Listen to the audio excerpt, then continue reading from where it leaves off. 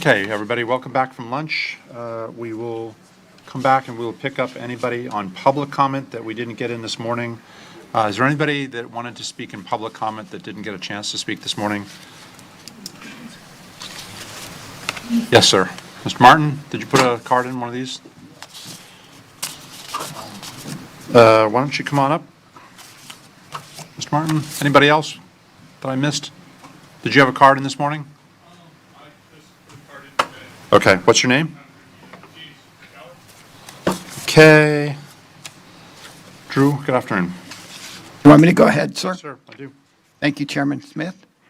Drew Martin, I'm here on behalf of the Loxahatchee Group of the Sierra Club. We're here to oppose the amendment that is on the rural development. When I drive up here to Martin County, I'm always really impressed at your open space. I take an exhale when I leave Palm Beach County and I actually come up here and I see how much nature that you have and how it's benefited your county. That it's truly the characterization of your county and how much I appreciate that and how I believe that this amendment will harm that benefits that you have. It'll harm what you have today. I think you have to look at what is the real benefit of what you have. And I think it's really, in a way, money in the bank. Preserving nature, open space, less traffic. And I think what this amendment's going to do is it's going to change all that. It's going to open you up to a lot more traffic, a lot more development. And I think it's going to be a lot more expensive for your county to support this. These sorts of developments do not bring in revenue. They are really cost money. And I believe that this will be what will happen to you, that you'll lose really what is Martin County today. I don't see a timer. Is there? Am I? Yeah, you're on. It'll go yellow when you're 15 seconds to go, and then you'll have to. Oh, I see. There it is. Okay. I really hope you'll think seriously about this vote today and not change the character of Martin County. Martin County should be what it is today, a county that brings people here who want to live in a very nice place, a place that really attracts people, that has the trees and the nature and the open space and all the things that people come to Florida for. I also think from a climate change standpoint that it's extremely important that you maintain your open space.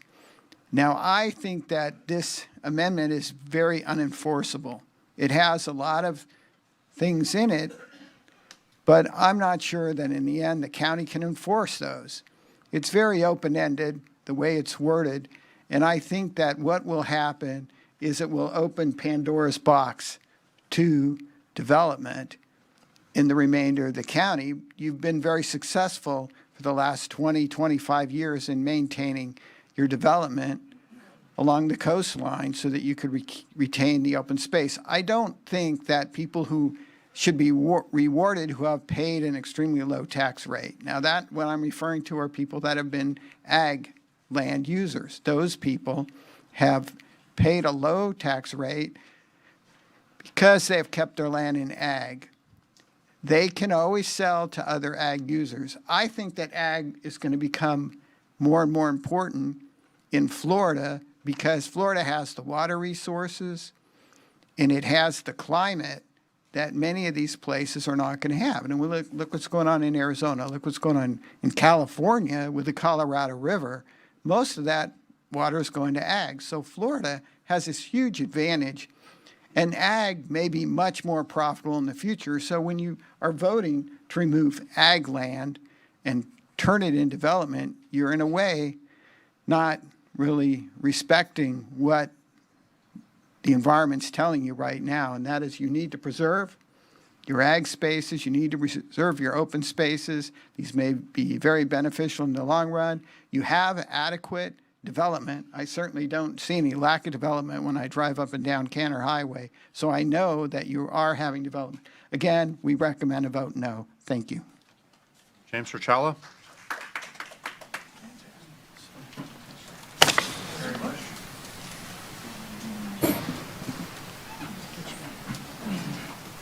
Dennis Fadden, are you here somewhere?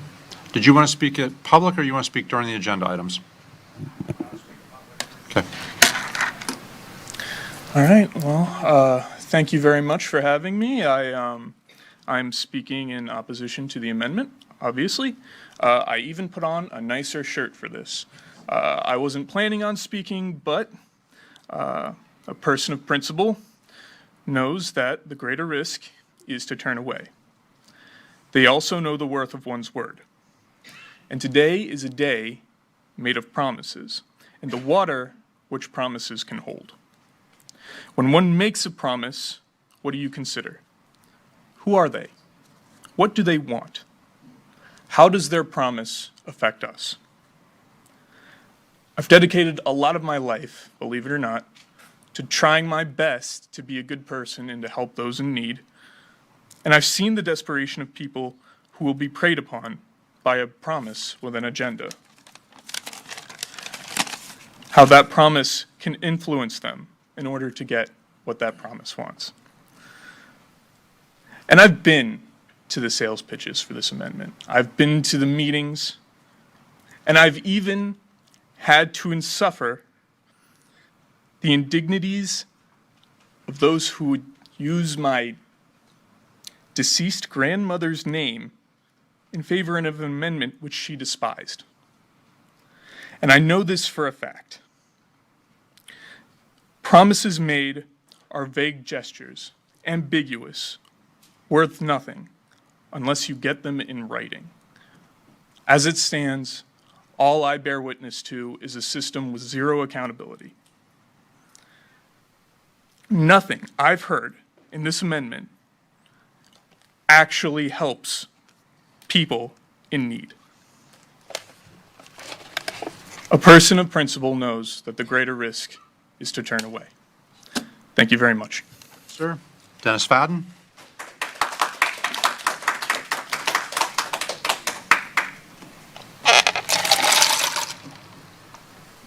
Good afternoon. The opportunity to talk with you today. As you can see, I'm a real estate agent, and I'd like to speak in favor of this amendment, the rural lifestyle land use.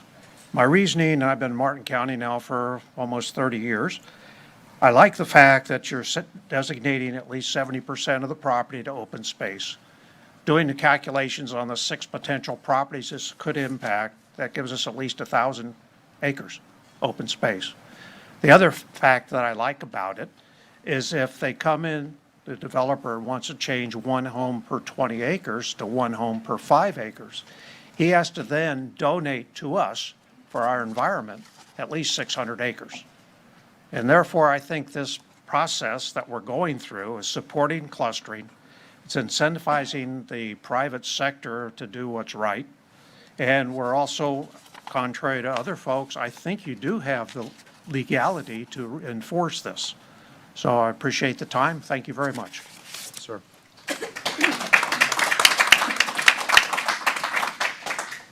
Did Crystal Sims come back at all? Okay. That was the last public speaker form I have, but I have a bunch, so I'm going to run through them really quickly. If you're here, and if your intent was to speak during public, we'll grab you now. If it was during the hearing, we are going to go into the hearings next. So Beverly Halstead, are you here?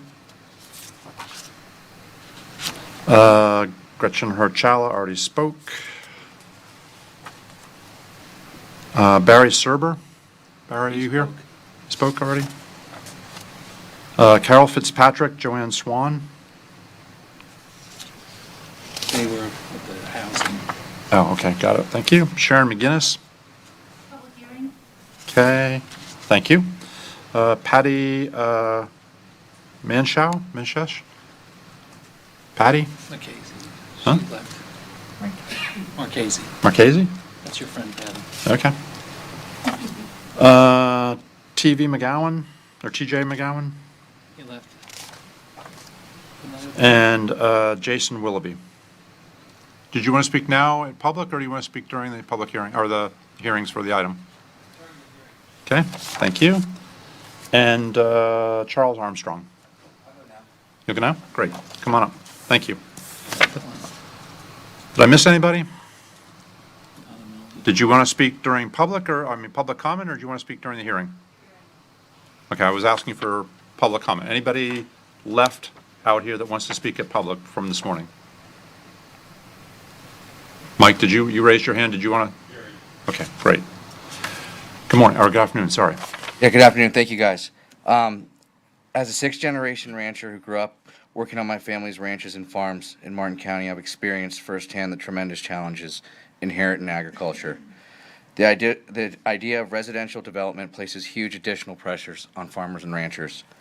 This proposed rural lifestyle land use, which offers landowners the potential to preserve additional property, which will help reduce mass development, while helping to preserve this county's land and its heritage. Discovery Land and the Becker family's family-owned businesses that are committed to preservation of the land while helping the next generation enjoy them. I am for this high-value, low-impact project. Thank you. Thank you, sir.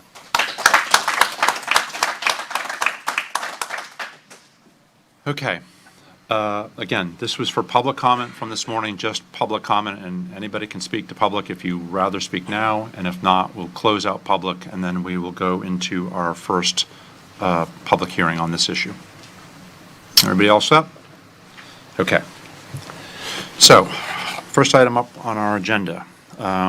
Commissioners, do you want to do commissioner comments, or you want to skip over all that? I had one, maybe Okay. lighten the mood. Let's do that. I want to take this opportunity to recognize a rising star that works for Martin County that I've had the privilege of working with here in the last year or so. And that's Carly Bates. She's our horticulturalist that works in our public works field ops. She has just been accepted into the UF Master's Program in Soils and Water Sciences. That is a big deal, and she is a rising star, and I just wanted to recognize her, and she's doing a fabulous job. Fantastic.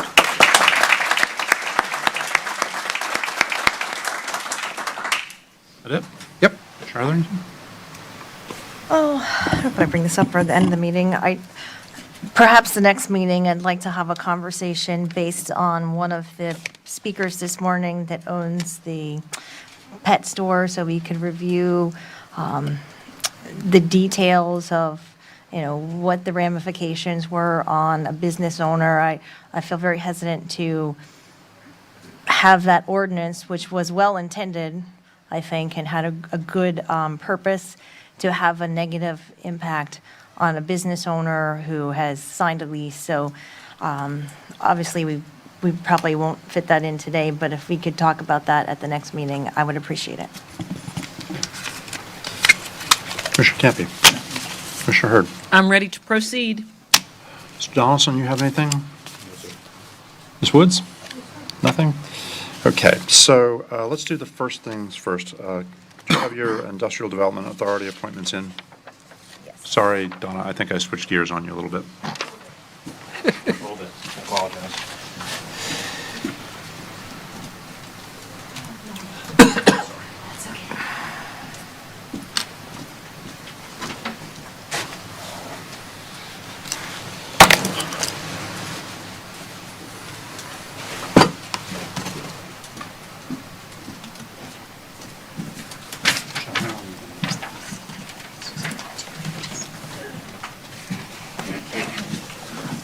Donna Gordon for administration. This is for 3 appointments to the Industrial Development Authority. Mr. Charles David Marshall Dees received 4 votes. Mr. John Moffett received 4 votes, and Mrs. Pam Ouellette received 5 votes. Move Mr. Dees, Mr. Moffett, and Ms. Ouellette. Ouellette. Second. Okay, we have a motion, we have a second. Any further discussion? All in favor, say aye. Aye. All those opposed, motion carries unanimously. Donna, thank you for quickly jumping back into that. Michelle Miller tells me it'll take 2 seconds to do our public hearing for approval of the State Housing Initiative Partnership Program. So let's get her in and out of here, which would be helpful. Good afternoon, And then we'll go Commissioners. into our rural lifestyle discussion. Thank you. Michelle Miller, Human Services Administrator. The first public hearing is to ask for your approval for the State Housing Initiative Partnership Program, our interim reports that are due to the Florida Housing Finance Corporation by the end of this year. Second. We have a motion, we have a second. Any discussion? This is a public hearing. Anybody from the public wish to comment on public hearing item 1, which is approve the State Housing Initiative Partnership Program, reports and transmittal to the state? Seeing nobody in the audience, well, there's people in the audience, but nobody that wanted to comment on it. All those in favor of the motion say aye. Aye. All those opposed, motion carries unanimously. You have the next item, I believe. Okay, yes, the next is for the board to consider approval of our amended local housing assistance plan. Recently, the AHAC, the Affordable Housing Advisory Committee, recommended that we add a strategy in our plan to include nonprofits to be able to utilize our SHIP funds for rehab and other appropriate strategies. Second. We have a, whoops, wait. Go back and describe that one again. Yeah, so our local assistance housing plan is to be amended to include nonprofits in developing housing for persons with special needs for use of our SHIP funds. Okay. We have a motion, we have a second. This is a public hearing. Anybody wish to comment on PH2, public hearing to consider approval of the amended local housing assistance plan 2020 through 2023? Seeing no one from the audience, back to the board. All in favor of the motion say aye. Aye. All those opposed, motion carries unanimous. Thank you all. Michelle, very much. Okay, next item up on the agenda. Public hearing, item number 3, legislative public hearing to consider adoption of Comprehensive Plan Amendment CPA 21-08, Becker B14, text. Mr. Doolin, good afternoon. Good afternoon, members of the board.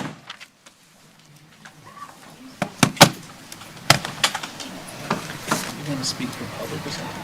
I, he's Ship? he's got a form in, I thought, for the, Ship, maybe? Yeah, I think so, Doug. wait, hang on a second.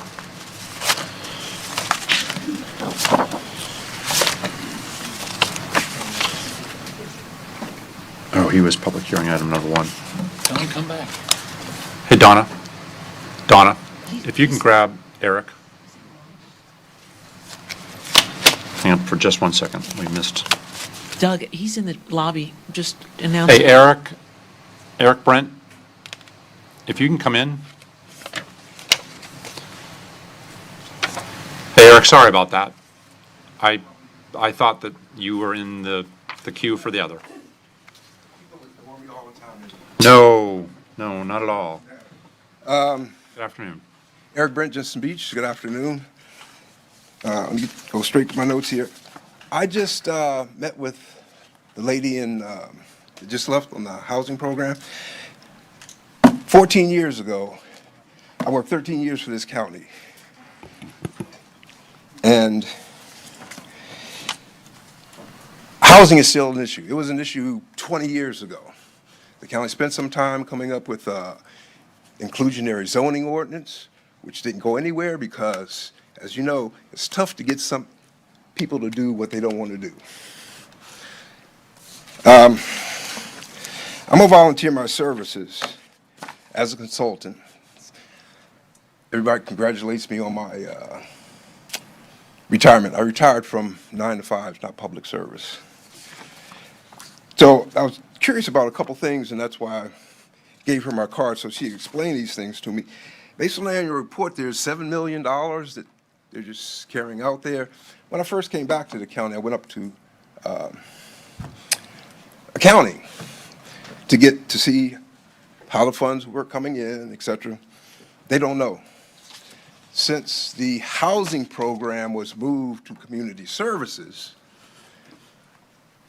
who knows what's going on? Housing is one of your basic needs, food and shelter. It should have stayed in the growth management because it's a bricks and mortar thing. Yes, there's social issues there, there are economic issues there, but it should have remained in growth management. Anyway, the county's always tried to address its housing issues. Inclusionary zoning was to help diversify the housing stock. Right here in the annual report, it talks about teachers, police officers, nurses, law enforcement. How do you provide for them? I'm going to give you the solution. Density bonus. You should offer a density bonus to any, and this is not making them do it. If developers knew that they could come in with a 20-acre site and get 2 additional lots, that's a density bonus. Those bonus lots would permanently become affordable housing for your teachers, law enforcement. Most of your developments now are $300,000, $400,000, $500,000 homes. With the density bonus, they could remove, they get 2 additional lots, which doesn't hurt the developer.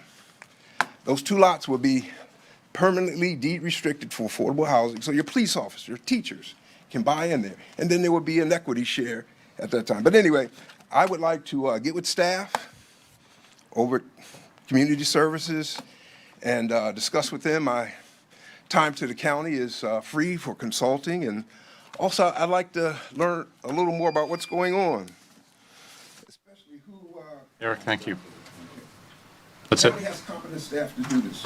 Who is regarding what's going on there? Anyway, thank you much. Thank you, sir. I appreciate it. Sorry for missing you on the call. Okay. Mr. Doolin, good afternoon. Good afternoon. This is a legislative public hearing. Would you wish for me to start, Mr. Chair? I'm sorry? I'm sorry. He wants to know if you want him to start. Yes. Okay. Thank you. Or if you want to wait, we can wait a little bit. No, really not. This is CPA 21-08 Becker B14 text. It is a legislative public hearing. This is an adoption public hearing. To give you a little background and run down the history of this briefly and quickly, this is a text amendment to create a new future land use designation. It does not assign the future land use designation. The next public hearing will consider that. This item was presented to the local planning agency on January 20 of this year. It was the Board of County Commissioners considered it for transmittal and voted to transmit it to the State Planning Agency in February of this year. State agency comments were received and are attached to the respective board items. Technical assistance comments have been addressed, and changes were included in the April 19 board item. There was a Guardian's presentation on March 23 where additional suggestions were made by the public and changes were made to the text in response, and those changes were included in the April 19 board item. The BCC adoption public hearing was advertised and scheduled, and presentation made on April 19. Alternative text was provided at that hearing that limited the applicability of this land use designation to only lands adjacent to the urban service districts. Then on June 21, the Board of County Commissioners considered it again an adoption public hearing because it was essentially continued from one to the next. Both alternatives, allowing it throughout the western lands and just adjacent to the primary and secondary, and were considered there. On August 22, the applicant proposed a more restrictive piece of text than what was offered in the previous public hearings. That text has been compared and is presented for everyone's consideration in this board item. And today, September 13, is a continuation of all of those previous hearings, where the more restrictive text is included in the draft ordinance. I'm going to go to page 234 of the agenda item to highlight the changes that were made by that August 22 change by the applicant. The heavily underlined text there and here is the change. And essentially what it does, in addition to the changes discussed earlier, is it says that properties adjacent to the urban service districts within or adjacent to the Village of Indiantown municipal limits are not eligible for the rural lifestyle land use designation. That has the effect of further limiting the applicability of this proposed future land use designation to a much smaller geographic area of Martin County. Thank you. The text highlighted in gray was presented at the April and the January and the June public hearings, so I won't go too deep into that. Let's see, page 244 is a map that I wanted to touch on.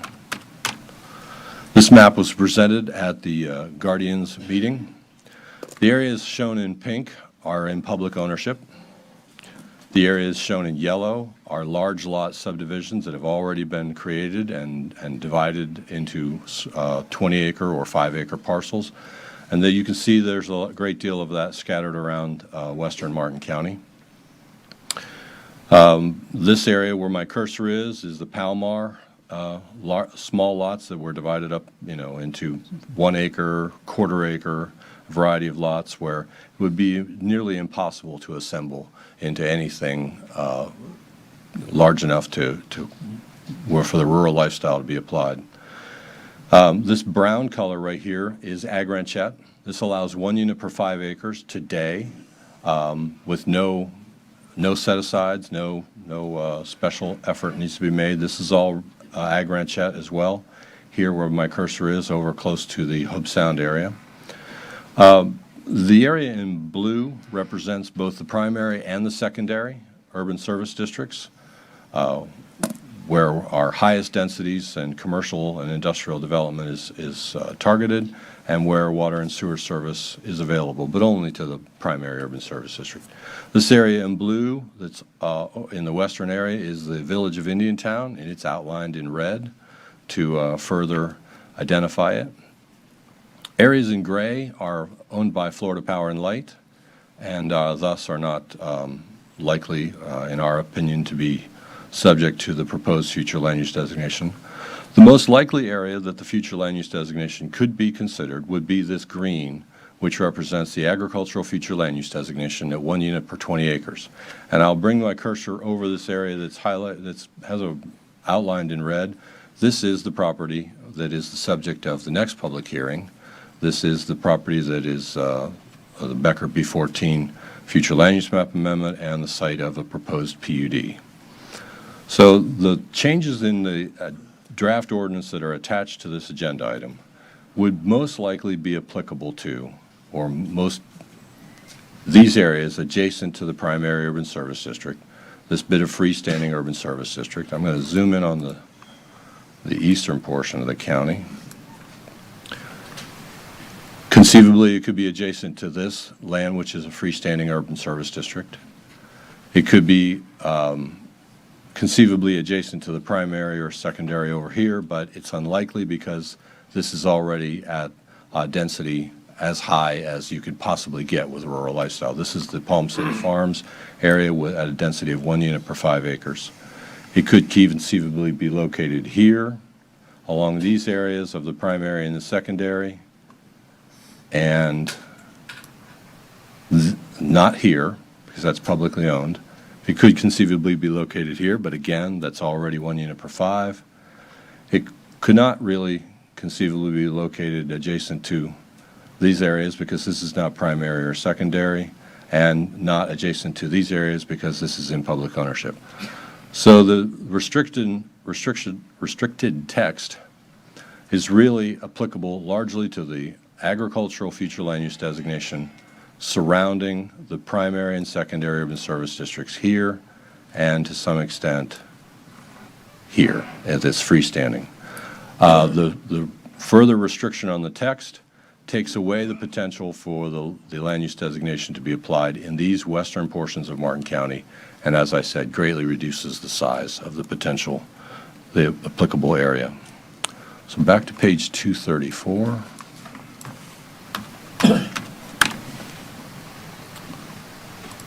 Need to cover a couple of points here. There's a typo. It's paren. Yes, there it is. Within the rural lifestyle future land use designation, I'm reading paren 3 at the bottom. Gross residential density, including employee dormitory housing, shall not exceed a maximum of unit per 5 acres. That should say 1 unit per 5 acres. And so if the board votes to adopt the attached draft ordinance, we would ask that the word "one" be inserted there. 236. Okay, I need to cover. Oh, yes, there's a change in this text, in this staff report, and in the draft ordinance that was not presented in the June meeting. And it was a change staff worked with the applicant on making to clarify this. And I'm going to read this into the record so that everybody can understand the need for this clarity. The extension of utility services through a primary urban service district, secondary urban service district, or freestanding urban service district to a specific parcel with a rural lifestyle feature land use designation and a planned unit development zoning classification shall not serve any other property outside the planned unit development agreement. This is intended to very clearly limit the extension of water and sewer if that option is even sought. It is not a requirement that any lands designated rural lifestyle receive those urban services, water and sewer. Okay, page 237. I also need to touch on something that was an oversight and is another change that we would request permission to make in the text of the ordinance. I'm going to close this down for just a sec. No, I'm going to have to read it. It says approval of a PUD agreement and master plan shall occur within 5 years of a future land use map amendment becoming effective. That is somewhat inconsistent with other language in the text where it says shall occur concurrent with a future land use map amendment. So we would propose to change shall occur concurrently at this point and delete the 5 years. And then in the next line down, where the P says the PUD master plan must include the entire acreage receiving rural lifestyle feature land use designation. If approval of instead of drop the words PUD agreement and master plan and say final site plan, that is actually a more restrictive requirement so that you have to have a final site plan within 5 years of receiving your master plan and the future land use map amendment. This is an internal consistency change. It has not changed the content very much except to make it more restrictive. That's the high spots of the staff presentation. And with that, members of the board, I'd like to turn it over to the applicant. Well, Clyde, before we do that, any of the board members have any questions for staff prior to the applicant? Just on that last item, so just to clarify, you're saying that the ordinance should read, the PUD shall occur concurrently, not within 5 years, so that Yes. would be stricken. Yes. Okay, seeing no other lights. Morris, who's going to lead off for you all? Good afternoon. Good afternoon. For the record, my name is Morris Crady. I'm senior partner with Lucido & Associates here on behalf of the applicant, Becker Holdings. But first, just want to give you a little bit of my background. I came to Martin County when I was 18 years old in 1978 and attended college at the Florida Institute of Technology in Jensen Beach from 1978 to 1982. Then I took a job with Martin County Growth Management Department. It was called Community Development Department at the time, when actually the first comprehensive plan was adopted. And I set out working on implementing policies. I helped draft the 25% preservation requirement of upland habitat. I helped draft the wetland protection requirements. I helped draft the native landscape requirements. I helped draft the littoral and lake littoral zone requirements. I worked for 10 years with Martin County developing implementation policies to make the comprehensive plan work. After that, I took a job at Lucido & Associates and now senior partner there, but I continued working on implementing the Martin County Comprehensive Plan for the past 40 years. That's all I've done was implement the preservation requirements, the growth control requirements, and I have 2 children here. I have grandchildren here. I am a stakeholder here in Martin County. Nothing that was talked about today is anything that I want to see. I've told a lot of people what they can't do in Martin County, and I've tried to guide development consistent with the comprehensive plan.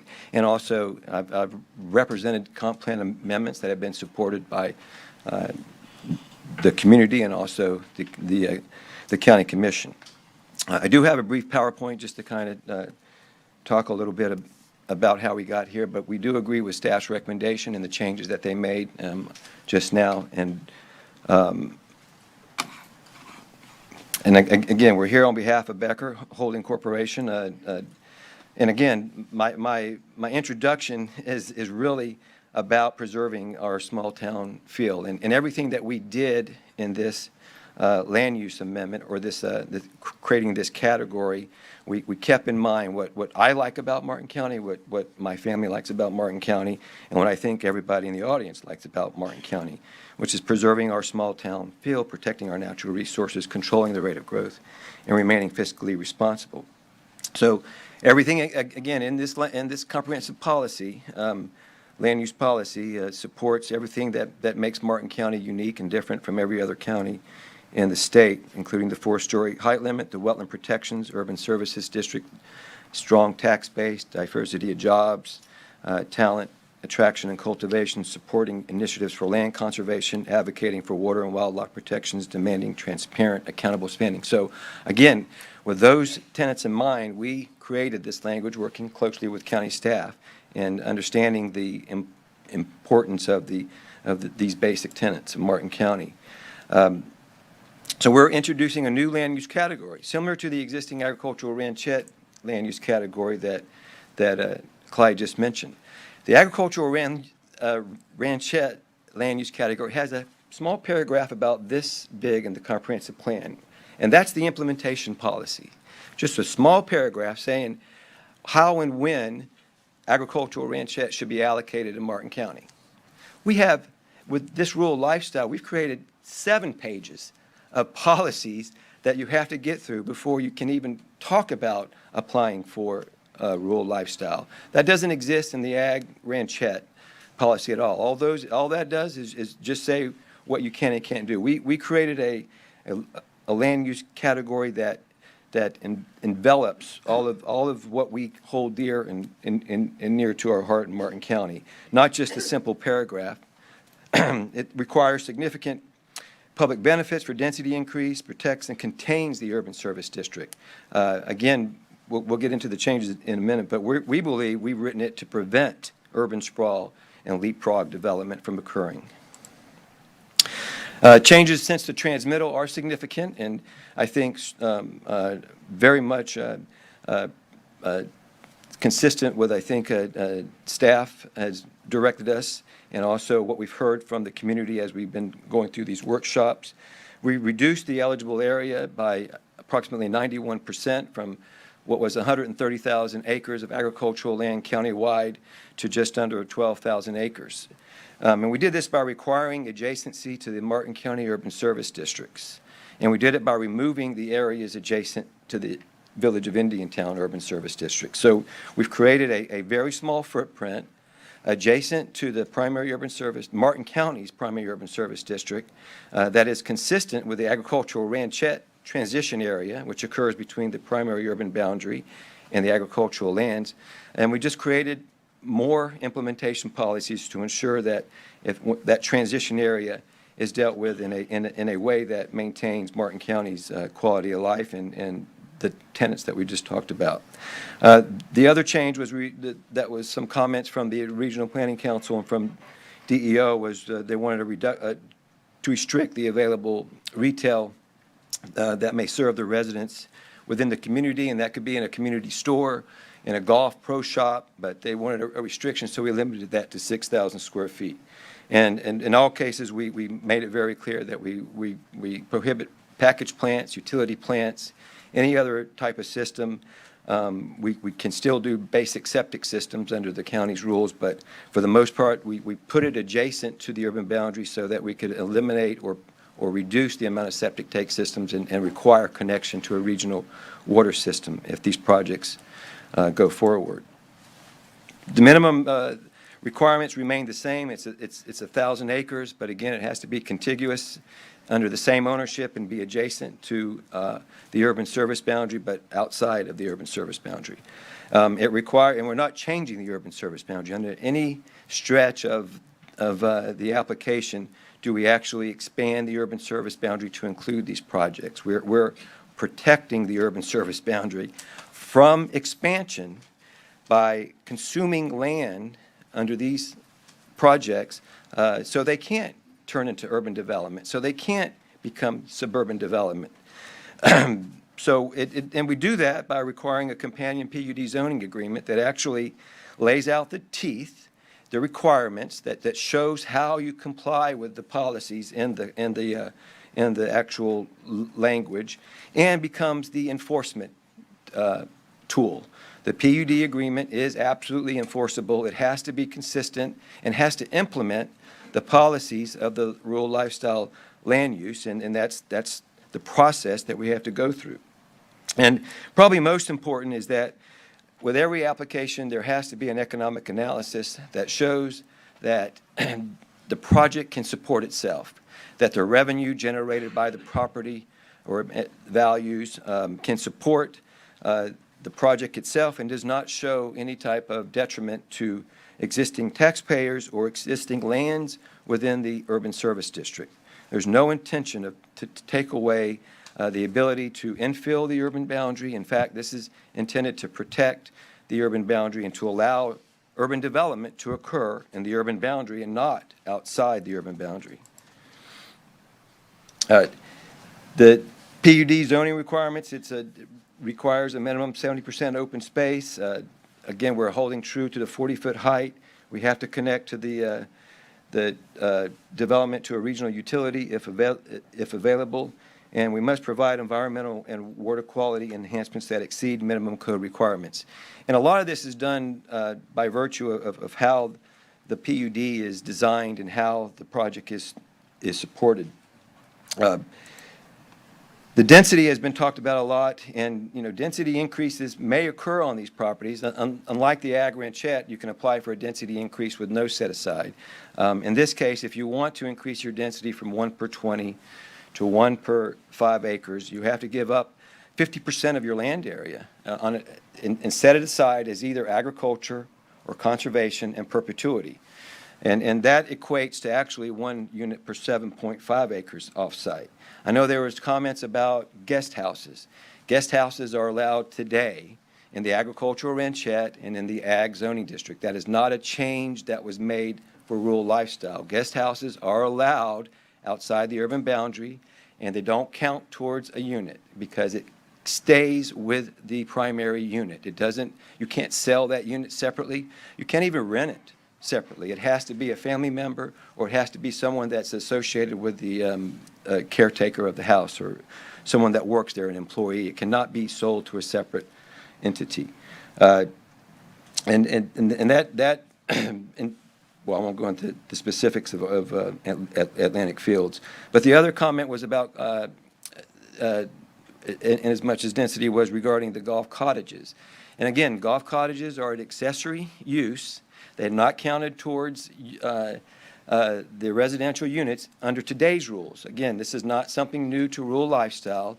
The current land development code does not count golf course or golf cottages that are owned and operated by the golf club as accessory units. They're there for the people, for the members and guests that are playing golf, so they don't have to go rent a hotel somewhere, and it's owned and operated by the golf. So those don't count as residential units, and they never have counted as residential units. That's not something new to rural lifestyle. And the set aside, in order to get the increase, the 500 acres, which is the minimum amount of land that has to be set aside, must be perpetually set aside, and to ensure that, it has to be an easement must be provided to Martin County, a government agency, and a 501c3 conservation. So there's a three-party agreement that must be executed in order to ensure that the easement stays in place in perpetuity. And it has to be an organization with proven conservation history, excuse me. And most importantly, the applicant or the developer that is setting aside that land has to show that they can maintain the property and provide some type of funding mechanism that ensures that the agricultural land or the conservation land is maintained at the expense of the landowner and not the taxpayers in Martin County. And all of these, this particular rural lifestyle is really and again, I've been here for 40 years, and I know Clyde's been here for about 30 years, so there's been studies of the western lands over the years, and to some degree, the rural lifestyle policies are patterned after those studies. But in December of 2000, there was the development of rural villages and self-contained urban settlements were talked about and put out there by the Hope Sound Redevelopment Plan. Again, Martin County Development Pattern Study in February 2000 also supported some type of program to deal with the western lands other than 20-acre ranchettes. And again, in 2007, the Development Patterns study talked about encourage the use of the PUD process for proposed new 5-acre development pattern projects. And that was trying to get public benefits out of those 5-acre ag ranchettes. Well, we built those public benefits into the rural lifestyle land use policies. Other studies, the Smart Growth for Florida's Future, which is from 1,000 Friends, require the permanent conservation of significant blocks of land in return for the right to convert existing rural lands to urban development. Where we're talking about converting existing agricultural lands to rural development, not urban development, which I think is a step up. And again, developing and implementing additional meaningful planning strategies that keep urban lands urban and rural lands rural are paramount. That's what this rural lifestyle policy does. We're keeping the urban land intact. We're creating a transition area between the ag lands or the public lands, and we're calling that rural lifestyle in this case. And again, it's only for certain properties. I went and evaluated properties contiguous to the urban service districts under the same ownership that are 1,000 acres or greater. And we've identified approximately 12,000 acres adjacent to the urban service district, excluding Indiantown. And there's about probably 4,000 acres here and about 8,000 acres here along Bridge Road, north of Bridge Road, adjacent to the primary urban service district. And again, that's adjacent to the freestanding urban service district. And this is the same map that Clyde had up, but I just, so you can see it as it is versus having to explain the colors. I went ahead and showed you where the existing agricultural ranchette 5-acre lots are located. Again, St. Lucie Inlet Farms, Palm City Farms were all developed as these 5-acre tracts. And that is a transition area between the urban boundary and the agricultural area. So that's the same type of transition that rural lifestyle is intending to create. In this area, again, this is the freestanding industrial urban service district, and this is rural lifestyle, which will create a transition between the public lands. And this is the Alapata Preserve, C-44 Reservoir. This is all public lands that are owned and will never be developed. And again, to give Martin County credit for acquiring all the pink, and there's a lot of pink in here too that's not seen, but 25%, I guarantee you, or more, of this land within blue here is preserved land that will never be developed. And that's through golf course development that set aside tons of upland preserve. All that property along US 1 that people see in front of Medalist Golf Course, in front of MacArthur Golf Course, they think that's vacant land. Well, that's preserved land in perpetuity. And it's land that you may not be able to be on, but it's a part of your quality of life that you feel, because that land could have been 3,000 or 4,000 homes. But because the land became a golf course, it prevented these homes from being developed. And so you don't necessarily get to see that, but you get to feel that in the quality of life. And everyone here seems to enjoy what we've done over the past 40 years, and that's because we followed the comprehensive plan and we made adjustments accordingly as necessary to maintain our quality of life. And that's, again, what rural lifestyle does. None of these projects are entitled to rural lifestyle. None of these properties are entitled to 1 unit per 5 acres. But if they want it, now we have a set of very strict policies that they have to follow if they want a density increase. And we have a very strict set of policies, even if they want to develop it as a golf course. We have policies now that ensure the wetlands will be protected and the waterways will be protected, and water quality will be monitored and improved way beyond what agricultural properties can do. And again, having agriculture next to urban development is never a good planning tool. If you look at any American Institute of Certified Planning publications, there's always a transition area between the urban area and the agricultural areas. And that's usually something called rural. And in our case, it's a rural lifestyle, and there are some government agencies that see this, and not only the Martin County staff see the merit of this application or this land use designation, but Treasure Coast Regional Planning Council commented on it. This is a quote from their review of the rural lifestyle land use. No adverse effects on regional resources or facilities and no extra jurisdictional impacts have been identified. The county is to be commended for developing an alternative approach to ranchette development on rural lands to minimize sprawl and reduce environmental impacts. At least somebody gets it, and I'll be glad to answer any questions in case you have anything for me to answer. Thank you, Mr. Crady. Mr. Raines? And Bob, you want to say something? Yeah, I just, again, thank you very much for the record. Bob Raines here on behalf of the applicant with the Gunster Law Firm. I would just like to submit Mr. Crady's presentation as part of the applicant's record for this hearing, if I could, please, and get an acknowledgement of that. Sure. Thank you very much, sir. That's it? Commissioners? Any questions for the applicant or the staff? Commissioner Hurd. Yeah, Mr. Doolin, why didn't staff produce a map of the eligible areas? If you're convinced that these are airtight regulations, where's the map? That would be getting ahead of ourselves. The future land use map amendment process, which is the subject of the next public hearing, is the appropriate place and the appropriate way to evaluate a particular property for the applicability of a new future land use designation. So is there a map attached to that? Yes. There is a map, and it That's shows that shows us the eligible properties that are available for rural lifestyle? no, it shows the property that's proposed, because that's the appropriate thing to do with it. A future land use map amendment is to evaluate that particular property that's proposed to receive the designation.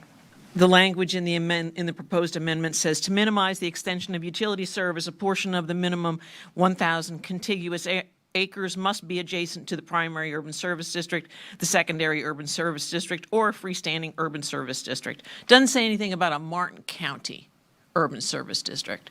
So is this applicable for St. Lucie County primary urban service district or Palm Beach County urban service district? No, ma'am. Then why doesn't the language say that? The Martin County Comprehensive Growth Management Plan doesn't apply to anything else but Martin County's unincorporated areas. Words matter, Mr. Doolin. If I may, Elise Elder, Senior Assistant County Attorney, the service districts in St. Lucie County have different names than Martin County. We have very unique names. So by identifying it in the comp plan, you do differentiate from St. Lucie, and we can only govern Martin County. So the words used in the comp plan are very specific to Martin County. The language needs to be extremely explicit. So many people have told you that the language in this is debatable and ambiguous. This language is debatable and ambiguous. And the fact that there isn't a map describing exactly which areas are eligible makes one wonder what lands are eligible for this new future land use? Excuse me, Commissioner Hurd, may I point to the highlighted text on the screen? In order to be eligible for the rural lifestyle future land use designation, a minimum 1,000 contiguous acres located within unincorporated Martin County. Change the language that I'm questioning, and I'll be satisfied. So let's take a hypothetical 1,000 acres in Martin County, and it has an agricultural future land use. How many units are allowed on that 1,000 acres? As with the agricultural future land use, 1 unit per 20 acres. Okay. Auxiliary units, Yes. are they You counted? mean guest houses? Yes. Are they counted toward the total density? No. So you could have, on 1,000 acres, you could have 50 primary units and 50 auxiliary units. Yes. Um, That's the case in almost all of the future land use designations and in all of the residential areas as well. And what's the minimum lot size? In the agricultural future land use, 20 acres. What's the minimum lot size in rural? It's not identified, it's to be identified in the PUD. Can it be a quarter of an acre? Conceivably. Okay, so with the rural, with the proposed rural lifestyle, you've got a theoretical 1,000 acres. Are blended densities allowed in agriculture? At this, on the agricultural future land use designation, no. Okay, so you have to have a minimum lot size of 20 acres, and blended densities are not allowed. So if you're in a rural lifestyle land use, you can blend densities. And you also, in how many, what's the open space requirement in ag? 50%, Okay, and what's the open space requirement in rural lifestyle? 70%. So you can blend your densities on 300 acres.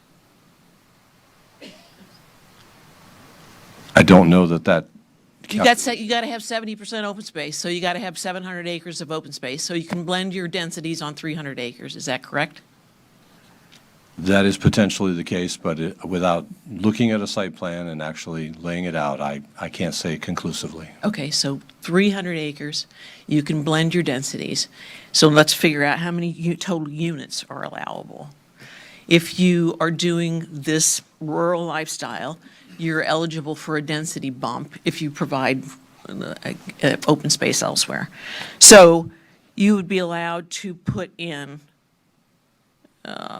200 units instead of 50? Without doing the math, yes, that sounds right. How many guest houses? 1 per residence. 400 units on 300 acres. Plus, That would be That would be project-wide 1,500 acres.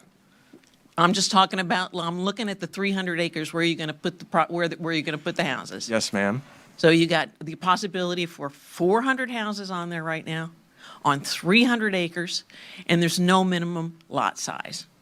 Instead of now, which is 1 unit per 20 acres. Are there any additional units that can be placed and not counted on that property? Dormitories?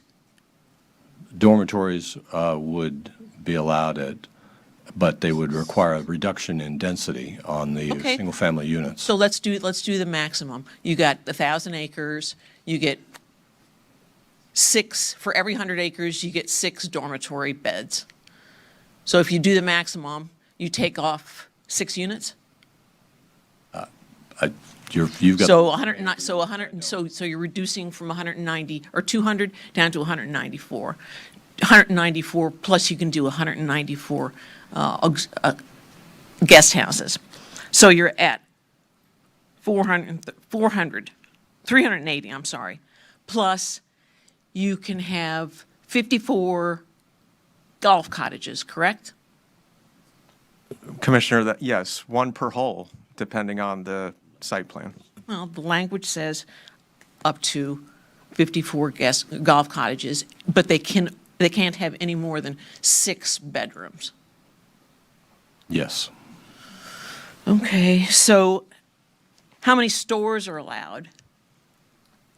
I believe the language that was included allows up to 6,000 square feet of commercial space. How many clubhouses, golf clubhouses? There's no identified restriction on that. That would be something appropriate for the PUD. And currently, in the comprehensive plan right now, are water and sewer allowed to be extended to agriculture? No. Okay. So with our existing rules, you could potentially put 100 units on 1,000 acres. You'd have to have a minimum of 20 acres in order to accommodate that. With the new proposal on 1,000 acres, you could cluster your development on 300 of those acres, and you could put in 60 dormitory beds, 380 homes, 54 guest cottages, a 6,000 square foot store, and unlimited golf clubhouses on 300 acres. Yeah? Potentially. How is that a rural lifestyle? 500 units on, or close to it, 450 units on 300 acres in the middle of agriculture? How on earth do you make that compatible with agriculture? Oh, I can try to answer that, at least in part, Commissioner. Currently, the agricultural future land use designation allows the same amount of golf course development. It currently allows the same amount of clubhouse development. It currently allows the same amount of golf cottages. And it currently allows, as you noted, guest houses or the accessory dwelling units in addition to the primary dwelling units. So in that respect, they're really very much the same thing. Do state statutes prohibit urban sprawl? They have criteria for discouraging it, yes. Does the Martin County Comprehensive Plan prohibit urban sprawl? It discourages it. So if you have no minimum lot size and you can cluster 450 units on 300 acres, how does that not constitute urban sprawl? And leapfrog development, which is another prohibition in the comprehensive plan.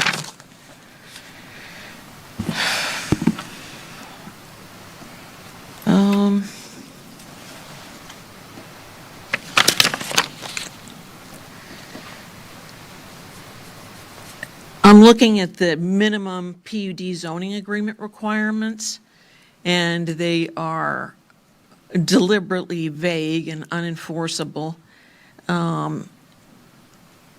Enhanced water quality above the minimum requirements.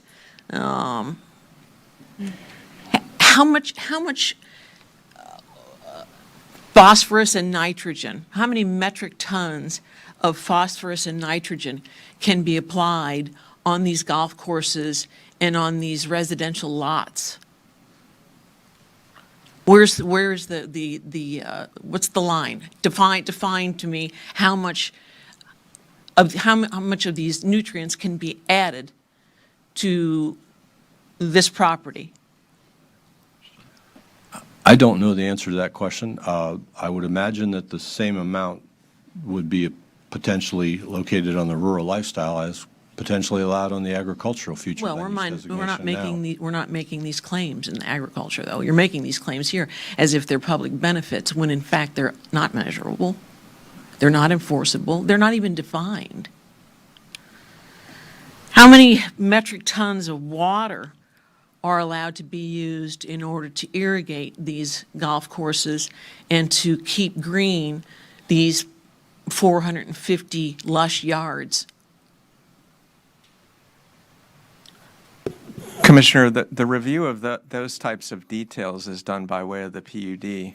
It's in the new law. It's in the proposed I language understand, of the but those law. specifics are addressed within any particular PUD. We have a development review team that reviews those criteria, utilities department, and so forth and so on. We have 12 to 15 individuals that are involved in those reviews. So you're unwilling to put those requirements in our laws, even though that's a huge part of their public benefit. That's not measurable at this point. It's not defined, and it's not required to be measured If I may, Elise or Elder. monitored. So this is a comprehensive plan amendment, and our comprehensive plan sets the overall goals and objectives for the entire county.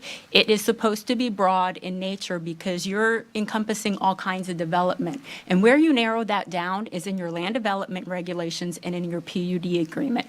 If you look in our comprehensive plan, nowhere does it provide that level of detail. It's very broad goals and procedures that govern Martin County, and our land development regulations, our PUD agreement narrowed that down. Not only that, staff narrows that down. That is their job. That is our job. It's a very arduous task to go through the development review process, to do a text amendment. It's a lot of back and forth. So that's where you get the details to ensure that all these important components are strictly complied with, because that is our goal as staff. We have to strictly comply with all the goals and policies of the comp plan. So those details are not appropriate in the comp plan for a text amendment, and you won't find them in our comp plan. Well, you won't find them here, but policies are enforceable, and we're not talking about goals, we're talking about policies. And they are not enforceable, they're not defined. They're further defined in the regulations and the PUD negotiation. All right, there are 4 criteria for a future land use amendment. One is there past changes in land use designations in the general area that make the proposed use logical and consistent with these uses, and adequate public facilities are available. Doesn't meet that requirement. The next one is growth in the area in terms of development of vacant land, redevelopment, and availability of public services has altered the character of the area such that the proposed request is now reasonable and consistent with area land use characteristics. Every single land use around it is agricultural, so it doesn't meet that requirement.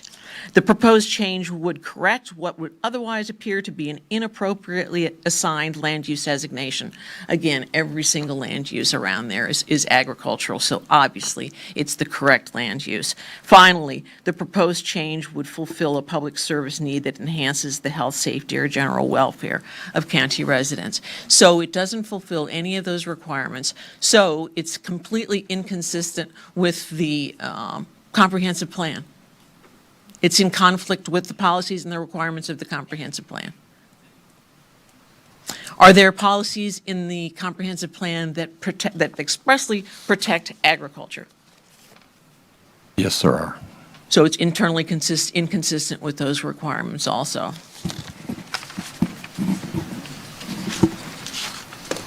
Just by way of that, Commissioner, it's not inconsistent. You have to evaluate the proposed change in comparison to the current existing conditions. So if you say anything proposed is inconsistent, it deviates the whole process of the plan. You have to compare the two to see if it's consistent.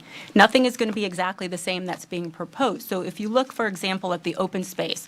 So for ag land, it's 50% open space. For this rural lifestyle, it's 70% open space. So you are protecting 700 acres of a 1,000-acre area. So you're protecting that, the purpose of ag land and the green space, you're protecting that. There's a consistency there. So you have to evaluate it from that perspective.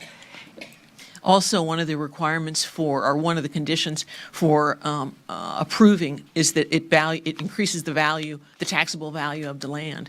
Well, if that's the case, if that's the premise from which you're starting, then wouldn't every comprehensive plan request to increase density be seen favorably by you? Because it would increase the taxable value of the land. No.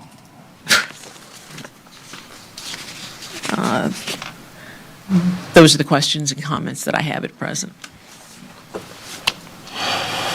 Does the applicant want to respond to any of that? Staff, unless you had, Clyde, did you have anything else you wanted to add? No, thank you. Yeah. Good afternoon. Again, for the record, Bob Raines here on behalf of the applicant. I did just want to make one clarification with respect to Commissioner Hurd's comments. She referenced the 4 criteria that that's with respect to future land use amendments. That has nothing to do with the text amendment. This is a text amendment.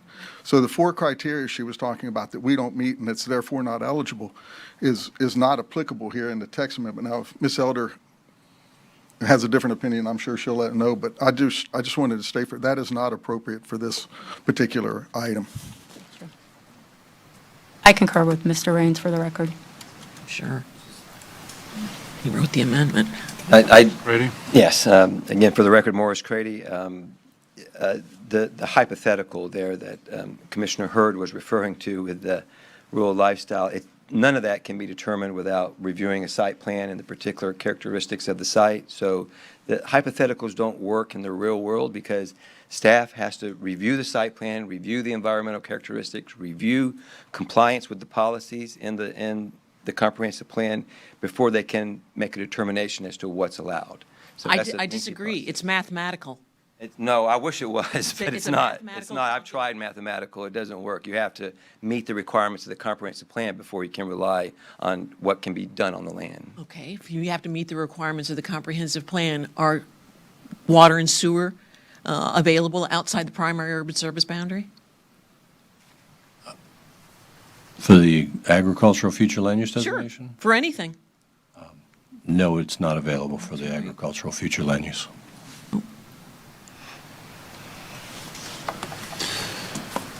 Okay, Commissioner, did you finish? For right now, yes, I certainly have more comments. Anybody else have any comments at this point? This is a public hearing. We do have 20 or so public comments. I'll go through the names that we have left over from this morning. If you'd like to speak on this text amendment, please come forward when I call your name. The first name I have is Jason Willoughby. Jason?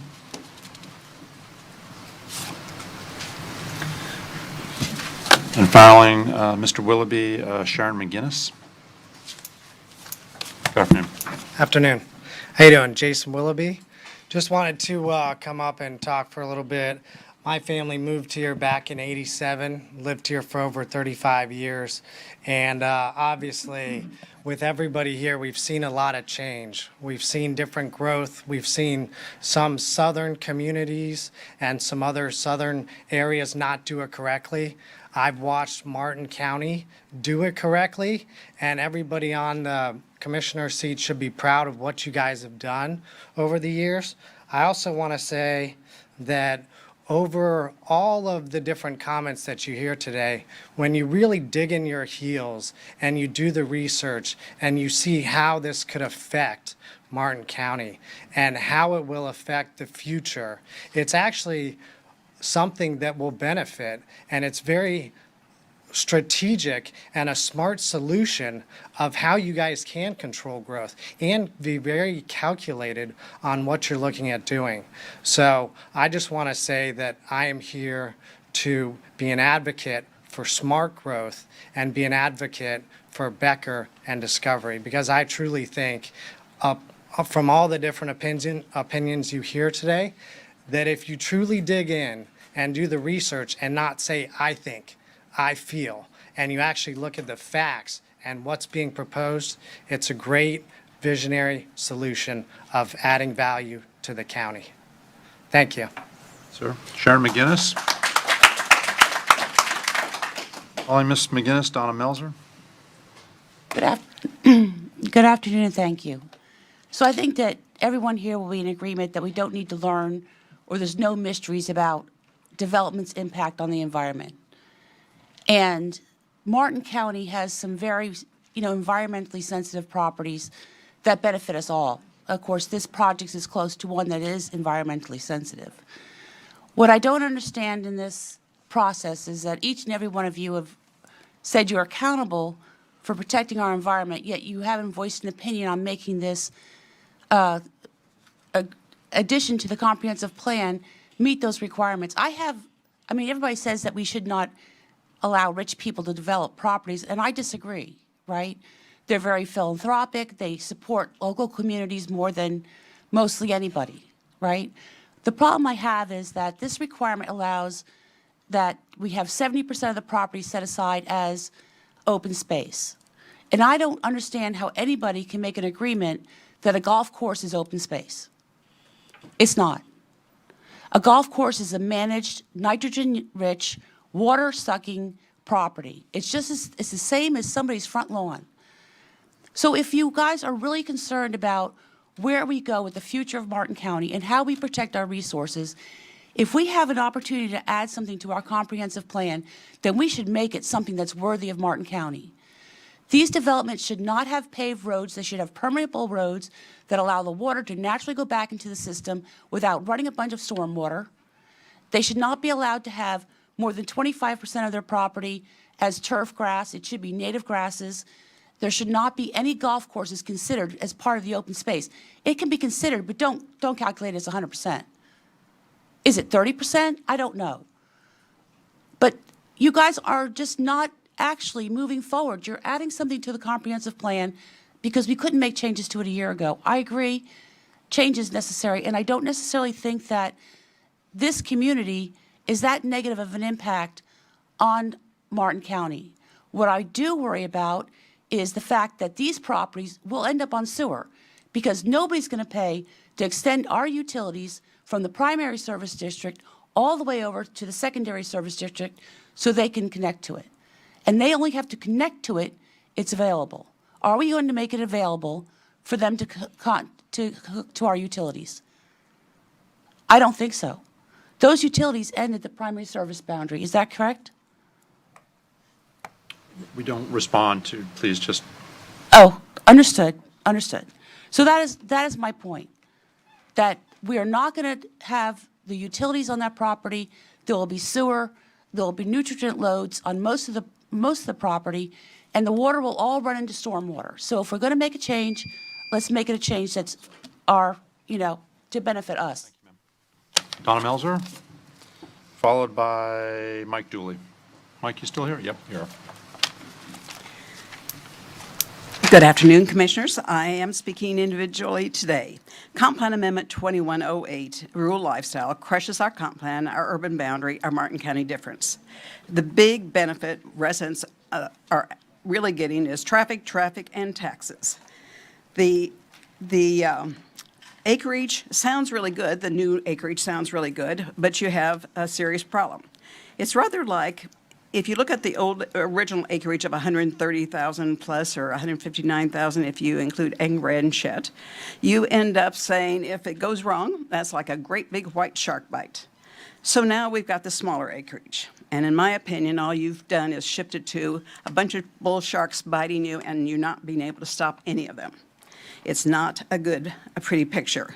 Here are some ways you can change the acreage. Well, one of the people that have some abutting land, he can buy the one next door, or the next door neighbor can buy the abutting land. He can buy a 5-foot corridor across lands until he reaches the urban boundary. It can be 2 or 3 projects properties away. You can make a partnership among a group of the landowners because this doesn't require one land ownership. It just has to be 1,000 acres or more. It can be 50, 20, whatever people involved, so they can partner up and they can make one application. I agree that I'm concerned that when we looked at ag tech, we all assumed that they couldn't have urban utilities because they weren't adjacent to one of our urban service boundaries, but no, they were allowed, and the staff agreed to it, that they would go to the Port St. Lucie urban boundary and acknowledge it there. Second issue, we keep talking about rural lifestyle like it's a bunch of pretty projects with some fancy houses. But Provision 9G and 9H all really are talking about commercial. So a project, a rural lifestyle project, could actually have some or most of the project being commercial. Maybe an automobile racetrack to replace Moroso. We've been hearing about that in the newspaper. 900 acres, where? They won't tell, and they keep seeming to extend the time of telling it until after your vote. We could have some canned honey. That's always appreciated by people. We don't know what commercial could be put in there. You've got several different factors, one being recreational, which has a lot of leeway.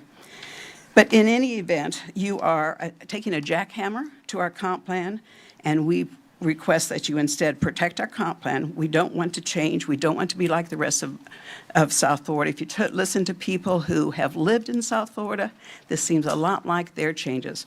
Oh, this is going to be a good thing, until it's not.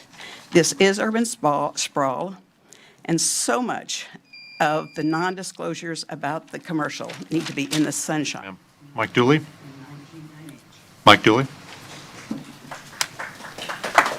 Good afternoon. Yeah, good afternoon. My name is Michael Dooley, and I'm here speaking in favor of the comprehensive plan text amendment change known as Becker B14 text. It seems like the holy grail within our comprehensive land use plan that controls growth in Martin County is the urban service district lines.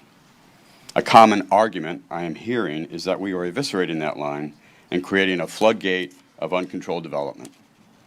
The urban service district line is not forever. That line will move. It has in the past. Our comp plan dictates it. So let's go to the argument that we're eviscerating the urban service district line. This is false. This text change has zero effect on the line being moved. There's a whole other conversation about the urban service district line, but let me offer this. The more land that is removed from potential inventory, the fewer times that land can be pushed west. If you want to see what westward development looks like after the line moves, look no further than Wellfield, previously Pineland Prairie. The line was moved. 3,400 acres became home to 4,200 homes. That's a density of 1.2 homes per acre. Under this text change, maximum is 1 home per 5 acres. That's a 4-to-1 decrease in potential density. I argue this text change is the best thing that can happen to control growth. I say look beyond the horizon. Envision growth over the next 20 to 50 years. If this text change is in place, the final landscape of Martin County will be one of far less development. Try to have an open mind and really think through what is being offered. In the end, we end up with thousands of more acres preserved, less development, and quality housing. I ask the Commission to support this change. By doing so, I believe you're strengthening the vision of the comp plan, which was created a unique place for us to live, a place which we all want to have preserved for our children's children. And by the way, I'm a 47-year resident of Hobe Sound. Thank you very much.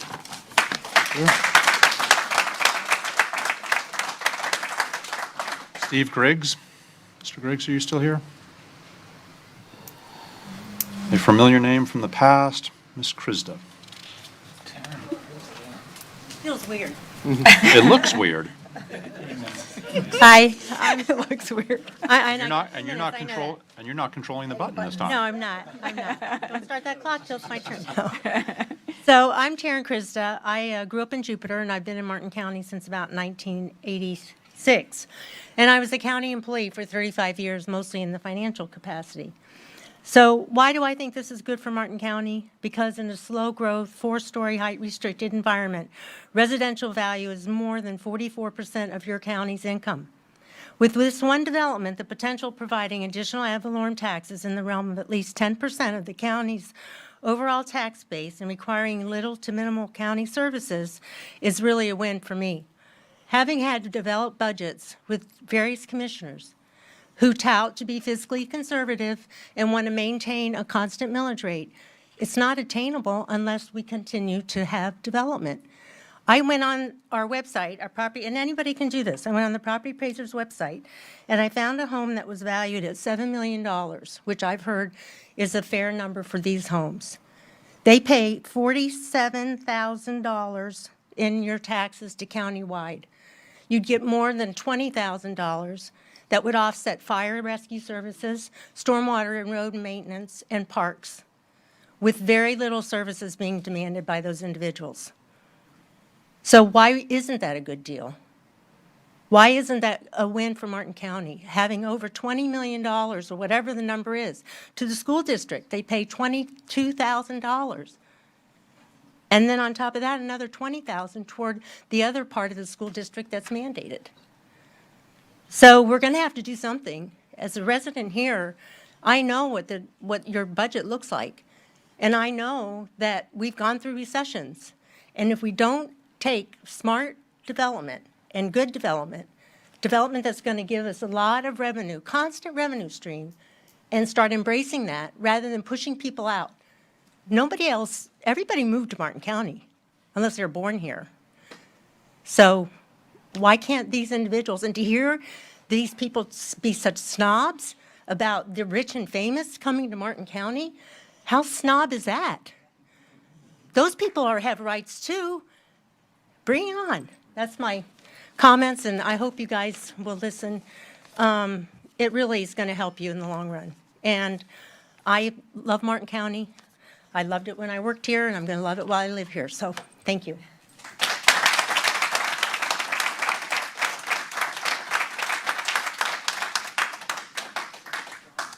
Carol Serber, sorry. Ms. Serber. Gigi Dubé? Dubé?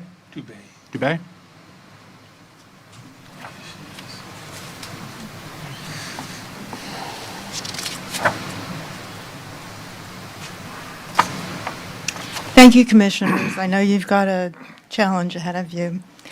The public's been told that we misunderstood or misrepresented this RLS concept. As written, it will allow private or public recreation uses and events that support or complement sustainable rural or agricultural lifestyles and local charities, or that provide direct environmental benefit, employment, or economic opportunities. Will all of these ORs allow projects such as racetracks, adult recreation facilities, hunting camps, or Disneyland-type venues? What zoning categories will be allowed to be adjacent to our residences, our churches, and wildlife areas? Where are the rules that spell out the criteria so someone understands? Under rural lifestyle, ag land can trade up for higher residential use, resulting in a net loss of ag land. That's a part of the character of our county. Ag land is turned into conservation easements, and those will have lower tax bases. Currently, under Chapter 4, ranchette zoning states that the need to concentrate urban development near urban cores where facilities may be more economically provided, maintained, and operated. Isn't encouraging residential development outside of the urban service district considered urban sprawl? How can rural lifestyle development be self-contained if it'll be using water and sewer resources at a higher capacity than designed and planned for in the current comp plan, and residential development will be outside of the current urban service district? The same goes for the public safety, police, sheriff, fire, EMT, roads, schools, and hospitals. The zoning states there's going to be a trail system, but it doesn't designate where. How does that work? And how is that going to be interconnected so that they're functional? Section 3.244B notes that areas designated agricultural on future land use maps shall not be eligible for PUD zoning.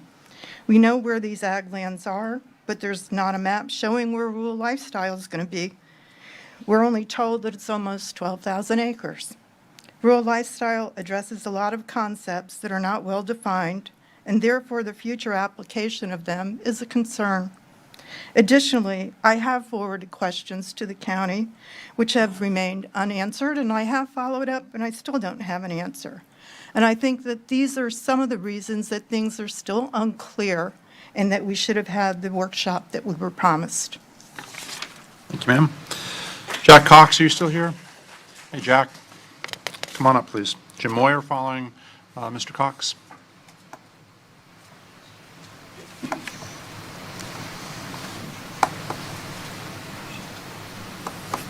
Good afternoon. Good afternoon.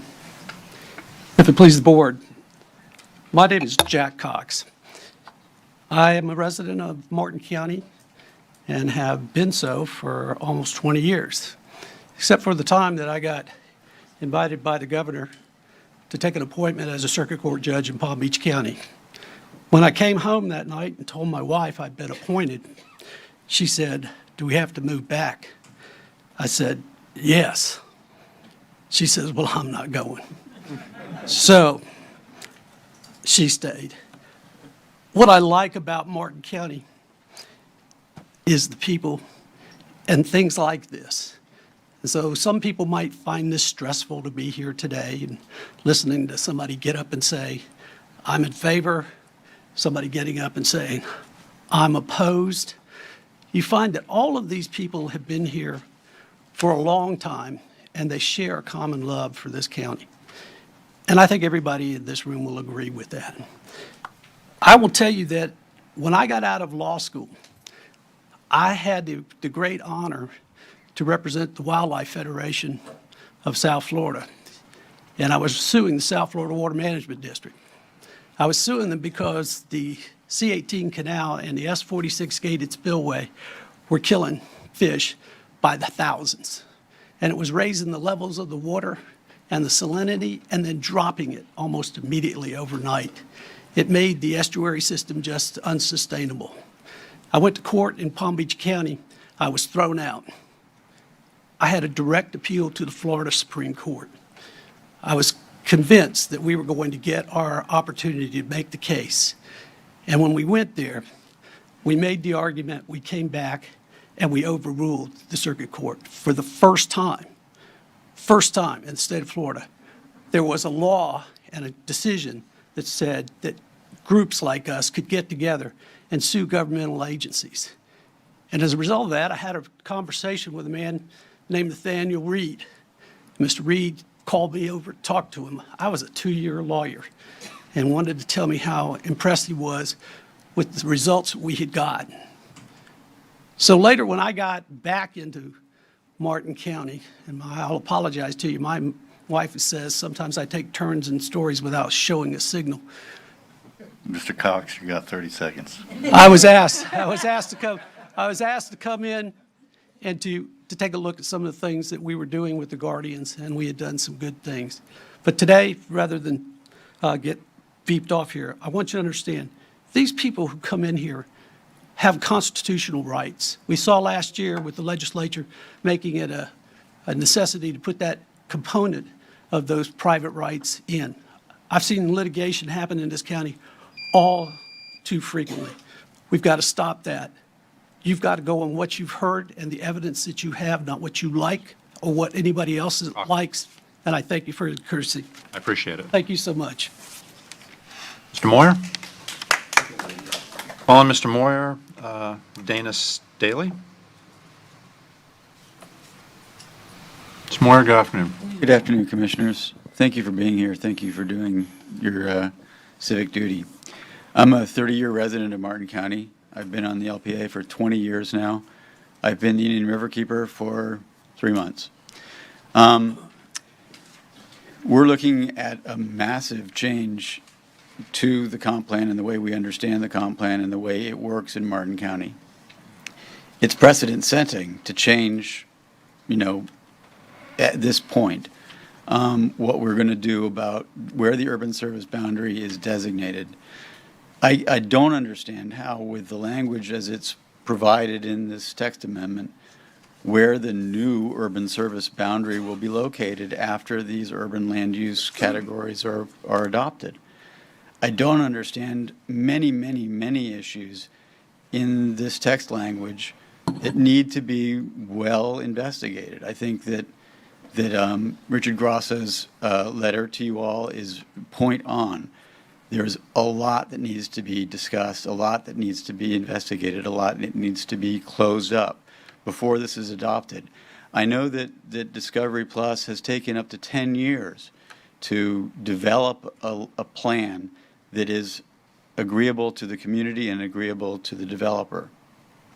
Rushing this through without good workshopping, without good review of the shortfalls of the text amendment before you adopt it is doomed to fail and doomed to be litigated against. Being afraid of the Bill of Rights and the sort of offense to local rule that has been coming down from the state of Florida is backwards. You guys are going to get sued if you go through with this. I think this is the wrong approach entirely. I think that having workshops, using the AR that is we are past due for, to go through these with a fine-tooth comb and figure out where the shortfalls are and what we need to do with fallow agriculture is the right approach. Rushing forward with this, and I know that 1 year seems like an awful long time, but this is our future that we're talking about. This is setting precedent for almost who knows what. And the best I could imagine would be sort of low-density sprawl or ultra-low-density sprawl. Having, resort enclaves that are unbelievably exclusive run our western boundary is wrong-headed. Expecting trickle-down economics to be the salvation for our community is wrong. That's not the way it works. We need to plan for that. It's at very best bad planning. At very worst, it's disaster. Please don't do this. You don't need to do it right now. There's no good reason not to workshop this. Thank you. Thank you, sir. Dana Straley, followed by Ted Astolfi, if you're still here, Ted. Yep, there you are. Hi. Good afternoon. I'm Dana Straley. I implore you to vote no on Amendment 2108. I voted to reelect two of you because you had so far opposed this measure. While the plan's provisions to cluster development are great and should be included in all development plans, that provision is not enough to counteract the overall amendment. Landowners have a right to develop their property within the zoning on that property. They do not necessarily have a right to a comprehensive plan amendment, changing the land use requirements. That's a very high bar to meet, and I do not believe that this comprehensive plan amendment is clear enough and has enough detail and enough spells out what could come next after this development. What are they going, what can be allowed elsewhere? Martin County doesn't need more high-end mansions. People who can afford these high-end mansions have plenty of options. We in the state and nation do need affordable housing, as was addressed in the public hearing before this, but the people who can afford to live in developments like this, they have plenty of options. And the jobs that this project would create are jobs like gardeners and maids. They're not the kind of jobs that can support families. This amendment will open the door to more urban sprawl, more runoff onto our threatened waterways, more traffic, and the loss of agriculture and the loss of wildlife habitat. Please vote no on this so-called rural lifestyle amendment. Thank you. Ted Astolfi, followed by Bruce Monefusco. Mr. Astolfi, good afternoon. Good afternoon. I'm Ted Astolfi, for the record, CEO of the Economic Council of Martin County. I was up here originally representing the Economic Council in support of the Rural Lifestyle Land Use Amendment back in February, and we continue to support this amendment today. The Economic Council supports the amendment for following reasons. I'm going to keep this short today. So the applicable land use subject to this amendment is very limited. 70% of the land shall be preserved as agriculture and open space. Use of the amendment imposes no water or wastewater infrastructure or conservation costs to the county. The developer has to fund and carry those lifetime costs and cannot serve any other property. The county benefits from a substantial tax increase, as Ms. Krista talked about, and the applicants are required to provide an economic feasibility study as a condition of approval. And as we heard, we also are going to require them to exceed our current water quality standards for these properties. The broad response in support of this amendment and the increased safeguards demonstrate that every effort has been made to ensure the Rural Lifestyle Land Use Amendment meets Martin County's high standards. The land use provides good planning, preservation of open space and agriculture, while adding substantially a tax base in Martin County, and therefore we ask for your support today. Thank you. Yes, sir. Bruce Montefusco. Following Mr. Montefusco is Beverly Halstead.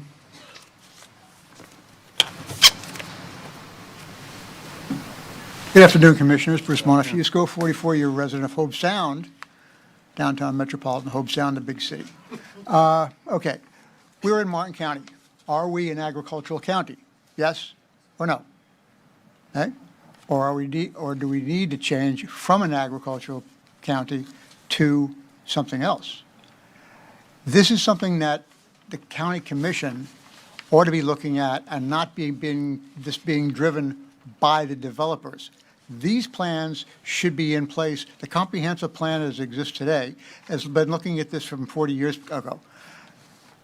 What the county commission needs to be doing now with the current plan is reevaluating the thing and saying, look, I don't care what you guys call it, but the developer sitting there naming this whole operation according to what they want. You need to be able to tell the developers what you guys want and what the residents want, and they need to sit there and conform to that opportunity as it sits. If you buy land and it's designated whatever zoning it is, you bought it at that zoning, and that's what you can expect. Now you've got developers, as we've fought battles before, you've got developers coming in and saying, oh, yes, we own all this land, and now you had it designated as XYZ density, and now we want to increase that density 5, 10, 20 times. This has happened before, it's going to happen again. Are we agricultural, or are we residential, or do we need to sit there and consider changes? But if we can start to consider changes, this is something that needs to be done on the county level, not developer-driven. You've got the tail wagging the dog right now. The developers are running the show, not the county. County needs to take control. It's Martin County. We don't want to have Martin County lose its identity. My neighbor who passed away recently was a senior pilot for U.S. Air. He used to fly over Martin County, and he could tell from 40, 50,000 feet in the air where he was, because everything else was concrete and asphalt, and Martin County was green, defining lines, north, south, east, and west. So that's why people are here. Why are they here? Because they didn't like where they came from. They wanted to find something different. Now, yeah, some of them want to sit there and say, yeah, I'm from wherever they came from, and you know what you guys need? You need this. And the reason that they're here is because we don't have that, and we're not creating the problems that provided where they came from. That's where they're coming here. They want a nice lifestyle, and we provide a very, very nice lifestyle. But if we sit there and change it at the whim of every developer without county calling the shots, then again, the tail is wagging the dog. Reevaluate the comp plan, yeah, and sit there and try to update it, yeah, but don't let the comp plan be twisted by the next development that comes down. Montefusco, thank you. Beverly Halstead.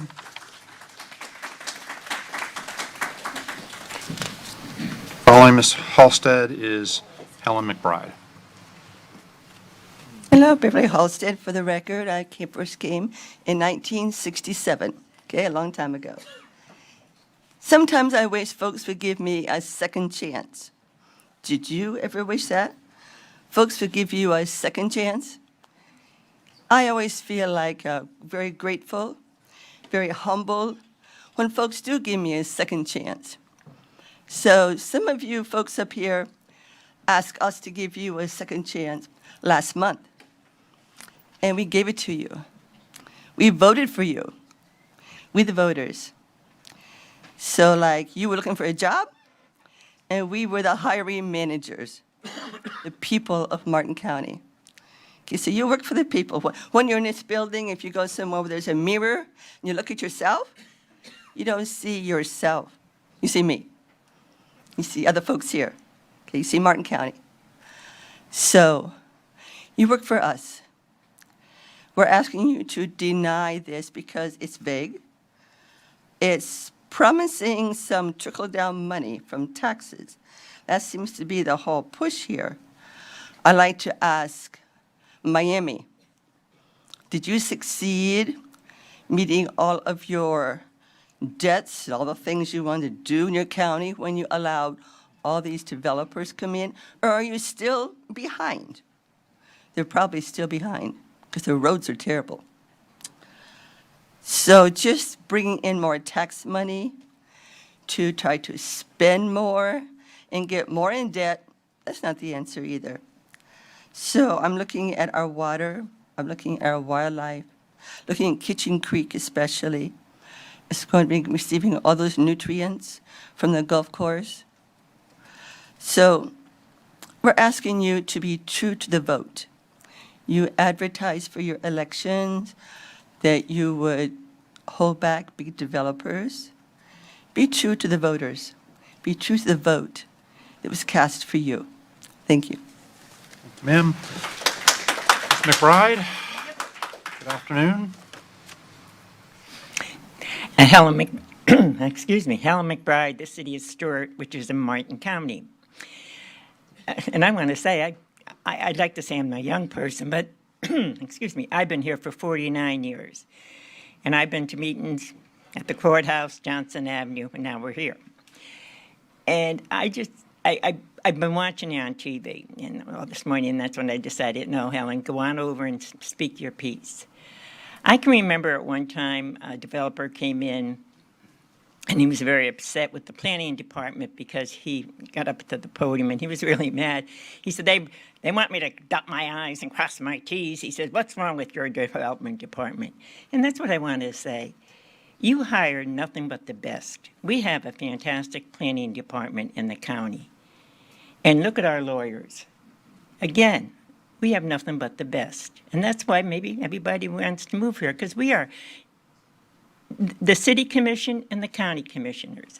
You do what's best for all of the people, not just certain little groups and things. And as you know, I'm sometimes that little group that may be opposed. But look at your planning department. They work 5 days a week, 8 hours a day, and probably take some work home in that. They do their homework. And I've said it before up here at the thing, you've got a fantastic planning department and the lawyers. They're advising you. We elect you, but we elect you because we feel that you're going to listen to all of the people, not just the people who will come get out of the house and come up here, but they probably, if they email or phone you with that. But control growth. I can remember way back in '73, that was the word, control growth in Martin County. And you've stuck to it, all of the different commissioners as I have gone down the line. And this planning department, they've really done their homework. I've been listening, and I know they're much more experienced than I am. But I think this is a good project. Yes, I could never afford a home out there. Of course, I don't play golf either. That was Bob's job. But if you play golf, who am I to say no? I don't want a golf course because I don't want it. And as far as wildlife goes, I don't know where any of these people live, but remember, you see bears over at our sheriff's department. We got coyotes walking down the road in the city and in Palm City and that. So our wildlife is doing very well. Thank you very much.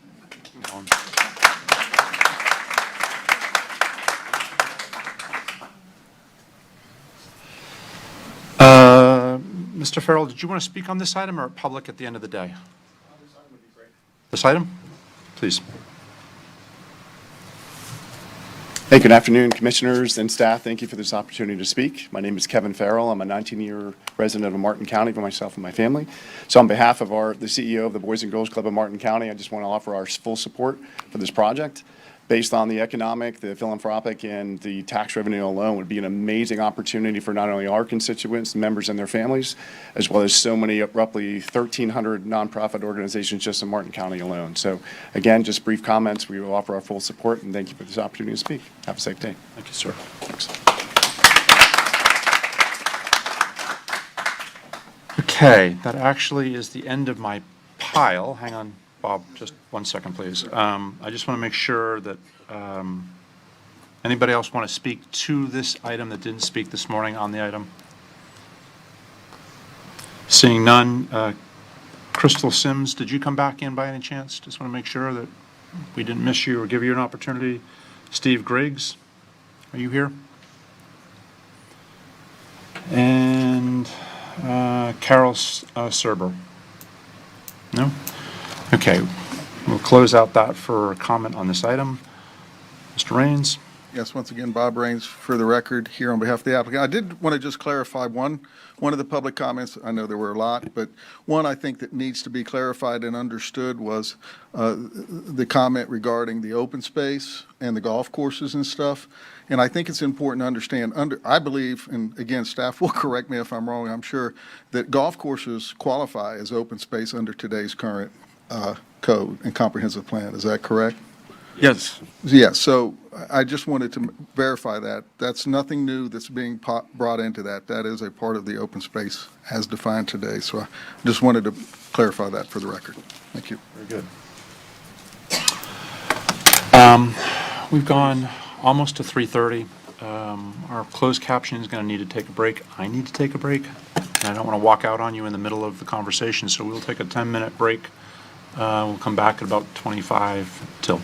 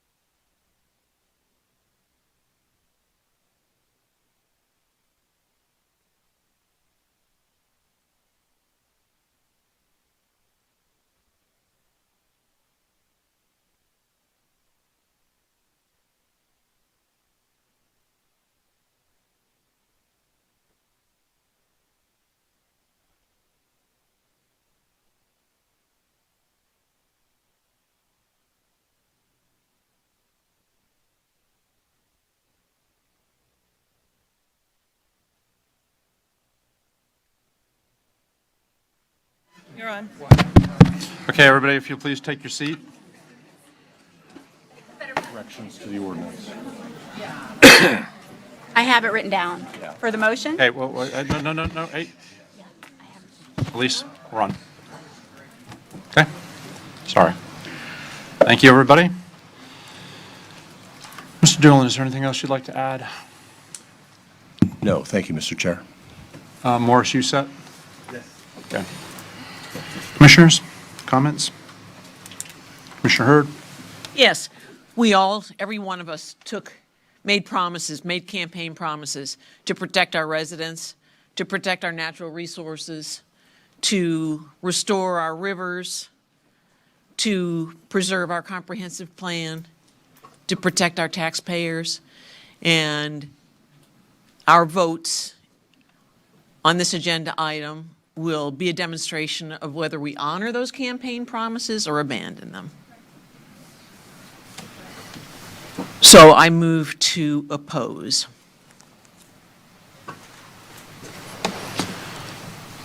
Okay, not hearing anything at the moment. Commissioner Jenkins. So I've heard the name Nathaniel Reed come up a number of times during public comment. Last time I brought him up, I got criticized by people that never met the man. I grew up with him from the time I was a baby. He was my mentor when I first got elected. He helped me. I miss him dearly. In 2010, he asked myself, Harry MacArthur, Pat Martin, and a number of other Hope Sound residents to form a not-for-profit. We called it Preserve Martin County. And our job was to, or the task that we were assigned was to educate the people on the growth in Martin County. That was, remember back then, we had a number of projects that were being proposed for western Hope Sound area. Thousands and thousands and thousands of homes, all right, and a water park. We dodged that bullet. We've been playing Russian roulette ever since. Another thing we were tasked to do is actually promote good development. Good development. Low impact, environmentally beneficial, and low density projects. I can assure you in 2010, 11, or whenever all that was going on, if we had this proposal, we would be under it today. I gave a very red-faced spiel last meeting of why I believe in this. I'm going to not do that again. So if you want to see that, rewind to a few meetings ago. But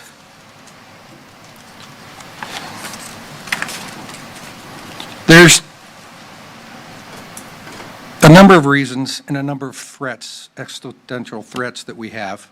And before everybody loses their mind, let me finish. One is our own very own comprehensive plan. Next year, we have an EAR amendment, which, Clyde, please tell me what that means again. Evaluation and appraisal report. Okay.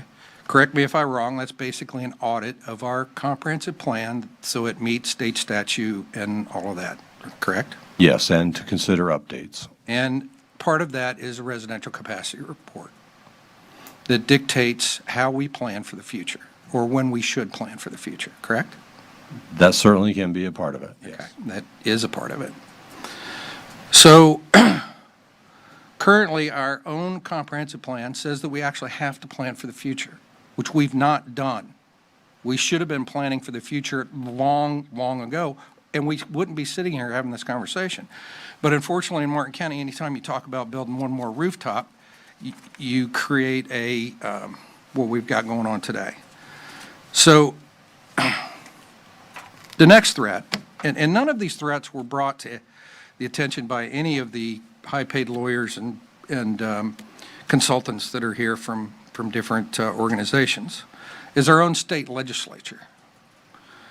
Our own state legislature is doing everything in their power to diminish our home rule. Agreed? Okay? Pretty soon, we're not going to need a growth management department, all right? We're not going to, there's not going to be any need for us to get together and discuss anything because somebody in Tallahassee is going to be telling us what we're going to do, right? So maybe we should actually do something about it today, soon. This is the first step and maybe a plan, and I agree with Dottie Lancey, we need to have a plan. We need to be working on something for the future, for 10 years from now. We need to be doing that, absolutely.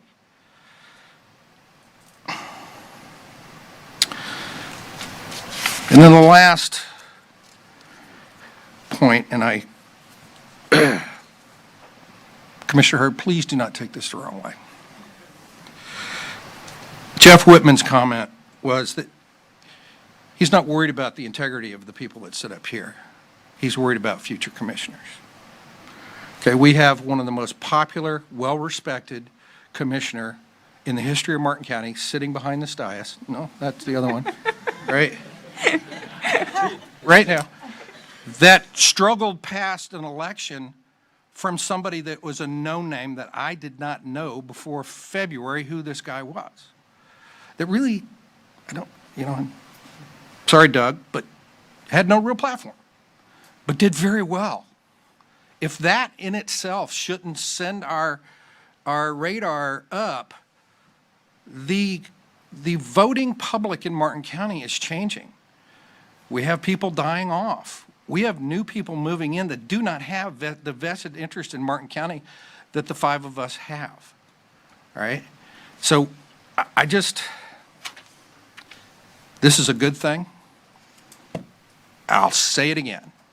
If Nathaniel Reed was included in the process of where we were and where we are, I will tell you, and you can criticize me all you want, I grew up with a man, I'm 62 years old. He knew me since the day I was born. He would be supportive of this amendment.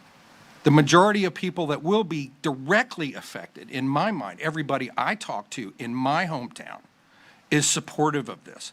They realize that we will not be able to control what is going to go on in the future unless we plan today. This is a good plan, low impact. How could you, I mean, with the increase in density from 1 to 20, you're down to 1 unit per 7.5 acres.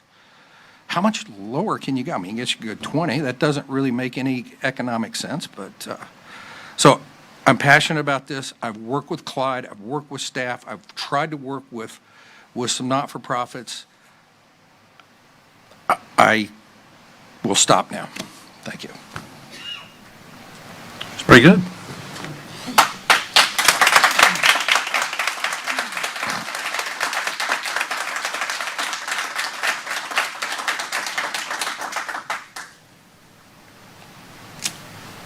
That's it? No? You want to go? No? Huh? So, I'll speak because nobody else wants to yet, I guess, unless they're not going to speak. I thought about, I listened to almost, I think I listened to like 99, 9/10% of just about every word everybody said this morning. I might have missed a few here or there. And as you're digesting what everybody's saying, you're trying to process, how do you respond? How do if in your heart or in your mind or in your thought process you don't agree, how do you respond? And then the other side of you says, that doesn't get you anywhere. Responding to what you don't see or how you see it or how you understand it, you don't really win in that level. And so a lot of what I heard, some of it I agree with, some of it I don't agree with. But I think I'll take more of the approach of where Harold went, and that was probably the longest Harold's ever spoke. Close, anyway. So we have decisions to make every Tuesday that we meet, and some are good, some are bad. Some you will agree with, some you'll disagree with. But at the end of the day, the five of us are charged with coming up what we think is right at the time, at where we are, and if you want to go past that, where we think the future of Martin County is going or could go. And we have to make the best decisions we agree with, or we feel in our mindset is the right decision to make. And so much of what people move here for, to Martin County specifically, and they've got a choice of 66 other counties they could move to. For those that chose to move here, and I think everybody does choose to move here for a reason, we have had the benefit of a community, of a tax base, of individuals that do live here, some very well-heeled, and for a very long time, that have really given us the ability as a community to be what we are today. And you could go at this from all sorts of different angles. Financially, we're incredibly fortunate that we have the folks that are here with us in our community. Socially, we're incredibly fortunate. We have by far one of the most amazing nonprofit sectors I think that I've ever come across anywhere, ever. We have an amazing religious base. We have an amazing retiree base. We have an amazing young base. We have great schools. Different people touched on all those different things today. Everything we do in this county, and Taryn touched on it a little bit, everything comes with a price financially. The things that we get to vote on or decide that cost money come at a cost. Our budget, we're going to take that up at 5:05 today, and we're going to talk about just those very things. When it comes right down to it, I think we provide an amazing level of service in this community. But again, that comes at a cost. Sometimes we're criticized for the level of fire rescue and how much we spend on that. Sometimes we're criticized for the sheriff's department or how much we spend on the sheriff's department. Not often are we criticized on how much we spend on water quality, but we spend a boatload of money on water quality, and rightfully so. It's probably the number one issue in this county that people think the most about. But all of that comes with a price. And our tax base affords us the ability to do some amazing things that other counties look at us and go, how in God's name do you do that stuff? As a small to medium-sized county, and we are a small to medium-sized county, 156, 160,000 people. I talk to our Association of Counties on a regular basis about the things we do, and people look at me sometimes like we have three heads. Like, how can a little county like yours do what you do? We have a tax base that affords us to do amazing things. We also have a community that demands incredibly high service deliverability. We've had an incredibly fortunate year where we've had very little to no, if any, discharges. The water quality in the river is looking about as good as I've ever seen it in 30 years. Jensen Beach is as clean, clear as I think I've ever seen it in 30 years. We haven't had any rain. But we also are making huge progress on the projects that contribute significantly to that effort. We've done some 40 stormwater STA projects in the county. We just opened up with the state and the federal government, the C-44 project, which took us 20 years to get to. That was, God, $400 million doing that project. And our community and our staff would like to buy another 150,000 acres of preserve land, at least. Okay, so where does the money come from? In our current tax base that we have and in our current budget that we have, if we are fortunate enough at the end of a year or at the end of a budget year to have $1 million or $2 million somewhere extra, that usually gets quickly consumed.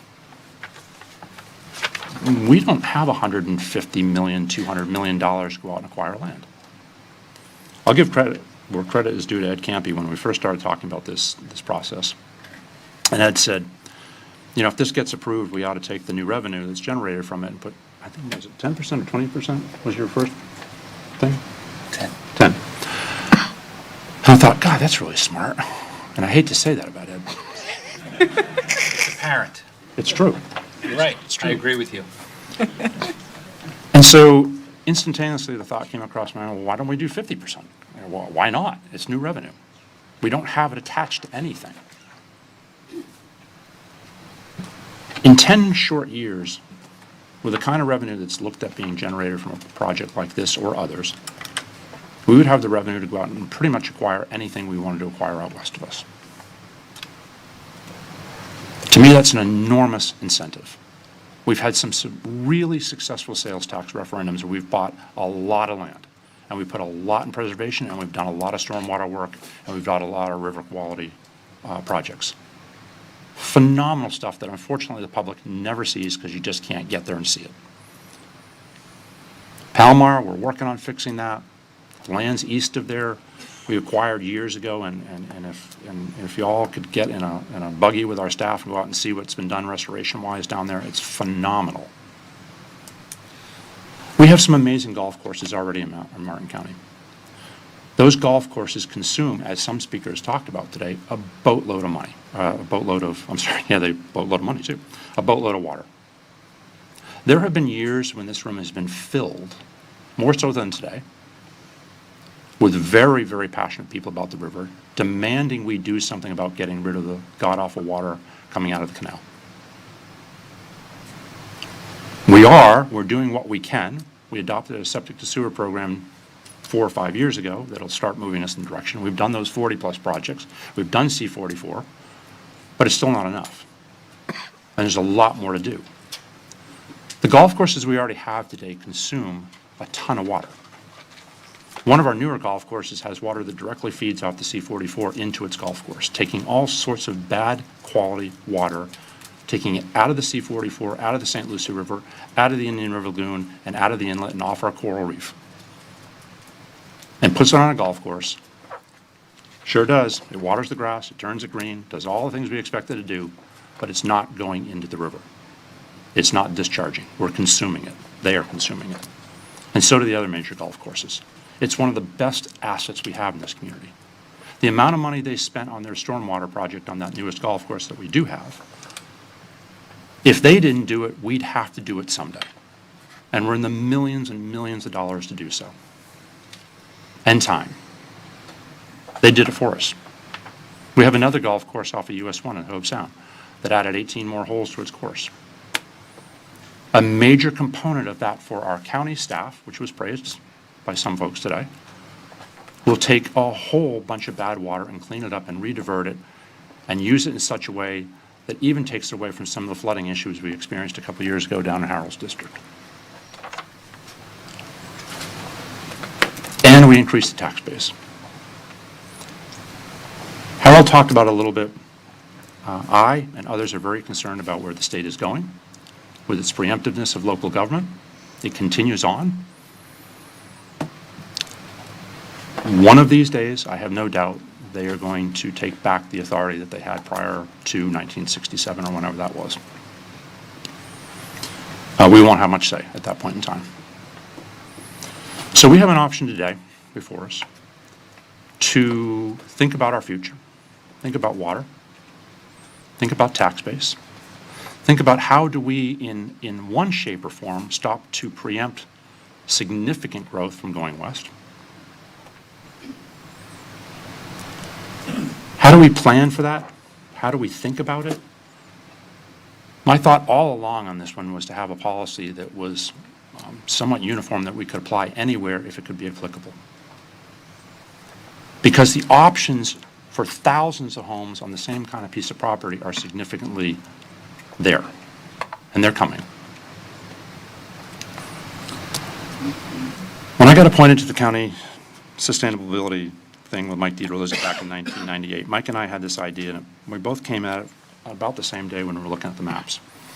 What if we could create a green belt from the northern part of the county to the southern part of the county? Clyde, can you put that pink map back up for me? So we produced a map that Gladding Jackson, some of you might remember back then, was helping us on. Thank you, perfect. If you look at that map, and you look at the pink, which is in our ownership in the states and some of the feds, the only real missing piece to connecting that north to south belt is Palomar. The only piece in our way. And we are actively trying to put ourselves back in a position to do something about that, and hopefully with the help of the state and maybe funds that we would generate from a project like this, we might be able to actually accomplish that and much more.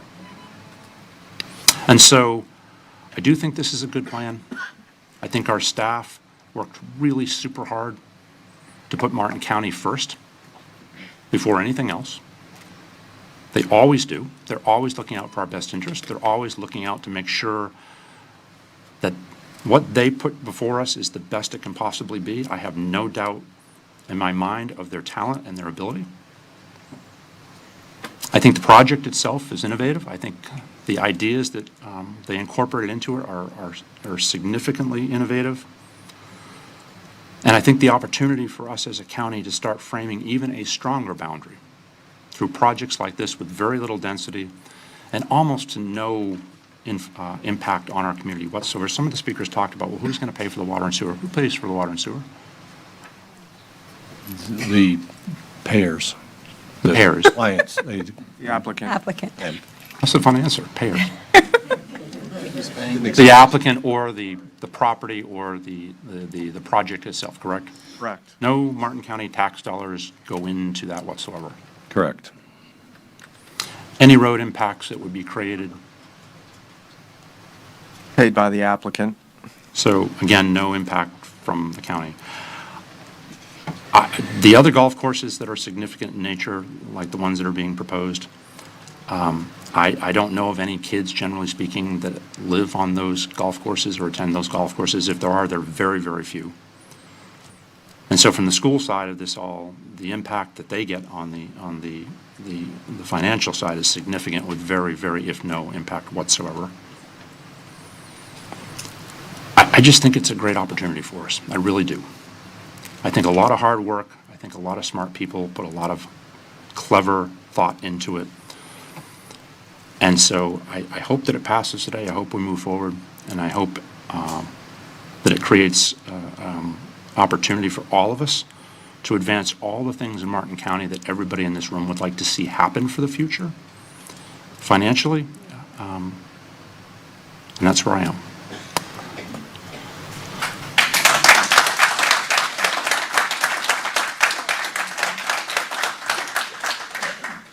Commissioner Heatherington. Okay. All right, so I've been sitting here listening for months now and taken hours and hours and hours of time in the room asking questions and I sit and it's interesting now because, you know, as Commissioner Campy points out many times, we don't get to talk to our colleagues on the outside world, so the only time I get to hear what you're saying is up here. And, you know, I appreciate, Commissioner Jenkins, I agree with everything that you said. And obviously, you had a room full of constituents, but I also hear them, how we got here from when? How long have we been working on this? That's 2 years Okay. since it started.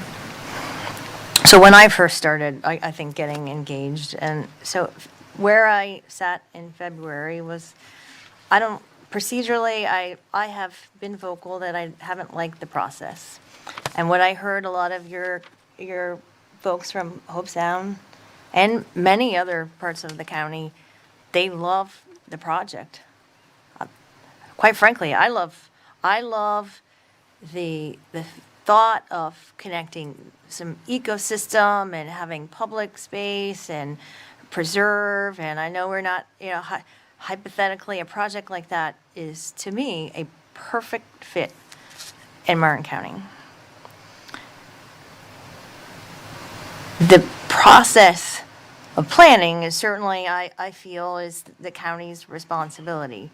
And where we've gone from here is, you know, I think we've done some decent planning. This is where I struggle with this, is when I see something that checks every box that I would want in Martin County. And when I say to you, and I say to my neighbor and my friend, and I promise you that every day sitting up here, I will represent you and I will protect our quality of life, then I have to make those decisions. I don't procedurally like the process. I want to support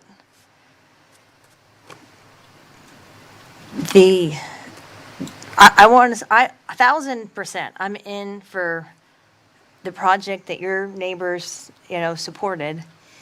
I think that part of the struggle is some of these little boxes. So Clyde, I don't know if you can zoom in.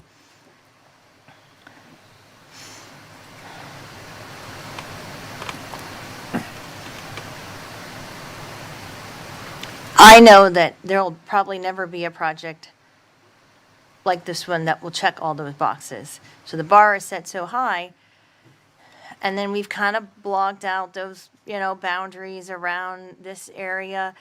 And I think we need to plan for all of Martin County. We need a planning process that looks at this entire map and what's best. And when I say that I'm going to look out for Martin County residents, I want to look out for the entire county. I grew up in the rural lands. I'd like to see them stay rural. I mean, some of the comments I heard today, I wrote some of them down. They just some, people that would rather have septic tanks, some of the 20-acre ranchettes, which I love because I grew up in that area, cause major, we're dealing with millions and millions of dollars on a 20-acre ranchette development right now that we've invested to reconstruct the ecosystem around it. That to me wasn't an environmentally beneficial project, although, they were 20-acre ranchettes. I'm really struggling with this because I do agree there's some things that are vague, and I've asked staff over and over, how do I reassure myself that, you've checked off now, I don't know, few areas that this could, I know one area that I want it to go. I want it to go in that big black box. I'm just not sure that I have the reassurance that the next person that comes in is going to meet all those expectations. And so I'm asking, where do I get that reassurance for that? Paul Schelling, Growth Management Director. So, Commissioner, the individual application would be the time of that reassurance. So, in other words, should this text amendment be successful, there will be an accompanying future land use map amendment that will be right behind this in a few minutes, perhaps. And ultimately, in the future, there would be individual projects and then, of course, a PUD zoning agreement as part of that. And in the future, those folks that wish to utilize this land use would come to this body and apply for it and go through a public hearing process. And at that time, the unique features of the site would be discussed, the particulars of the project ultimately. So that would be on a case-by-case basis. What we're talking about today is the ability to utilize this land use, not that it applies to everything.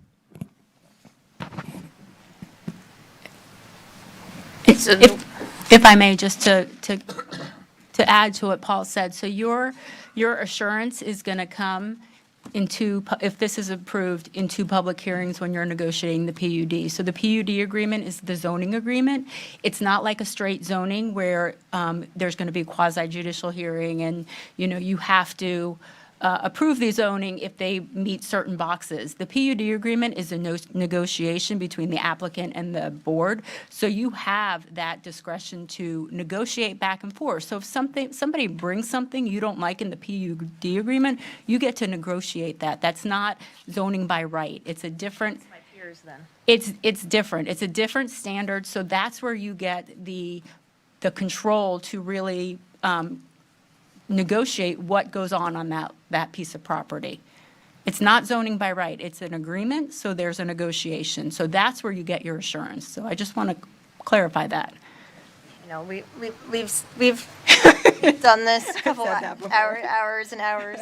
So Commissioner Jenkins, so I know that you narrowed this down. You worked with your Hope Sound constituents, and you're.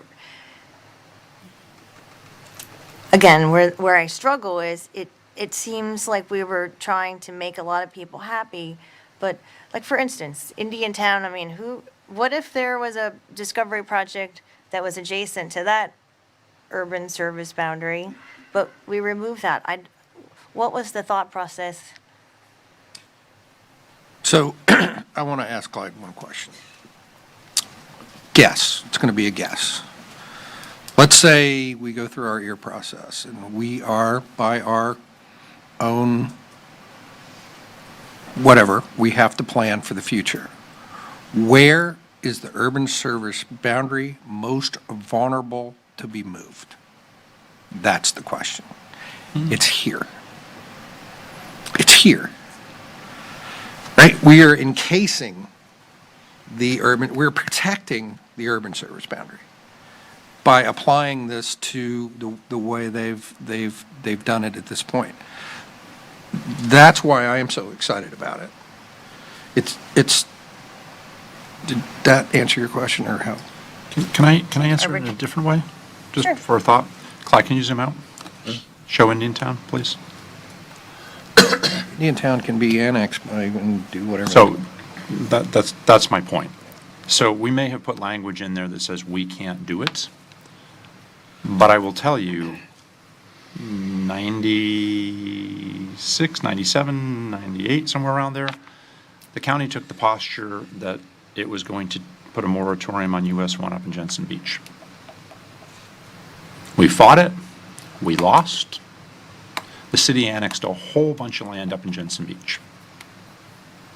What everybody is really angry about that happened over the last couple of years, guess what?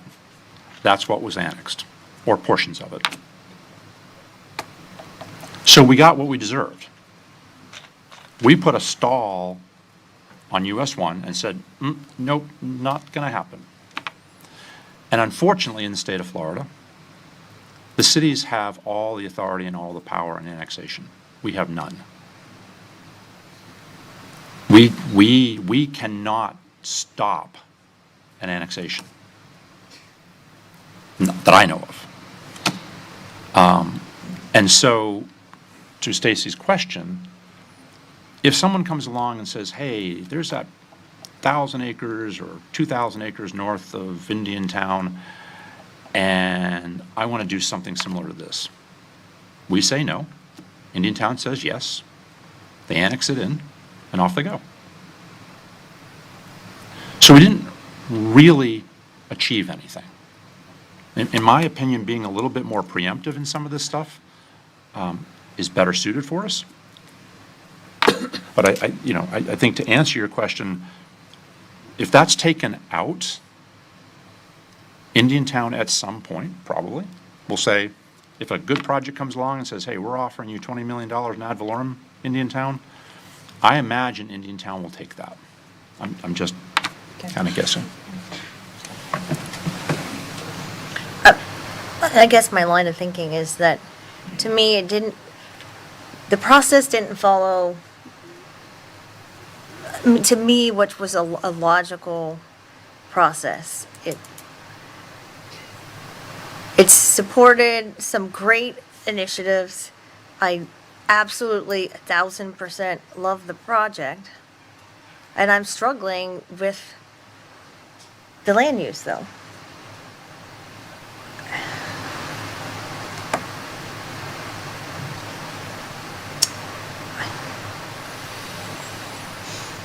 It's important to be consistent. It's important to be defendable, in my mind.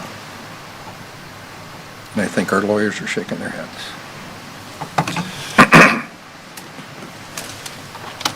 What do y'all want to do? You want to take a break? You want to think about it? You want to talk about it amongst each other? I mean, up here, not out there. Wrong way to say that.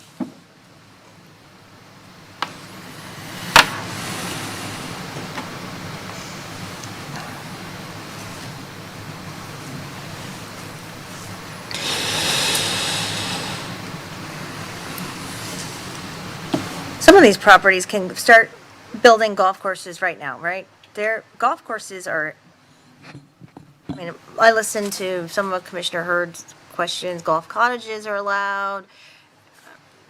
Minimum lot sizes, those are, I mean, I do think that there should be some, but that happens in the PUD. Correct. We need a larger planning process in Martin County.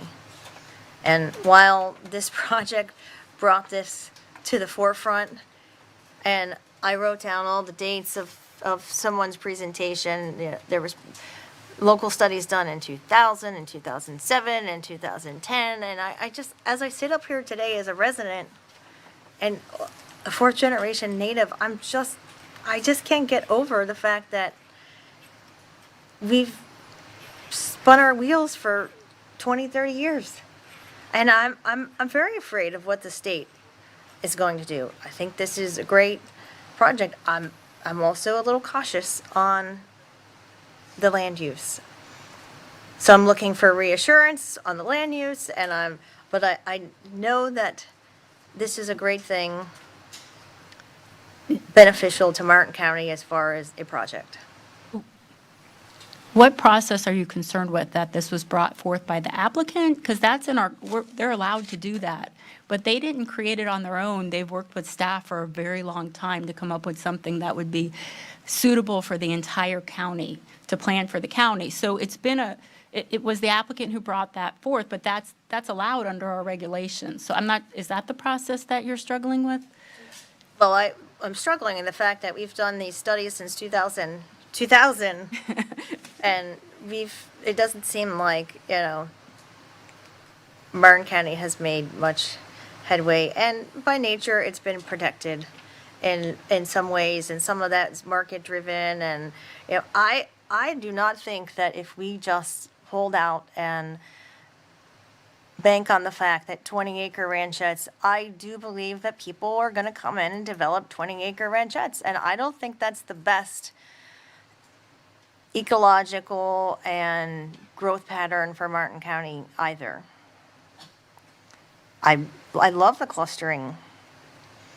I also don't, I do agree with someone earlier that golf courses from one side to the other, I presume that you could do that in the PUD, because just because it qualifies as open space, to me, that is not the same as having a property that has, connectivity and, flow of water and public open spaces. That to me is not the same.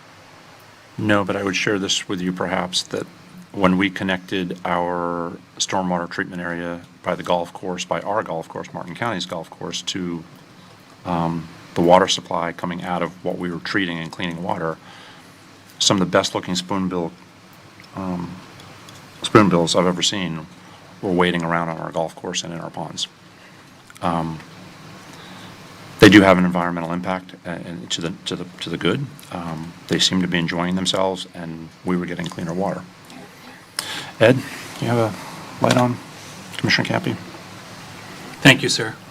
From the first time I heard about this agenda item, I have advocated publicly and privately to separate the project and all of its benefits from the amendment.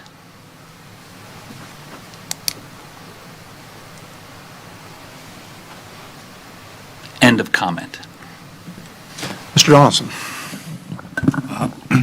Commissioner, I was just going to weigh in on the process, just simply in terms of what staff has proposed in the current land use amendment, and I think just to try to differentiate between what is often referred to as a by right or the PUD process. And under the current zoning, where you have a 20-acre development in a by right, they can come in and subdivide it.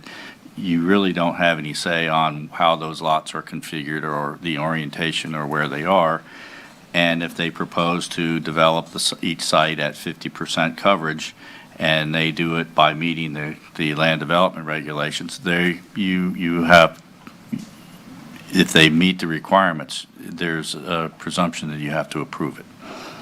Under the PUD zoning, you have various interest tests that have been proposed within the land use category that you have a chance to examine. And I think some of those nuances are, for instance, they propose that they're providing high-end developments. And if you feel that a $7 million house is not going to sell on on a half-acre lot that it should be larger, then you have ability to kind of weigh into that. So you're looking at the overall, they are providing benefits to the public and to the county that are negotiated. And so certainly under this point, you have all the powers of that negotiation on your own self and your staff to provide you those tools. Should this land development regulation be approved, those can be even tightened into further regulations in your land development code if it were to go beyond this, if they're so desired. You also have the ability to leave it as it is and simply on you looking at what's being proposed and using the PUD process as a litmus test on your ability to determine whether or not it meets the test. So you do have those abilities. You can set goals based upon what's been proposed in your land use category, and then it's up to the applicant and then staff will to put further requirements other than what's stated in the land use category. Those are available to you by virtue of it being a PUD. If this was similar to what we did with Pineland Prairie, they have locked in various by right zoning categories. They did a highly detailed plan to start with, and that's a kind of different way of doing things in that tool, if you will.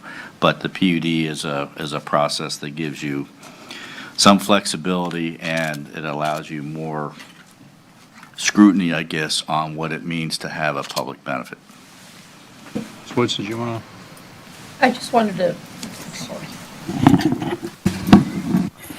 wanted to add, and Ms. Elder can jump in as well, the other assurance is at the future land use map at that point, because once you put the text amendment in place, you've still got to go through two steps. It's a two-step process. So there's multiple opportunities to look at each application and to put a hard lens on it and to refine and to put in whatever additional requirements you feel needs to be there. Correct. Ms.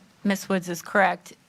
For the future land use map, each individual property will be analyzed based on the criteria that Commissioner Hurd actually mentioned during the public hearing. And you can analyze that, and it's a legislative hearing just like this. It's not quasi-judicial, so it's legislative. And this board has, some deference in whether or not to apply a future land use to a particular property, and they have some deference there. It's a policy decision. It's not like a quasi-judicial. So Ms. Woods is right that you do have additional safeguards, because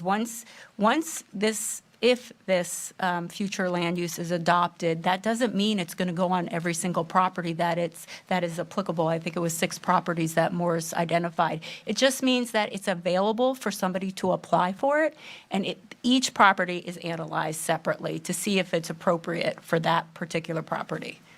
And then you go to the PUD agreement process, which is a quasi-judicial. So effectively, each project is standalone.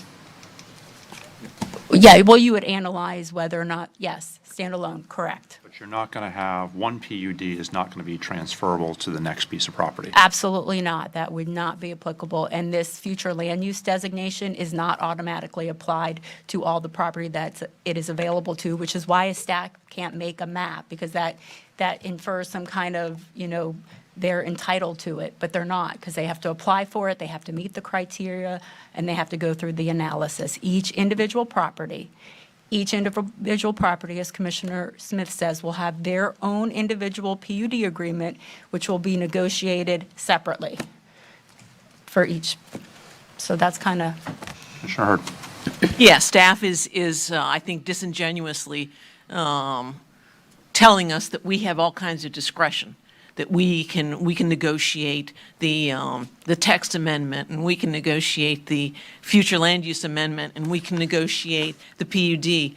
All of those things are before us today. They are etched in stone. They have been negotiated for us by our staff. Here's the PUD.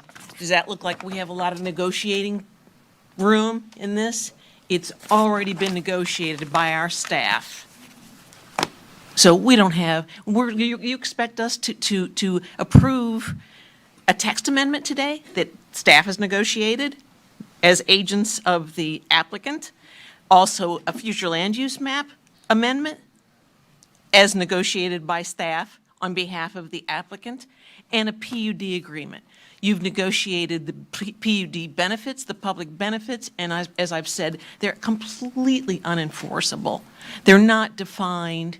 We don't have any discretion at all at this point to negotiate any of that for any of those things for public benefit. Because staff has already done it for us, and then you just hand us these huge agenda packets and say, approve them.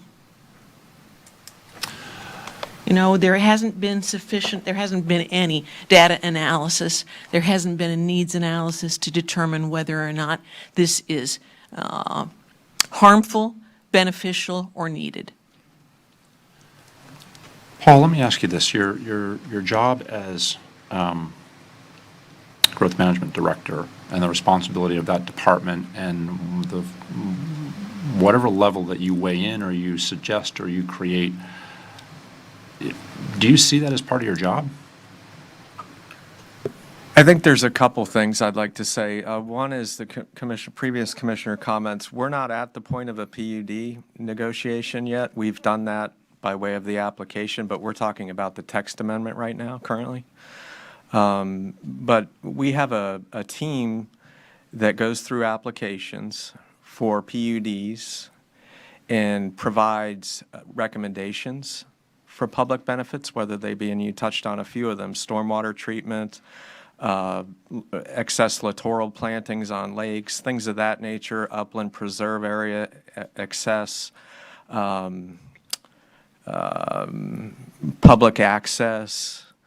So a variety of public benefits that are part of that agreement, but ultimately, it is this board's decision as part of the public hearing process for the PUD zoning agreement. So yes, we, through our development review criteria, go through that. We do provide those benefits and suggestions to an applicant, and they also, on the other side, they may have some suggestions and things that they'd like to do as part of their subdivision or whatever the project is. And ultimately, we bring that to this body with a compliant staff report that shows that we've reviewed it in compliance with the land development regulations and the comprehensive plan. So yes, by the time it gets here, it has been vetted, if you will, but ultimately, it's your decision. Thank you. I assumed that was the process, and I assume if there was something in the PUD discussion that this board wanted to add, as we have done multiple times with almost every PUD agreement that's ever come before us, we have modified it, and if this board agrees to that, we voted to do so. I'm going to pass the gavel, and I will second Harold's motion. I think. I didn't make a motion, but. Oh, you did. Well, you have a motion on the floor. I didn't procedurally. Oh, I'm sorry. I thought you did. I will make a motion to accept staff's recommendation enthusiastically. And just for point of clarity, staff offered us three items, I think, that were, one was word one. I don't know why I wrote word one, but it was in your first comment. Oh, it was, you added one. The word one to page 234 of the agenda. Correct. Add the word one in. And then there was the water and sewer new language addition. On page 237. Yeah, members of the board, I'll put it on the screen so that everybody can see it. It's paren 3 on page 248 of the ordinance. Well, the word one would be added there. And on page 251 of the ordinance, paren 8, the language would look like this. Okay. And then there was there another piece with the water and sewer? No, that was just to fully identify that that was different from the June 21 meeting, but that's language that's contained in the ordinance. What I read to you is fully in the ordinance already. Were there any others that I missed or that? No, these are the only changes to the ordinance that staff would recommend making. I alter my motion to include those changes. Thank you. I will pass the gavel, and I will second Harold's motion.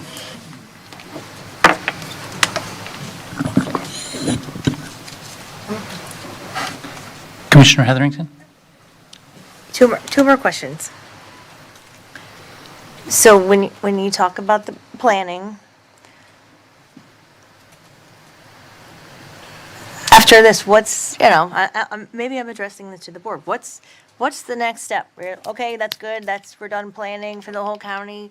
We talked about a site-specific, I want to only prove site, which I like. What's the board, what's our next step for planning for Martin County? Or do we need to do this every time an applicant No, I would comes? like to do exactly what. And I don't mean just in that box there, because that to me is not, that's not true planning in just that box. That is so hard for me to get my head around. Again, I agree with the speaker. Dottie Lancey said that we need to begin the plan for planning for the future of what we're going to do. Just playing Russian roulette every time is not good planning. I mean, what did, I forget, the Treasure Coast Regional Planning thing had a great, no plan is, damn it, I forgot. But it was great. It was great. You got to believe me, it was great. No plan is something, but we don't have a plan. Failure to plan is planning to fail. Yeah. You're welcome. See, I knew he was here for a reason. So I think we should. We But we're talking absolutely about it. should. Well, what specifically are we going to do? What? The year is what, I'm really just talking to my board members because I think that. we're the only ones that can give direction, and we either are going to, I have to make a decision whether this is sufficient for now and how I want to move forward, or no, I think we should just take everything on a case-by-case basis. So, and the only way I can make that decision is to hear from my colleagues, what is our plan? I don't want to just hear that what we didn't need to plan. I agree. We're either going to, this is a start, we're going to scrap this, everybody go back and come site-specific. Specifically, I want to know what my colleagues' idea is how we're going to plan. Commissioner Smith, you were next. Thank you, sir. So Stacy, I would answer it in two ways. I'm not One- trying to be difficult either. I'm not trying to be difficult. But I'll answer it in two different ways. I don't disagree with and have thought since I was elected the first time that there needed to be a better long-range discussion and plan for what happens with the rest of it. Always have thought that. Having gone through three of those efforts, I don't know that it was consciously out front thought of that it was doomed to fail, but it was some of the most divisive, some of the most, divisive conversations the county ever had. Because there are those, some in the room and some not in the room here today, that absolutely believe, like you do, that there ought to be, and that's not a bad thing, that there ought to be a strategy to how do we have a conversation about what happens with everything else. There are others that no matter what that conversation ever would contain, would never be good enough because they don't want anything to happen. And so as long as you don't have a conversation, as long as you don't have a decision, nothing happens. So in the three prior efforts, nothing ever happened. And here we are. And I will tell you, I've said this before, and I think in this same conversation, there were careers ruined, planning people's careers ruined over it. Because it got so hostile that if you want to say there were two sides, the two sides both never wanted to find an agreement. And you almost want to say that's exactly what they wanted. And at some point in time, someone would force the hands of us to make us do something we didn't want to do. If we want to embark, whether it's the year, the process, which I don't know that that's really the best way to do it. It's a tool, maybe a component of a planning conversation, but it's not the end all. I mean, the year is really an audit of our comp plan to find out what's inconsistent and what doesn't fit and what has to be cleaned up, and we fix them. Explain to people what the EAR is. Evaluation and appraisal report. No, not that, like actually what it is. A lot of people don't know what we're talking about when you say the EAR. Sounds like. It's every 10 years we do it? 7. 7? 7. 7. It used to be required, and I don't know that it's required anymore. It's required that we notify the state whether or not we're going to embark on EAR-based changes. And we are required to go in and do another EAR evaluation and appraisal report. Within the next year, we need to bring something to you on that. So what that will do is it will go through all the chapters, right? It'll look for consistencies, inconsistencies, language that's accurate, language that's not accurate, but it won't necessarily get to what I think you want to do that says, okay, there's 150,000 acres out there to look at, what do we do with it? But it could be a catalyst. No, but if that's the expectation of what the board wants, or some of you want, some of us want, then that's an effort that is, we go out and hire some independent people to do it. We spend a couple of years doing it, because that's what it did last time, and see what it produces. That's what we did effectively last time, the 3 times I've been involved in it anyway. And so, some good things came out of it. And I've still got that flyer from the 98 version sitting on my shelf up there. And if you look at the pictures from it, that pink land use, or that pink land use color on the map, was pretty close to what we said we wanted to do. I mean, as a planning tool, as a dividing between growth going completely all west or stopping at some point, and could we acquire that? And a big piece of that was also willing property sellers. I mean, that was another big kind of component about that. Even though there's land in between there that we haven't acquired, that's because we didn't have willing property sellers. They didn't want to sell. And we took a position, we were not going to eminent domain those properties. Lucky you got them when you did. So I'm supportive of looking at it. My thought of what the EAR is not the panacea, I don't think. That's more of a technical review of what exists in our comp plan, my impression of it, versus a land use pattern study, Western Martin County. Thank you. Commissioner Hurd. Yeah, Commissioner Hetherington, Chapter 4 of the Comprehensive Plan clearly, very, very explicitly states how we do planning. And we are required to do residential capacity analysis. We rely upon our records. We rely upon how much capacity is available inside the comprehensive plan. When there isn't enough capacity that's available for 15 years, we are required to start planning for how we're going to expand the urban service boundary, if that's how we're going to do it, in order to provide for adequate capacity. So with those, we have clear rules how to do it. We have public workshops, we have public hearings, it's commissioner-driven, it's staff-driven rather than developer-driven. So we've had this requirement in the comprehensive plan for a long time. We just haven't acted on it. Instead, we've relied upon private developers coming to us, and so our approaches have been market-driven rather than comprehensive plan-driven. So we have solid legal basis for planning. This commission majority has just ignored that responsibility for the last 4 years.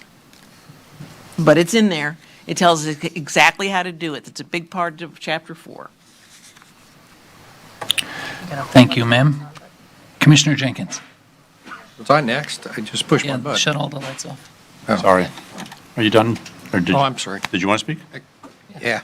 Okay. Yes. Just want to say one thing about the residential capacity report. You're in real estate.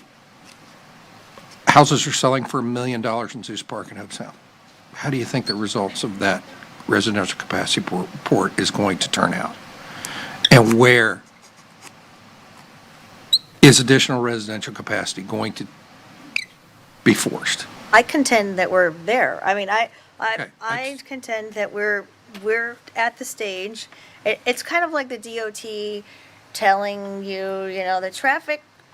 It's not warranted to have a traffic signal because, you know, we didn't have enough accidents at this intersection, and you know, and you all look at the numbers. I don't know where we are on an analytics basis, but as a resident, as a lifetimer, I contend that if you pull up that map, the blue map, we are at a point where we have to look at these areas around it, or someone's going to do it for us. So I don't know if there's a magic number that, you know, you feel like triggers that. I feel like we are there. I don't, just again, like the traffic light analysis, I don't care what DOT says, how many non-accidents have been in that intersection. I stand there and I watch the challenges happening at that intersection, and we need a traffic light. So we need some kind of analysis. And I'm not comfortable with, okay, we're just, you know, let's look at this parcel and that parcel, and, you know, let's just do this today. And I really, if I'm, you know, look, my residents and my friends, I said that I would do this for another 4 years, and they overwhelmingly decided that I got another shot at doing it. And I would like to get something done by maybe perhaps planning for the future. And again, the project is wonderful. Staff has done a lot of work on this specific, I wish that name would absolutely go away. Is that possible even, that rural lifestyle could be changed, amended? I think that's a no, but Change the name. Change the name. You can change, the board can vote to change the name in the motion. That's probably the least of my Change the concerns. name. But No?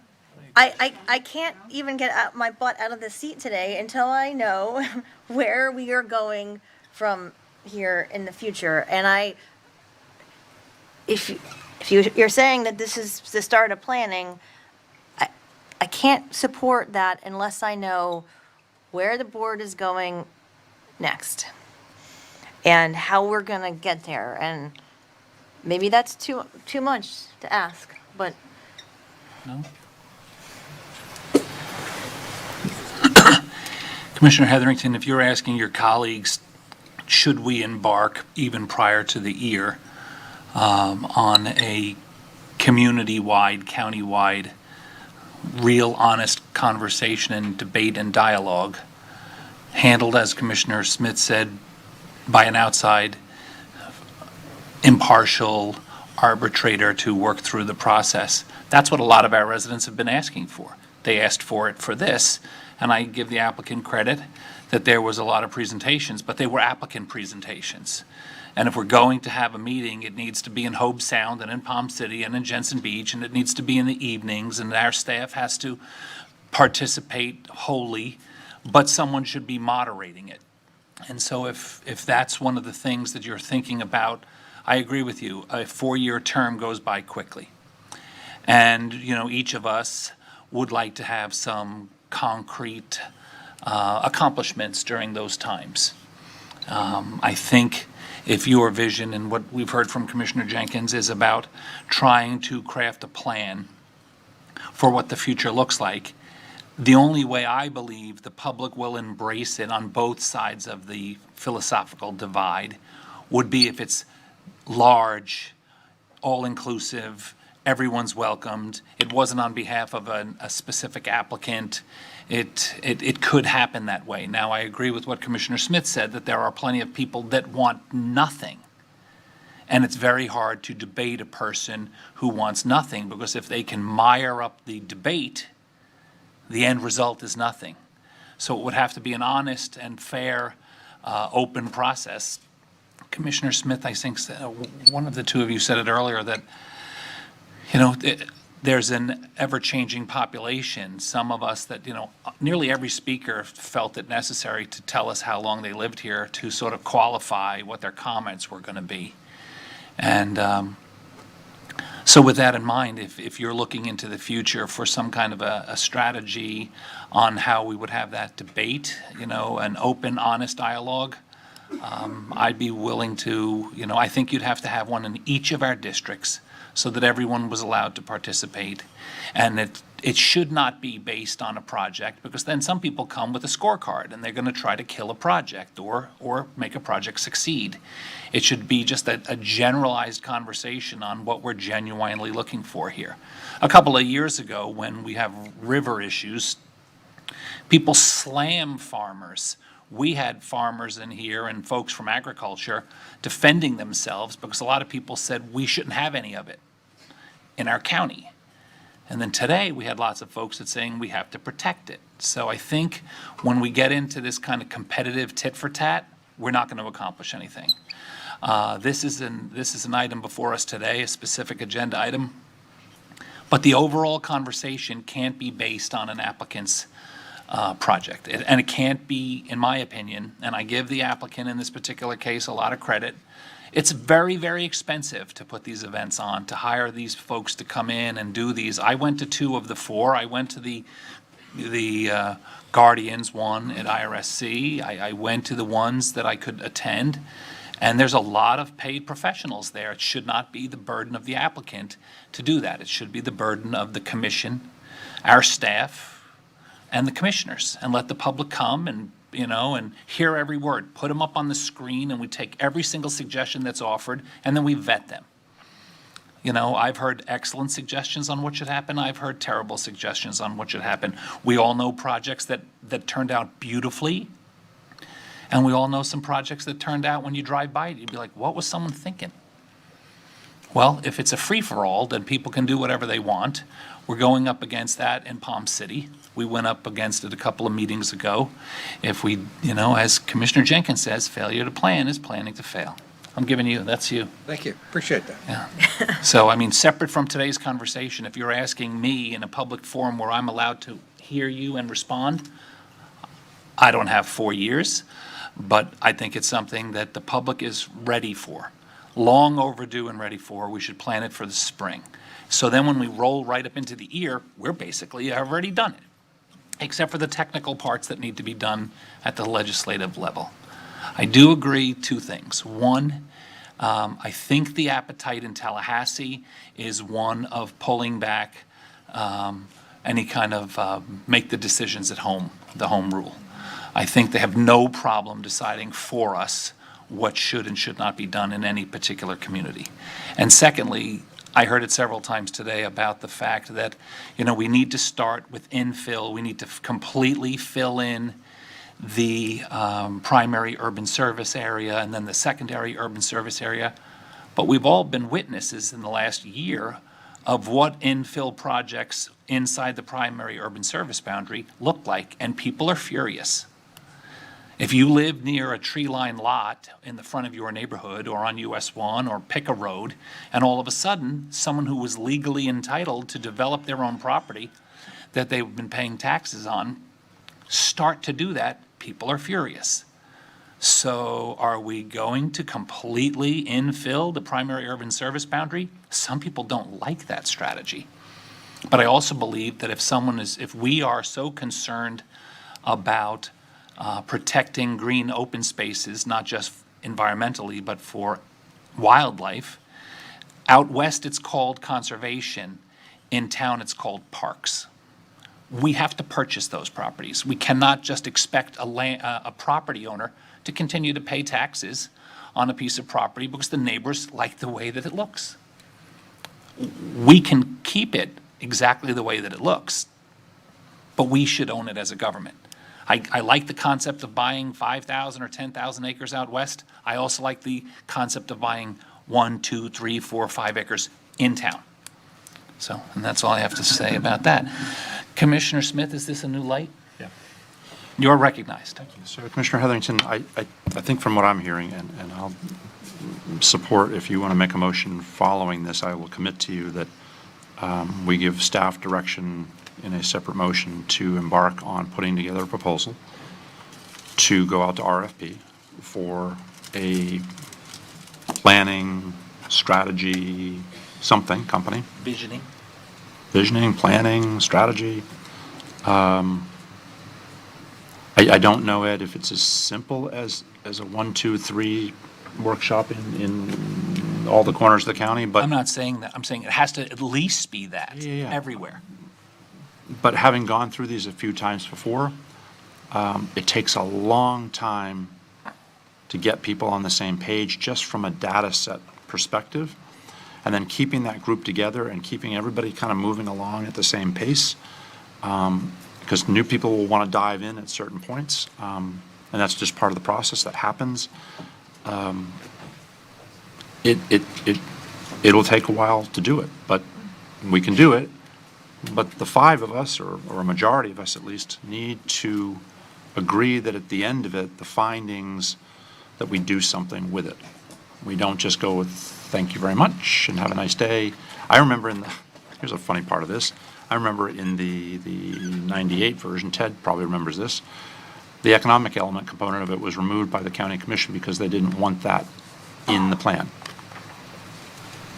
We spent 2 years working on the plan, and we had hundreds and hundreds of people involved in it come to the county commission for approval, and they removed that component because they just didn't like it. They didn't want it. So we have got to be at least honest with ourselves enough that if we're going to embark on something like this, and we're going to pay a lot of money to do it, which is perfectly good, we should get the best that's out there to do it, that we commit, that we follow through at the end with the recommendations. We don't just go, these 2 things I'm just not happy with. We're going to pluck them out.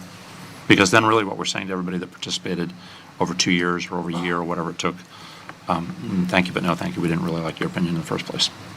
Thank you. Commissioner Jenkins? I, again, will also commit to that, as Commissioner Smith just stated.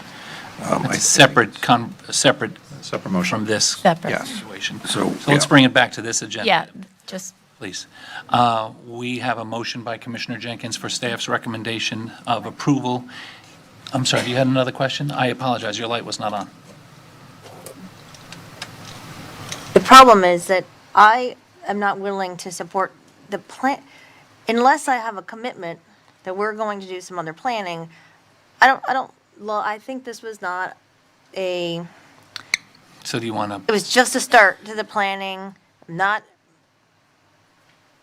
I think that it will sit on the shelf, and so I have to make a decision whether, nope, I don't like this plan, and I want to wait until we have a larger plan for Martin County and send, say to the project, come back site-specific, or I have to know where we're going, and I want it to be part of. That is a deciding factor to me, whether or not I support this land use or say, you know what, everybody just come in, until we figure out this larger planning, then everybody should just come in site-specific. okay, I'm not sure from a procedural point of view if we can withdraw this motion in a second and take on a separate motion to adjust, to address Commissioner Hetherington's concerns about a motion of a planning strategy going forward. I think that should be reasonable. I would say if you want to do something like that, it should be a separate discussion, and you can table this public hearing until you have that discussion and come back right after that discussion today and then vote on your motion. We could take a break from this public hearing, table it for this other agenda item and come back, but it's 2 separate issues, so we don't want to muddy them together into this one public hearing. Okay. That makes Let me sense? try to define what you just said. Soon as you said the word table, most people got very panicky. Okay, just table So- for a few hours or an hour. Not even, why would, these people have been here all day. Table till your other discussion is done is what I Well, meant. I mean, I am not opposed to tabling it for the length of this conversation. Exactly. But not a half an hour. I mean, we don't need a half an hour to have the conversation. We just had 15 or 20 minutes of it right this moment. Right. That's what I meant. I apologize, but you do have your budget meeting. That's fine. 5:05 that we would need to take, so you could recess this. I sense the We're wheels. going to need to take up the budget, which is to be heard at 5:05. And then, as Ms. Elder suggested, you certainly can table this, take up this next Ms. Woods, can I ask you a question? Yes, sir. We have to hear the budget no earlier than 5:05, but not at 5:05. Yes, sir, except it's been advertised, so Okay, but I think so is this. Need a break before. We need to call the question. Well, It's on the floor right now. So. You would need a if I motion withdraw to my table. second, what happens? I'm sorry? If I withdraw my second, what happens?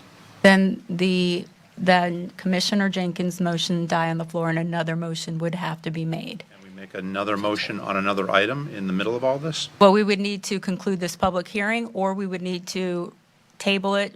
Continue it. For a few minutes. For a few minutes. Okay, we could say continue it for a few minutes, but we would need to end this public hearing temporarily, take up the other issue, and then reconvene this public hearing. Simplify this. I'll withdraw my second, take back this, and if someone, so we need to make a motion to continue for 5 minutes, 7 minutes, this item. You know what, a motion to A motion continue to it for 5 continue minutes. for I 5 will minutes. Make a motion to continue the item for 5 Or minutes. just Second. table it for now. Okay, we have a motion, excuse me, and we have a second to continue this item. Any further discussion on that? Anybody from the public? I dare ask this question. You don't need to. Anybody want to weigh in on that? Okay, back to the board. All in favor of that motion, say aye. Aye. All opposed? Opposed? Motion carries 4-1 with Commissioner Hurd dissenting. On a new motion, on an unrelated item to this discussion we had, because we've continued it, do you want to make a motion? Do you want to make a motion? It's your, It's your thing. You your make the thing. motion that would make you. Go for it. Jesus. Okay. What a way to run. I think we need a commitment that we're going to embark on, right? And I think someone mentioned, we're not going to sit here and write an RFP on the fly, right? that we would bring back that staff would prepare an RFP for us to vote on to hire a planning-like firm, planning company, something, to embark on a Western Lands comprehensive study. I wouldn't say Western, I'd just say lands.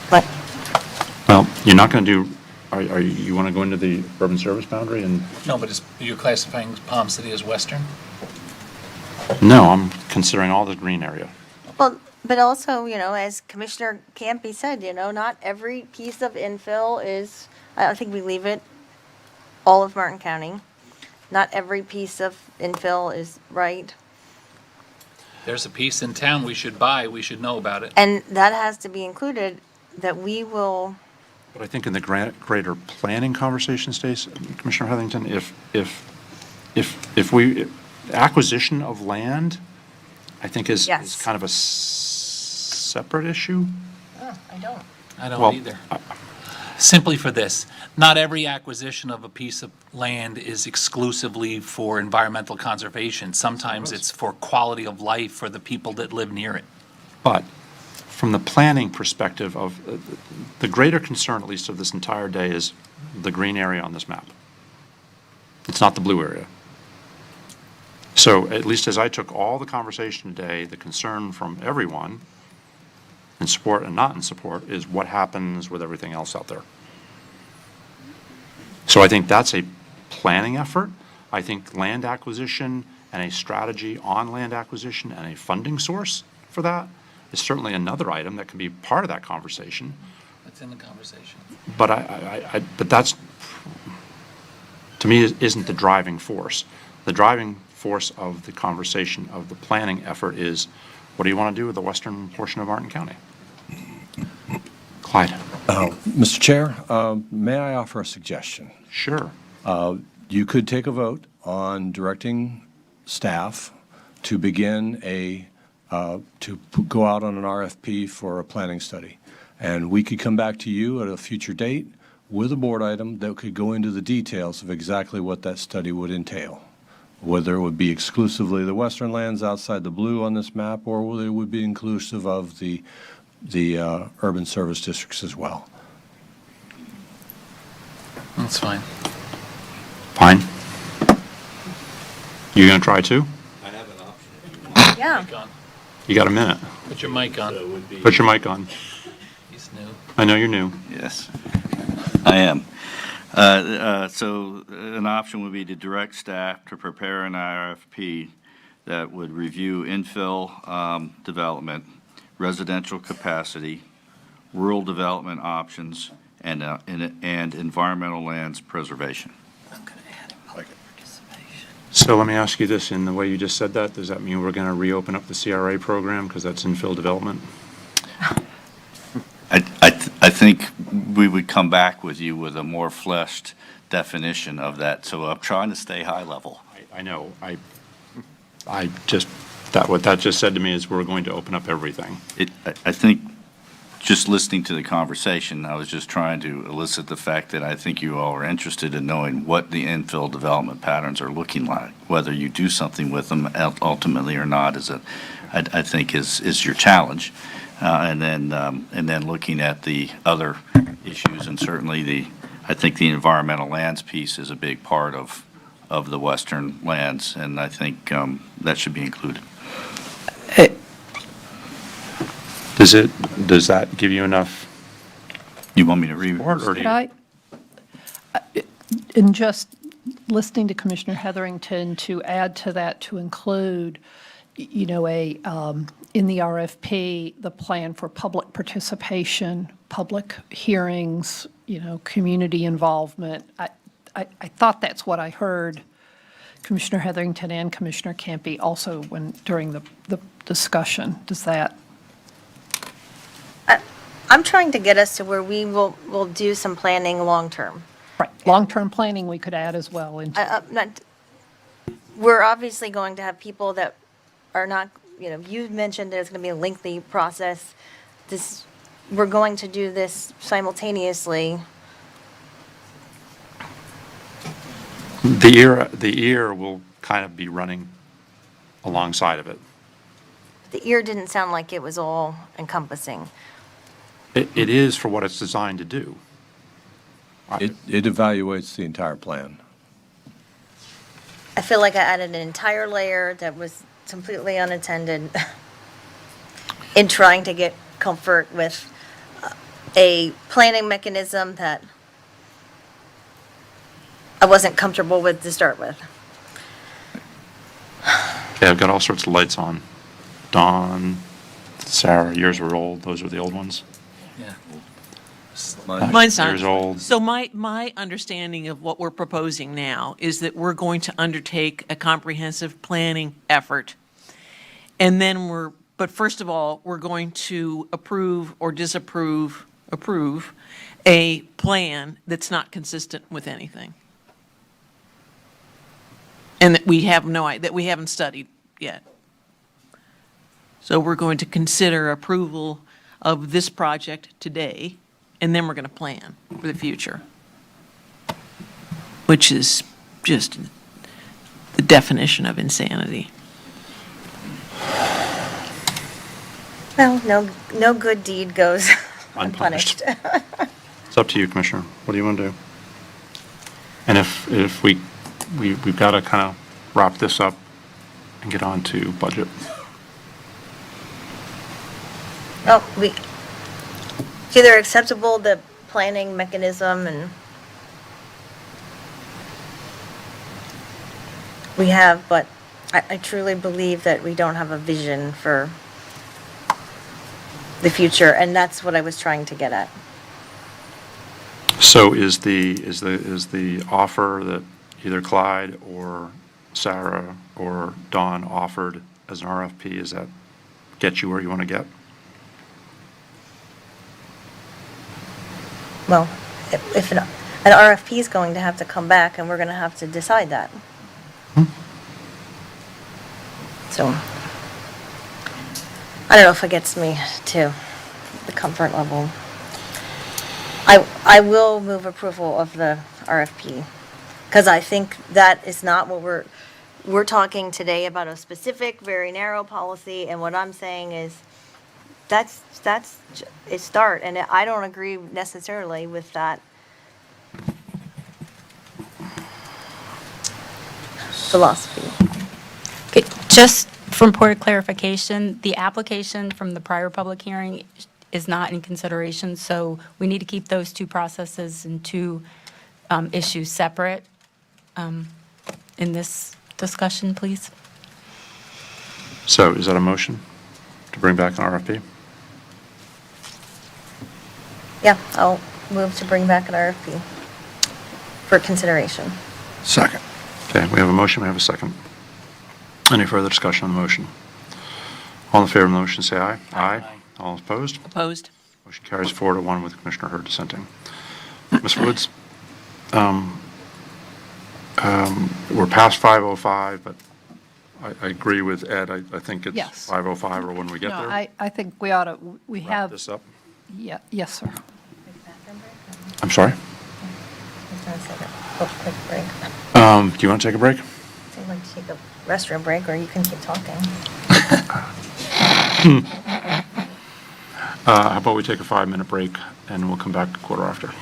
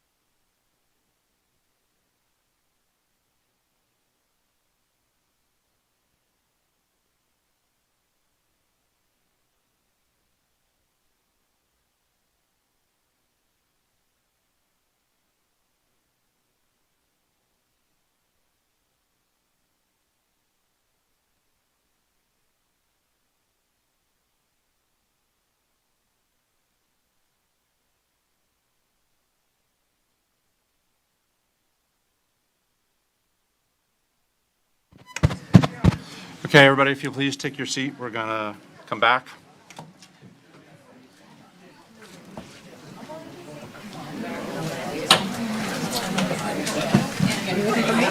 Okay, good. Okay. Where's our staff? Where's Clyde? Where's Harold? Yeah, I think the other two group ones here. If Harold's out back, can somebody please grab him? And also, I need Don Donaldson, wherever he may be. He's right here. We're ready, we're on. Okay?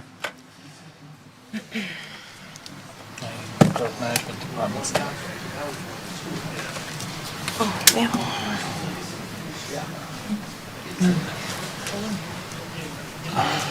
Where's Harold?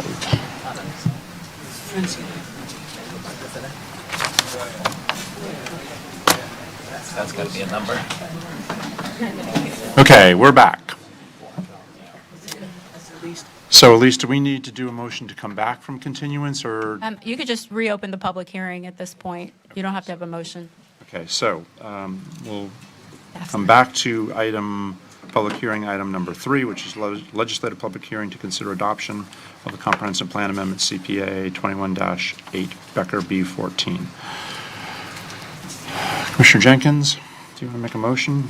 I'd like to make a motion for staff's recommendations with the changes that were brought to our attention. Okay, I will pass the gavel again, and I will second Commissioner Jenkins' motion. I'm not going to invite any more commissioner comments. I think we've done that. We have is our growth management staff going to be here? They left. No. Very well. We're here. I'm gonna make one. Comment? I don't have their number. Brief one. Commissioner Heatherington. I'm just going to make a brief comment that I think no change is perfect change, and I don't love, this is why we had this conversation. I don't love everything about this, but I do believe that we're going to have much more discretion, when we come back with PUDs, and so if we're looking in the future and we're trying to plan, although again, I don't think this is perfect, I think that EcoGen was a very wide open, eye-opening experience. It was a $250 million project, and we said, no, not now, but just come back when everything is perfect and we get everything lined up, and that project ended up not happening. Whether it was market-related, and part of that project not happening ended up, my family ended up having to move for other jobs, and I would love to see this project come back site-specific. I would like to tell you, walk out that door, come back.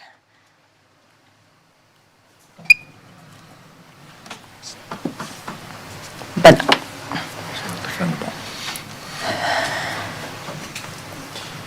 life is not perfect, I guess. Okay. Thank you. We have a motion for staff's recommendation of approval, including the changes that were described, text changes. Are you comfortable with that, Mr. Doolin? Yes, sir. Thank you. By Commissioner Jenkins, seconded by Commissioner Smith. All those in favor signify by saying aye. Aye. All those opposed? Opposed. Opposed. The motion carries 3-2, with Commissioners Campy and Hurd dissenting. Thank you very much.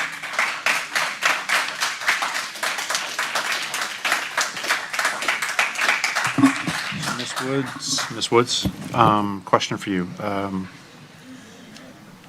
We still have much more to do on this issue, but do you want to go in and do our public hearing on our budget? Go ahead. Yes. If we could just finish it, because we have a deadline. No, do the budget. Just do the budget, yes. If that's, Okay, I apologize to everybody in the room that you have to hang out for some more quality time with us. But we do need to take up our 505 budget. We also need to take up public comment at the end of 505. Is there anybody that would like to make a public comment for 505 on something other than what we've taken public comment on already today? Seeing none, we'll come back to the board. We will recess. We will. No, we're going to start the public hearing for the budget. You're still in session. Yes. Okay. Who is going to? Ms. Manning. Ms. Manning, you're going to lead the effort. Good afternoon, Commissioners. Jennifer Manning, OMB Director. No, it's part of, it's agenda item PH 5. You guys ready? Oh, it's just part of that. One for Layla. Can you send that all the way down, please? Layla one? Another one? Oh. It said to give one to Layla. There you go. Okay. Okay. All right. Ms. Manning. Good afternoon, Commissioners. Jennifer Manning, OMB Director, and right next to me, Stephanie Murley, Financial Manager. This is the first public hearing. Our budget workshops ended on July 18th of this month, and the governing body is required by Florida statute to hold two public hearings, one to set the tentative millage and the tentative budget, and the second one to adopt the final millage and the final budget. Again, this is the first public hearing, and there are resolutions for each taxing authority, and corresponding budgets are included, as well as other county budgets without millage. The first important issue to be it's on the. Okay, the first important issue to be discussed is a percentage of increase in the millage over the rollback rate necessary to fund the budget and specific purposes for which the ad valorem revenues are being increased. The public can speak and ask questions prior to the adoption of any measures by the governing body.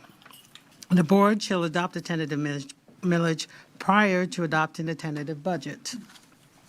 The adoption of the budget millage levy shall be separate votes.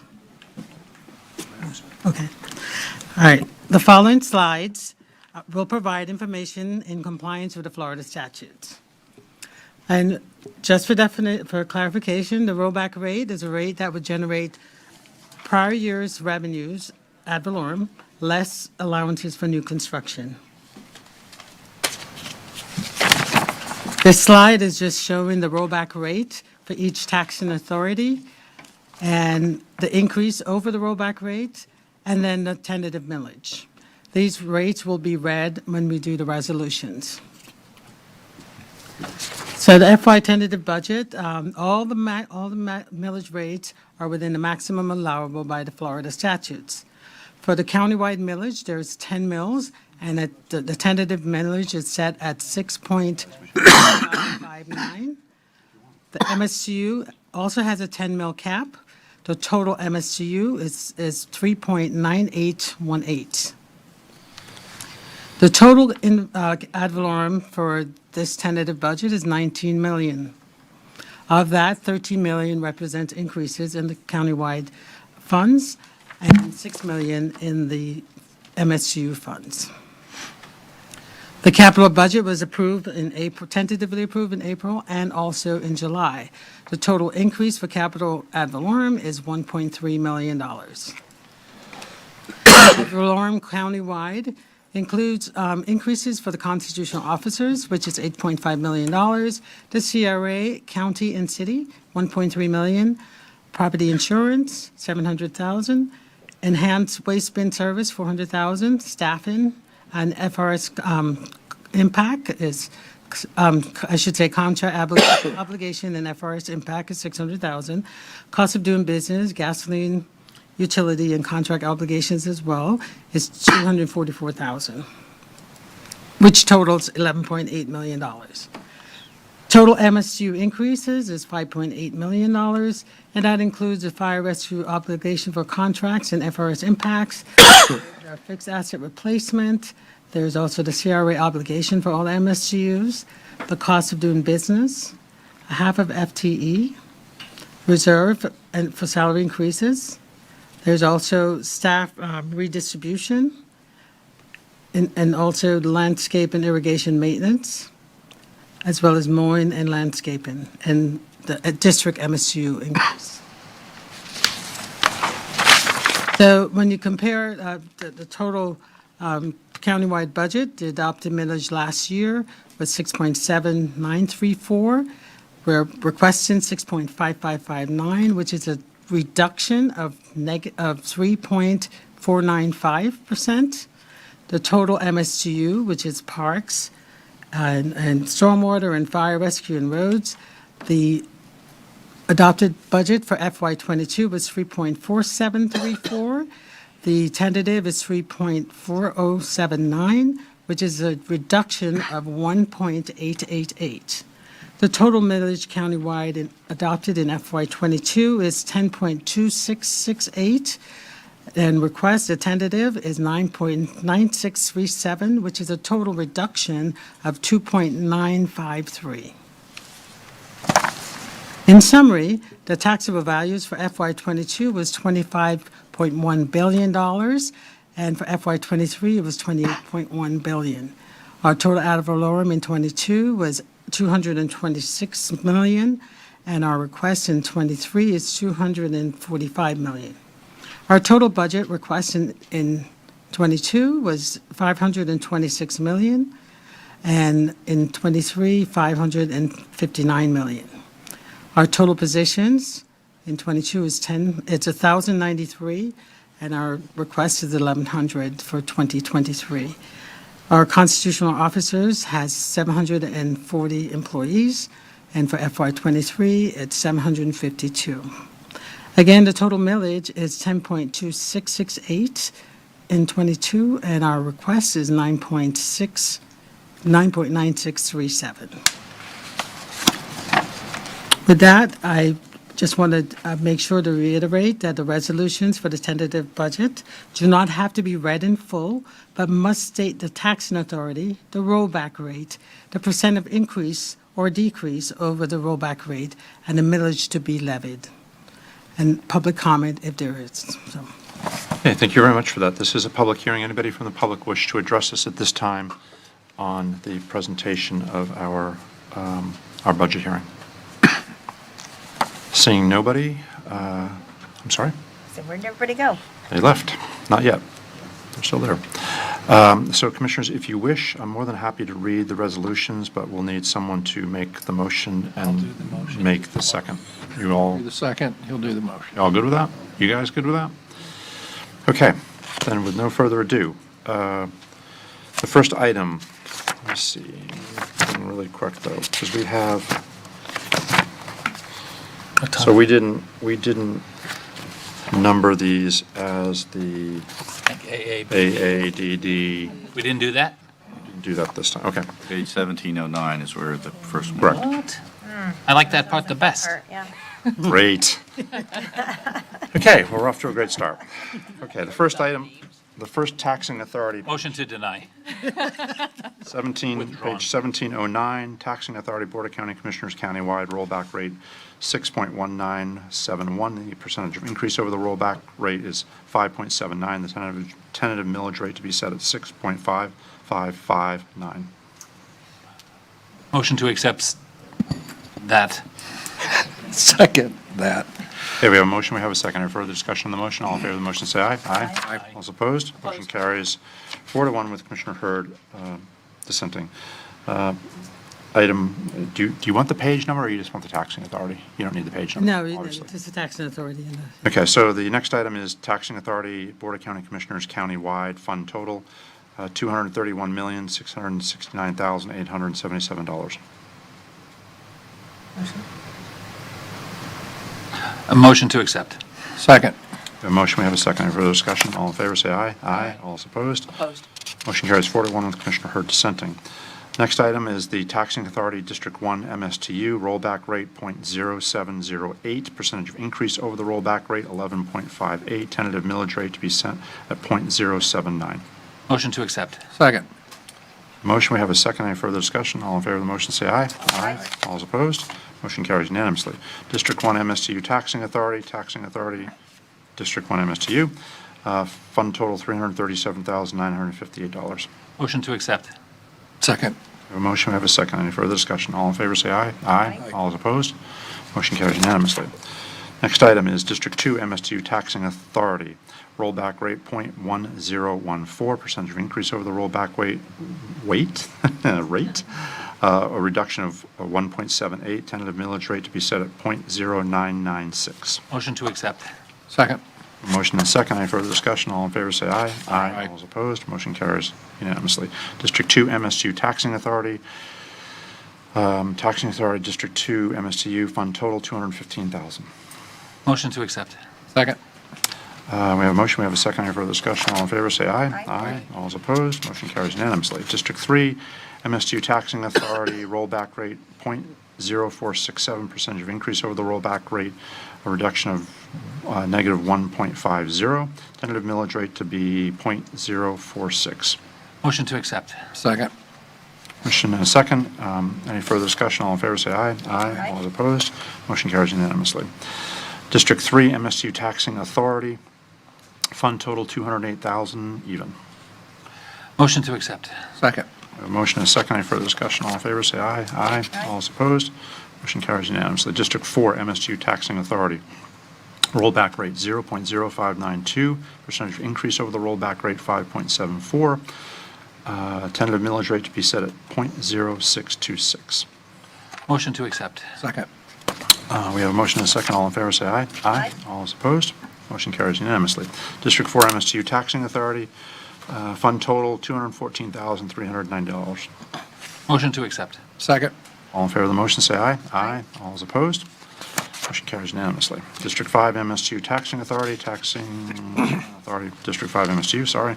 Rollback rate .0623, percentage of increase over the rollback rate 6.26, tentative millage rate to be set at .0662. Motion to accept. Second. We have a motion and a second. All in favor, say aye. Aye. All is opposed. Motion carries unanimously. Taxing Authority, District 5 MSTU, fund total $270,658. Motion to accept. We have a motion and a second. All in favor, say aye. Aye. All is opposed. Motion carries unanimously. Special District A61 Hutchinson Island MSTU Taxing Authority, rollback rate .2198, percentage of increase over the rollback rate .36, tentative millage rate to be set at .2206. Excuse me, motion to accept. Second. We have a motion, we have a second. Further discussion. All in favor, say aye. Aye. All is opposed. Motion carries unanimously. Special Taxing District A61 Hutchinson Island MSTU Taxing Authority, fund total $392,250. Motion to accept. Second. A motion and a second. Any further discussion? All in favor, say aye. Aye. All is opposed. Motion carries unanimously. Fire Rescue MSTU Unincorporated Taxing Authority, rollback rate 2.454. Percentage of increase over the rollback rate 7.27. Tentative millage rate to be set at 2.6325. Motion to accept. We have a motion and a second. All in favor, say aye. Aye. All is opposed. Motion carries 4-1 with Commissioner Hurd dissenting. Fire Rescue MSTU Unincorporated Taxing Authority, fund total $62,215,586. Motion to accept. Second. We have a motion and a second. Any further discussion? All in favor of the motion, say aye. Aye. All is opposed? Opposed. Motion carries 4-1 with Commissioner Hurd dissenting. Countywide MSTU Unincorporated Stormwater and Road Maintenance Taxing Authority, rollback rate .5423, percentage of increase over the rollback rate 9.09, tentative millage rate to be set at .5916. Motion to accept. Second. You're doing a good job. Thank you. All in favor of the motion, say aye. Aye. All is opposed? Motion carries unanimously. Countywide MSTU Unincorporated Stormwater Road Maintenance Taxing Authority, fund total $11,206,765. Motion to accept. Second. Motion and a second. All in favor, say aye. All opposed, motion passes unanimously. Countywide MSU Parks and Recreation Taxing Authority, rollback rate .1696, percentage of increase over the rollback rate 8.31, tentative millage rate to be set at .1837. Motion to accept. Second. A motion and a second. All in favor, say aye. Aye. All is opposed, motion carries unanimously. Countywide MSTU Parks and Recreation Taxing Authority, $3,778,543. Motion to accept. Second. All in favor of the motion, say aye. Aye. All is opposed, motion carries unanimously. Wait. General unincorporated fund, non-taxing fund, fund total, $5,978,740. Motion to accept. Second. We have a motion and a second. All in favor, say aye. Aye. All opposed? Motion carries unanimously. Building and permitting fund, non-taxing fund, fund total, $10,030,000. Yes, sorry. I was wondering if it would be $10,000. Sorry, go ahead. Building You're doing and, great. building and permitting fund, non-taxing fund, fund total, $10,037,000 even. Motion to accept. Second. A motion, a second. All in favor, say aye. Aye. All is opposed. Motion carries unanimously. Impact fees funds, non-taxing fund, fund total, $4,087,000. Motion to accept. Second. Motion is second. All in favor, say aye. Aye. All is opposed. Motion carries unanimously. Special revenue funds, non-taxing fund, fund total, $24,447,520. Motion to accept. Second. All those in favor of the motion, say aye. Aye. All is opposed. Motion carries. I want to become the seconder. Okay. Grant funds, non-taxing fund, fund total, $860,598.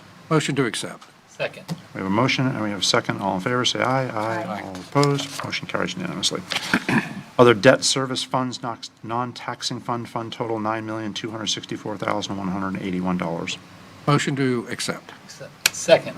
Motion and a second. All in favor of the motion, say aye. Aye. All is opposed. Motion carries unanimously.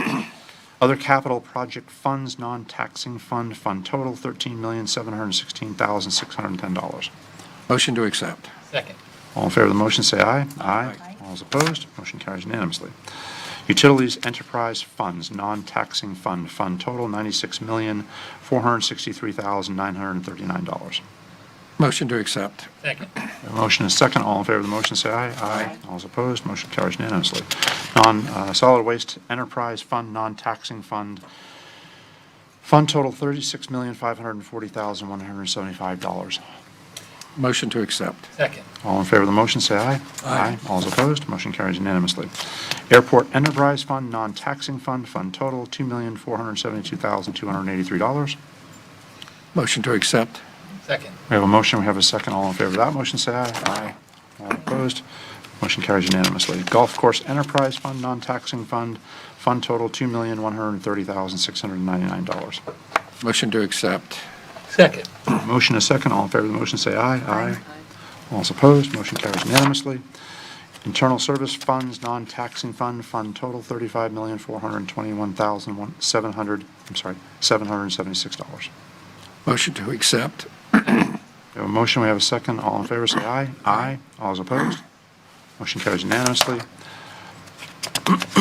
Trust funds, non-taxing fund, fund total, $115,000. Motion to accept. Second. We have a motion and a second. All in favor of the motion, say aye. Aye. All is opposed. Motion carries unanimously. Last but not least, Community Redevelopment Area Trust Funds, non-taxing fund, fund total, $6,932,230. Motion to accept. Second. We have a motion and a second. All in favor of the motion, say aye. Aye. All is opposed. Opposed. Motion carries 4-1 with Commissioner Hurd dissenting. That brings us to the end of our public hearing for our first budget hearing. We'll have our second hearing the end of this, The 27th, yeah. September 27th, the end of this month.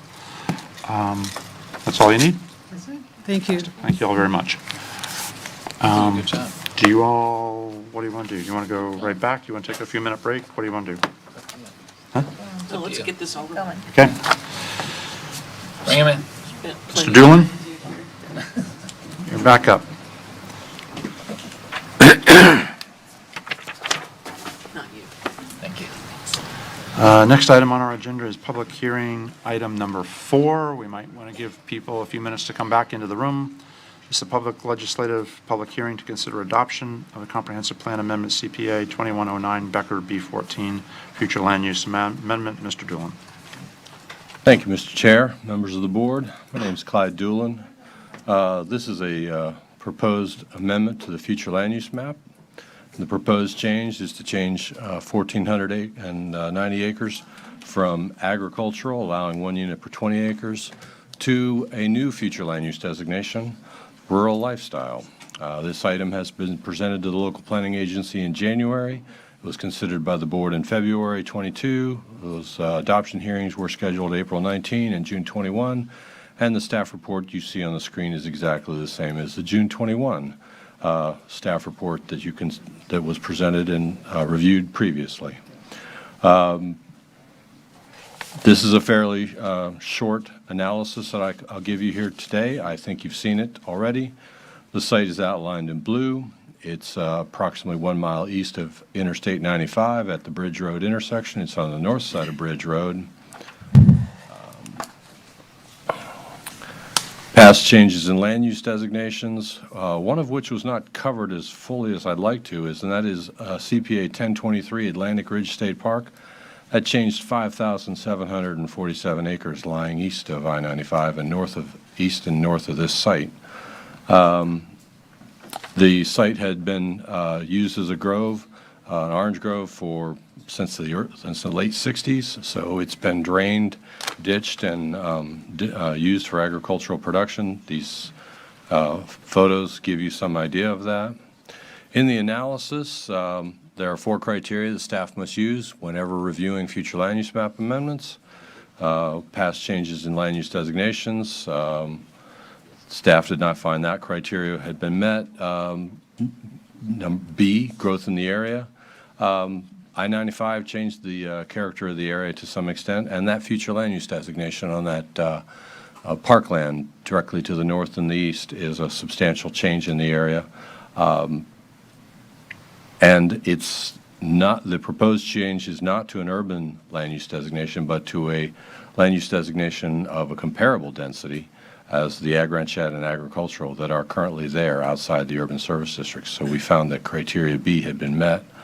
Criteria C we did not find had been met, but criteria D we also found had been met because we felt that this may enhance the general welfare of county residents by the additional preservation of land and the preservation of taxable values, and it will far exceed the taxable values typically found on agricultural lands. We found that it did not create an urban sprawl condition in our analysis, and we also found that it would not have a major impact on facilities that would need to be provided to this. So with that, I will I do want to touch on one thing. We did receive comments from the South Florida Water Management District on this proposed future land use map amendment. They had no comments on the text amendment. And we addressed those comments from the South Florida Water Management District in a memo within your board package. And we also supplied numerous documents, extensive documentation from the applicant showing water analysis and studies that they had done that address the issues that were raised by the South Florida Water Management District. So we feel that any concerns that were raised have been addressed, and with that, staff recommends approval of this proposed future land use change on 1,493.91 acres. Thank you, Mr. Doolin. Commissioners, questions for staff? Mr. Grady, are you going to be? Yes, for the record again, Morris Crady, Senior Partner with Lucido & Associates, here on behalf of the applicant. And I do have the proof of notice to surrounding property owners. And we do have a brief presentation, and I'm going to introduce Tom Hurley to go through that presentation as the owner of the property and give his background and history as to why he's here. Mr. Hurley, good afternoon. Good evening. Good evening. Is this the? Yes, sir. Okay, great. And I'll speak up because I tend to mumble. First of all, I'd like to thank everybody in this room for all of the work and time and energy they put into this today. And in prior days, we're very proud and very excited about what it is the Atlantic Fields project will get to do for the area. When we started down this road, we really thought about what South County is all about. The rural character is something that has always been at our top of mind. I mean, at the end of the day, we've been here for 60 years. This is our 60th anniversary farming in Martin County, and as you know, we're putting a an agricultural easement on our tree farm, so we're going to be here another 60 years, I hope. Go to the next slide if you want. Anywhere on the screen. Okay. Okay, great. As I said, we were founded in 1952. We're third generation. Those are my brothers and I, a lot younger, sadly. We're walking through our 800-acre tree farm that will be put into permanent agriculture. At our peak, we farmed about 15,000 acres of citrus here on the Treasure Coast, Martin, St. Lucie, and Indian River County. Most of it actually was in Martin County. We had about 10,000 acres that we farmed. And we've, started to see the disease pressure from citrus greening and citrus canker in the early 2000s, and then the hurricanes that we all endured in 04 and 05 really was sort of the death knell for citrus, commercial citrus anyway, in Martin County. And that's when we embarked on diversifying our agriculture into the tree farm.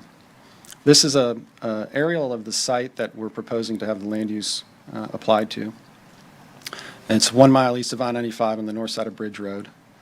It's about 4.5, 5 miles east of US 1, depending on where you measure from. This is a nice aerial. Of note on the property, you can see Grove 23 in the lower left-hand corner of the site. And everything else is, as you can see, is still sort of presents from the air as its former ditched orange grove. This is what currently sits on the property as a by right zoning. We actually have a plat that's approved for 20-acre ranchettes that was done in 2007, I believe. So the existing land uses on the property, the majority of it's 1 unit per 20. There is a sliver of the property that on the north side that is 1 unit per 2 acres, and it's inside the secondary urban services district. Again, it's a former grove. The property is bordered on the east side by the Atlantic Ridge State Park. That's an important feature as we get into the discussion of some of the public benefits. That park currently is not accessible, really, part of the park, but we're going to help create that. We came up with what we came up with because 20-acre zoning, as was told to us when it was put on our property in the early 80s, was just a placeholder. It wasn't meant to be a development pattern. And members of the community, many of whom are well-known, came out and told us that. This property was zoned 1 unit per 2 acres at the time, and they came out and said, well, there's this new thing called land use. It's going to be on all the western lands. It says 1 unit per 20, but that's a placeholder, and eventually there'll be more innovative ways to use your land. We were farming, and it seemed reasonable, so that's why there was not an uproar.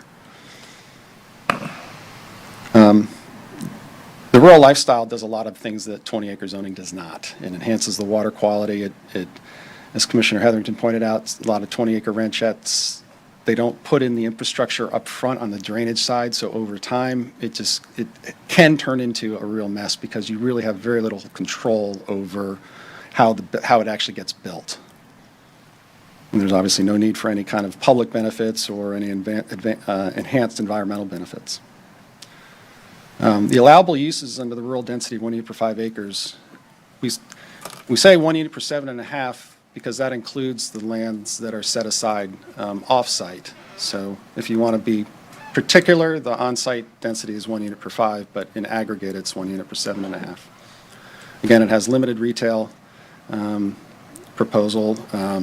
passive, active recreation. And most of the uses on these, in the rural lands currently, will be the same in this, which is equestrian and golf. Obviously, there's a lot of non-permitted uses, the more intense urban and suburban development, which is a unit or two or more per acre. Industrial uses are general commercial. The tax revenues has been talked about a lot. This was based on our preliminary estimates of value, which, thanks to the real estate market, I believe are low based on where current market is, but it's very substantial. And in the nature of Atlantic Fields, it's a second and third home for a lot of very well-to-do people, and so the burden on the schools and on the local infrastructure will be much lower than, or non-existent compared with a typical subdivision. The job creation is real. 436 permanent jobs, that would make it one of the larger employers in the county. And they're not just hourly server jobs or landscape jobs. They're fairly high-skilled jobs, service jobs. You can see the associated wages and the $1.6 billion in gross economic output during construction. 543 is during the construction. It's going to be a very economically additive part of our community at a time when, we're probably going into an economic cycle where that activity will be appreciated. This was a great slide that, Treasure Coast Regional Planning Council applauded the county and applauded the amendment for actually doing what a lot of, I think, people are afraid of. They were afraid that our amendment would actually lead to what the Treasure Coast Regional Planning Council says it will prevent. And I truly believe that it will prevent the sprawl and the environmental impacts that would come with traditional ranchette-type development. So that's just the overview of the property. Any questions, I'd be happy to. Commissioners? Good. Don't leave. Thank you. Morris, you have anything else you want to add? No, obviously, we're in agreement with staff recommendation of approval. Mr. Raines, you all set? Anybody else over there on the team? Okay, this is a public hearing. Mr. Bay, I do have a speaker form from you from earlier today. Would you like to speak on this? Anybody else want to speak to this, please get either a form to the bailiff or come up and speak after Mr. Bay is done, and then fill out a form for the bailiff. Good evening. Thank you very much, Commissioners. I know it's been a long and hard day.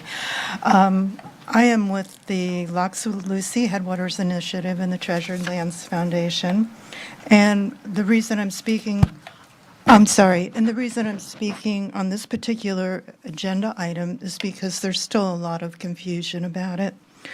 We know that this one addresses the future land use map for the Discovery development, but all the conversation that we hear about is this 12,000 acres, and a lot of people don't understand how this is different from spot zoning. Maybe if we had a workshop, it might have explained that. I also have a question because under item 7 on the agenda, section 2 of the application and elsewhere, such as in Exhibit 1, it notes that the future land use will be changed to agricultural ranchette. That's in the documents in front of you. And there are notes throughout that to comply with the agricultural ranchette land use, yet the ordinance notes that the land use zoning is to be rural lifestyle. So things like that are very confusing for people like myself and the public.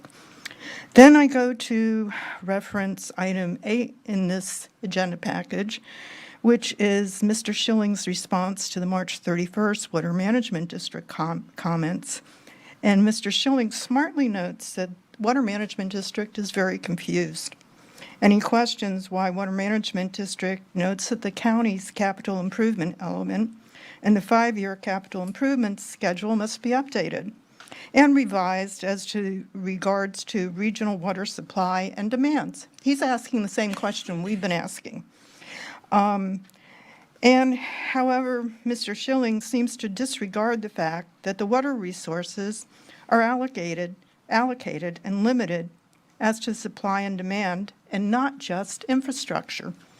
He also seems to note disagreement with them as to what should be addressed in the comp plan regarding conservation, use, and protection of natural resources. Adding to the confusion is the narrative that reflects the Atlantic Fields Discovery Project, and yet we're still talking about 12,000 acres, so people are just completely confused. Obviously, the public is not expected to have the deep level of understanding that Mr. Schillings has and what our management district has, and I feel that that demonstrates that the county has not communicated clearly or allowed for full public participation in the comprehensive planning process that this has taken, and that the amendment process has not considered or responded to public comments throughout this process. I also will note that I sat here and I saw this map on the screen that showed an area that was greater than the village of Indiantown. This is significant. We really need to address things like that. And the taxes that'll flow off of this one development might be. Yeah, I'm not going to support this. None of the 4 criteria for a future land use map amendment have been met. The applicant seeks 317 homes, which allows 317 guest cottages, 60 dormitories, actually more, an unlimited number of clubhouses, an unspecified number of clubhouses, a 6,000 square foot store, and other commercial uses, which we don't know what they are, plus 54 cottages, golf cottages, and clubhouses, and we don't know how many of those are proposed either. And those are to be blended. Those are to be clustered on 480 acres of the 1,530 total. So you're looking at 700 buildings on 480 acres, which is hardly 1 unit per 7.5 acres. The lots are not, there's no minimum size. It's water and sewer are going to be extended. It destroys our urban service boundary. It harms our natural resources. There's no limit on how much water is going to be taken to feed this thirsty golf course and the thirsty 634 homes and 54 golf cottages there. There's no limit on the amount of nutrients that can be applied on these golf courses and on the residences. That will harm our rivers. It's completely incompatible with all the neighboring uses, which are agricultural in nature. It will put incredible pressure on our agricultural lands to convert to urban sprawl. It's, in closing, it is textbook urban sprawl. Thank you. Thank you, Commissioner.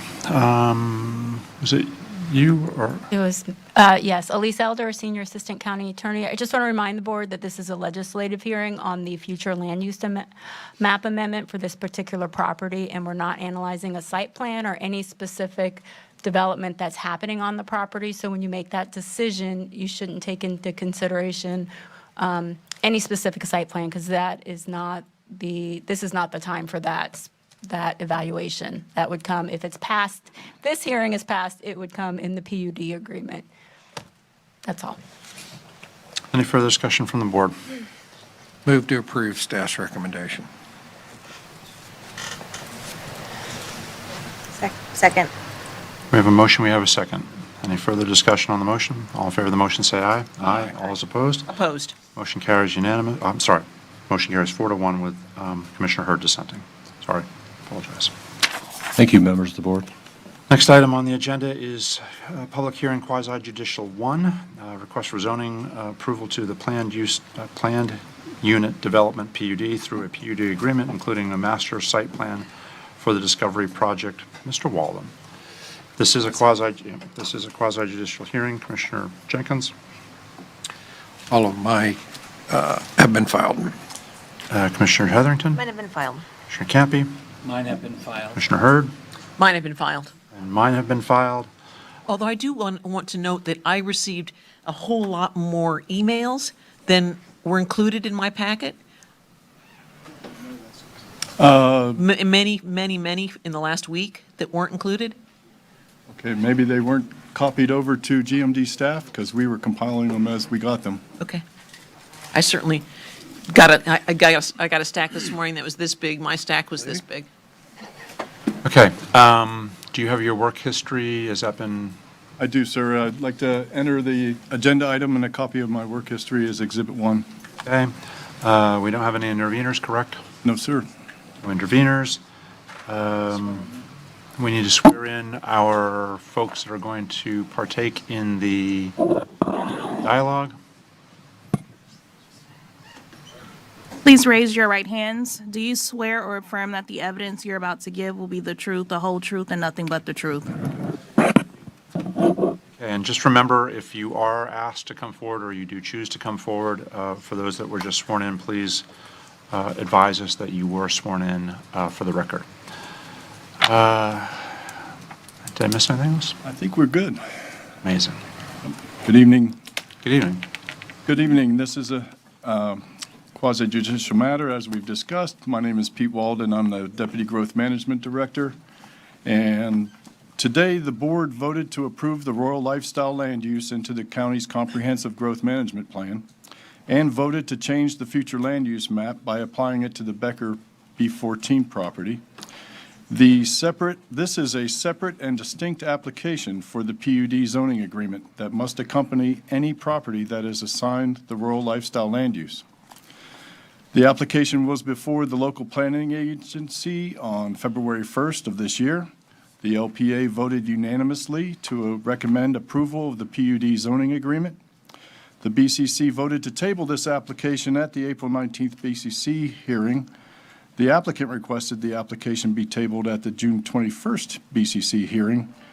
The applicant has requested this matter be heard today, and all required notifications were provided for this public hearing. This is a request by Becker B14 Grove Limited and Hobe Sound Equestrian LLC for rezoning from the existing AG 20A Agricultural District and the RE2A Rural Estate District to the Planned Unit Development District through a PUD agreement, including a master and phasing plans for an approximate 1,530-acre site located on the north side of Southeast Bridge Road, about 1 mile east of the I-95 interchange. In order for any site to be developed in the rural lifestyle land use, it must be developed as a planned unit development with the following criteria. The PUD must contain a minimum of 1,000 contiguous acres. As stated, this proposal is for 1,530 acres. In order for a PUD in a rural lifestyle land use to develop at a density that exceeds 1 unit per 20 acres, a 1 acre of land must be held as open space in either an agricultural or conservation easement for every 2 acres within the limits of the PUD. The applicant has proposed an agricultural easement for an approximate 800-acre tree farm located south of Bridge Road. A minimum of 70% open space must be maintained within the PUD site. An economic analysis must be provided that shows the development will have a net positive fiscal impact to the county. And development standards required in the rural lifestyle land use shall offset ecological impacts, enhance water quality, ensure compatibility with surrounding agriculture, and provide self-supporting elements that reduce traffic. Water and wastewater service may be provided to the site. At the final site plan approval for which these services are required, staff will ensure that they are available and that the applicant will bear the full cost of installation and maintenance of those services.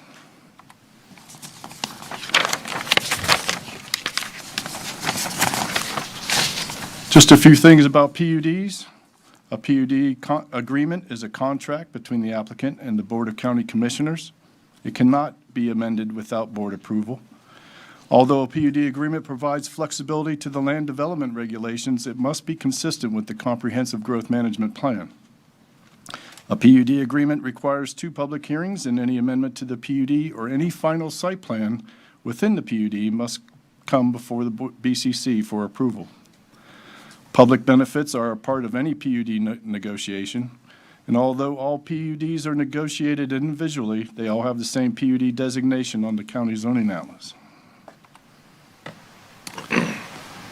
The Discovery site consists of the existing Hope Sound Polo Club, a platted subdivision, and Track D of the Grove Golf Club plat, which is approximately 223 acres.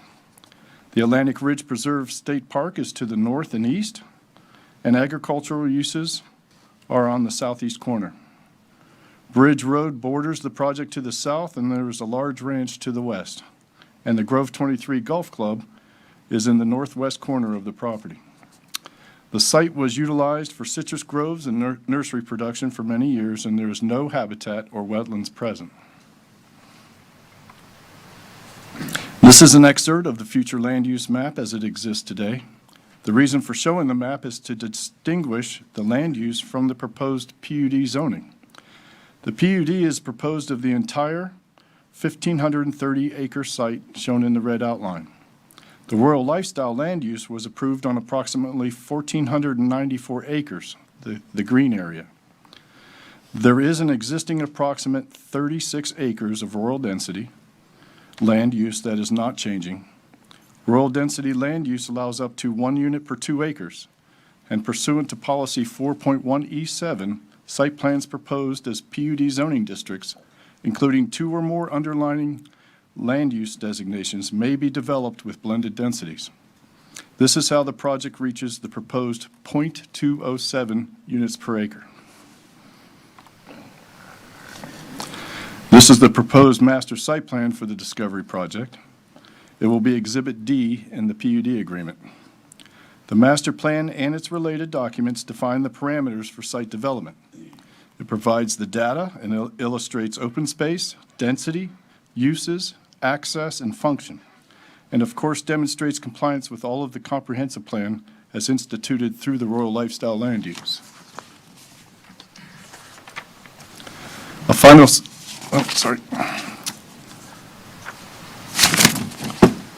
final site plan is accompanied by a final site plan that is accompanied by construction documents is still required before any construction is authorized. Final site plans will come before the board so that staff can document site compliance with the land development regulations and the comprehensive plan. The master plan proposes 317 detached single-family homes.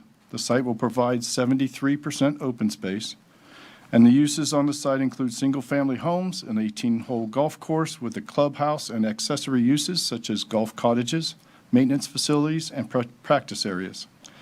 There are proposed polo and equestrian facilities, an organic farm with an on-site composting facility, and there are proposed support facilities for security, provisions, and miscellaneous activities. The master site plan is broken into 2 plans at greater scale. The project utilizes the existing Polo Club entrance. A proposed public road will be built linking Bridge Road with equestrian facilities to the west. Bridge Road will be fronted by polo fields and pastures in order to preserve the rural character of the area. Near the entrance road lies the old Hope Sound train station. As per the PUD agreement, the applicant will relocate the station to an area inside the CRA, the Hope Sound CRA. The western half of the site contains the equestrian facility, which is in this area, that the public access from Bridge Road will lead to. This is an approximate 25-acre facility that will be turned over to the park to provide the only public access in the area. Another part of the project includes the conversion of approximately 125 acres of fallow citrus land into a habitat restoration area, creating wetland and upland habitat that is designed to blend with the surrounding parklands. The club facilities and golf course will be positioned around a lake network that will also provide littoral plantings and habitat. The project as proposed will be developed in 8 phases. The first phase relating to site development is currently under review.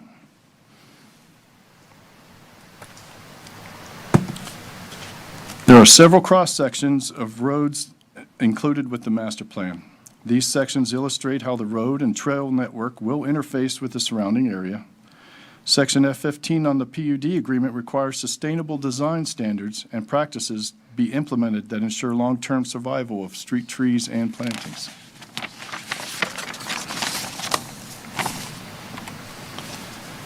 An economic analysis is required as part of the PUD agreement. This must show a net positive fiscal impact to the county. The analysis provided gives a comprehensive review of the impacts of the project weighted against the economic benefits provided. The analysis shows a substantial positive net impact even when applying the most conservative scenarios.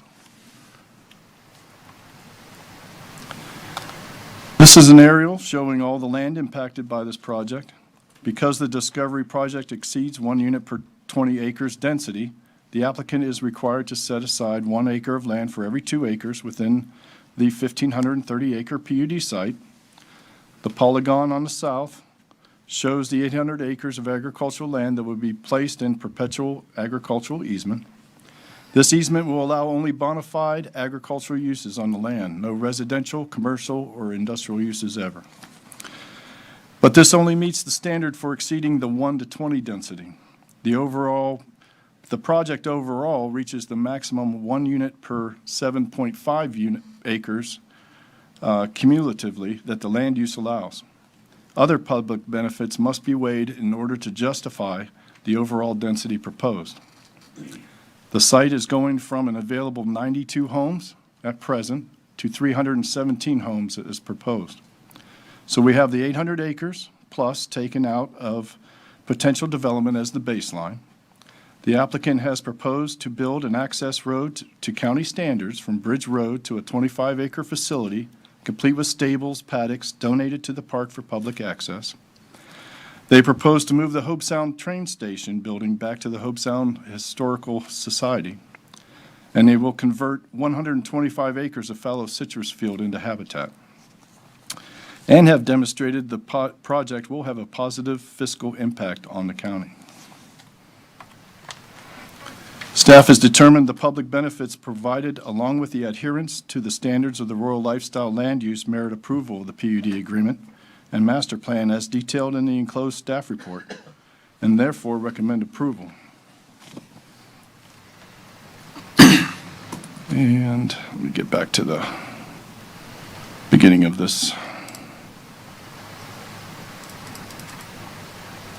And staff recommends that the board move to receive and file the agenda item and its attachments, including the staff report as Exhibit 1, and move that the board approve the request for a zoning change from the RE2A and AG20A zoning districts to the Planned Unit Development District through the Discovery PUD zoning agreement, including the master site plan and phasing plan. And that concludes my presentation. I'll be glad to answer any questions. Well, thank you very much for that thorough explanation. Commissioners, any questions for our staff? Seeing nope. Commissioner Campy. Any time frame on the road and the stable donation, and what's the coordination? That's going to be handled through the state, not the county, correct? The road going to the stables, that is in the PUD, and perhaps the applicant, I've forgotten exactly what the time frame is on that. I'm sorry, but I just assumed that, I'll be able to answer that. Oh, when they make their presentation, thank you. Any other questions for staff? Okay, Commissioner Hurd. Yeah, how did staff verify the economic analysis? An analysis was provided, and we did have an outside expert review that, as well as the existing county administrator at the time reviewed it as well. And what expertise did any of those people have to review an economic analysis? David Farmer provides those types of analyses for a living. And I believe Taryn Krista was the budget manager for the county for many years and has a good grasp of those types of things. So she's a real estate analyst? Well, we relied on David Farmer for the confirmation of that the analysis that was provided by a professional was correct. Do you know who provided the consultant with the figures that were used for the economic analysis? Provided the consultant with the, imagine The economic analysis that you evaluated. I'm sure that he provided that information from the applicant themselves. Okay. For right now, yeah. Mr. Crady, Mr. Raines, you're up. Please. Walden, if I could, please. For the record, Bob Raines here on behalf of the applicant. Mr. Walden, I know you've been sworn in, correct? And I know you turned in your resume for your qualifications, but can you just give us a brief synopsis of that resume and what your qualifications are, sir? I've been with the county for 7 years and currently the Deputy Growth Management Director, responsible for development review for the county in the Growth Management Department.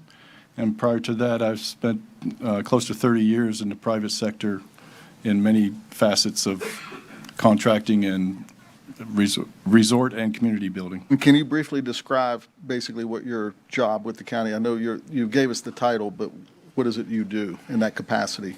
I currently act as a project coordinator on certain projects, but I oversee the development review for GMD staff for all permits, environmental, and development review for the county.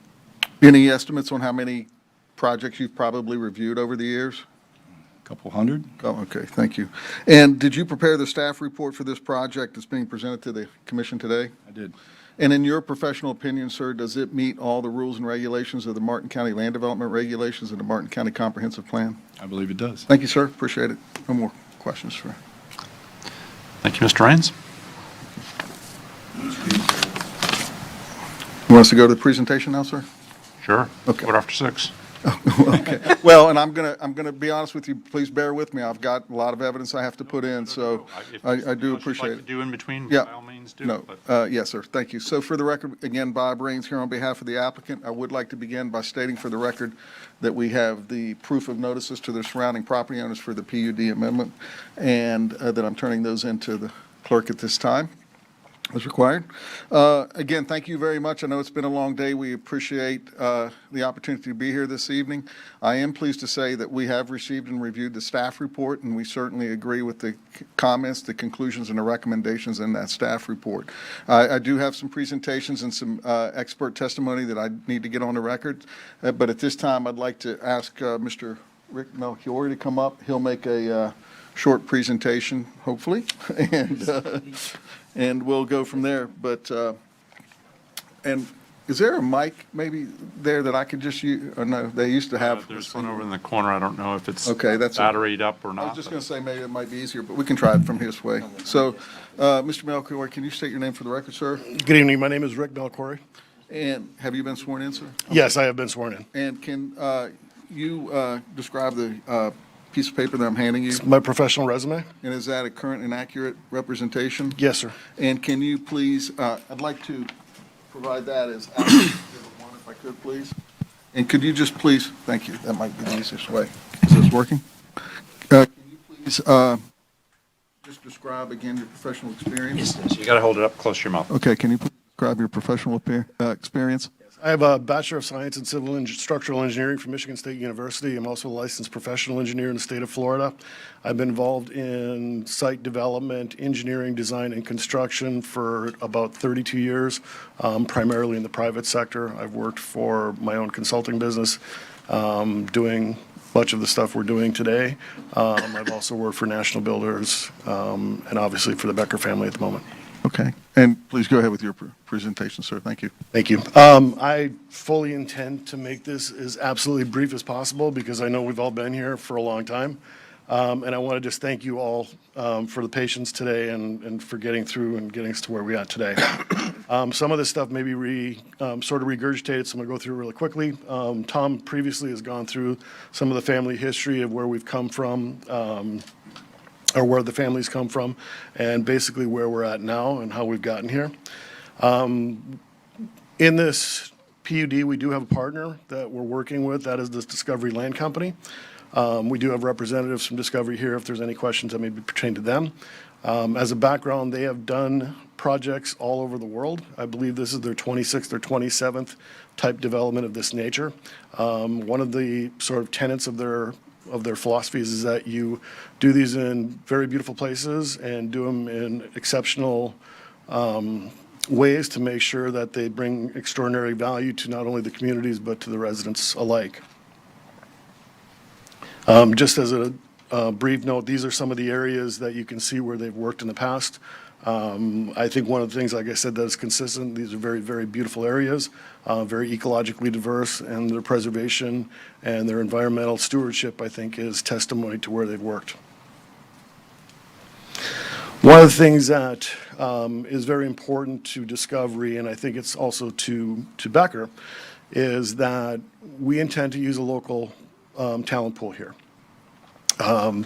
About 90% of the staff, 95% of the staff will come from local trades, contractors, people that are looking for jobs, and that basically comes from management down to, whatever it might be. I know they are committed also to second chance. I know that's important in the community. I was blessed. My father was a guidance counselor. Second chances were very important to him, and I know it's also very important to Discovery and to the Becker family, so we will be working with the community to try to help some of those people provide careers. As mentioned, this is the attached site. The property is a little bit deceiving. It is about a mile and a half or a mile or so east of I-95. Dimensionally, there's about 1 mile of frontage on Bridge Road, and the property is about 3 miles deep. So when you look at an actual site plan, while it may look like it's relatively condensed, keep in mind that it's spread over, a little more than 3 square miles. This is the actual subject property. Again, it's bordered on the, east and north by the Atlantic Ridge State Park. And I will touch on Commissioner Campy's question when I get down into the public benefits, but we are working with the Park Service at the moment. Grove 23 is in the northwest corner, and again, we front on Bridge Road. There is a small out parcel that is currently owned by the Catholic Church, and that's not part of the project. Some of the key details of the project that Pete had mentioned, we're approximately, or not approximately, but we are 317 home sites on a combined aggregate of about 2,300 acres when you take into consideration the preservation. That gives us a gross density of 1 unit per 7.5 acres. There will be an 18-hole championship course and a 9-hole short course, both designed by Tom Fazio, who I agree, I think everybody knows is sort of a local legend. The polo fields that are currently in place and will be enhanced with other equestrian offerings, hunter jumper, dressage, etc. But that does provide approximately a 1,500-foot buffer off of Bridge Road that the development will not take place in. So all of the development will be to the north of the existing polo fields. We will construct approximately 200 lakes for stormwater treatment, which is slightly more than about double what we need. I think we needed about 125 to sort of meet our typical criteria.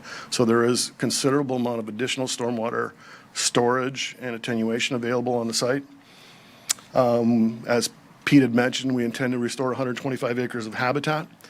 We will try to connect to a regional utility. Currently, SMRU is approximately half a mile away. For those of you that aren't familiar with it, those lines in itself were sized originally for the mobile oil development. So there is excess capacity in those lines, and it's actually a bit of a problem for SMRU, so we've been in discussions with them. Obviously, that decision hasn't been made yet, but we're kind of moving a little bit in that direction.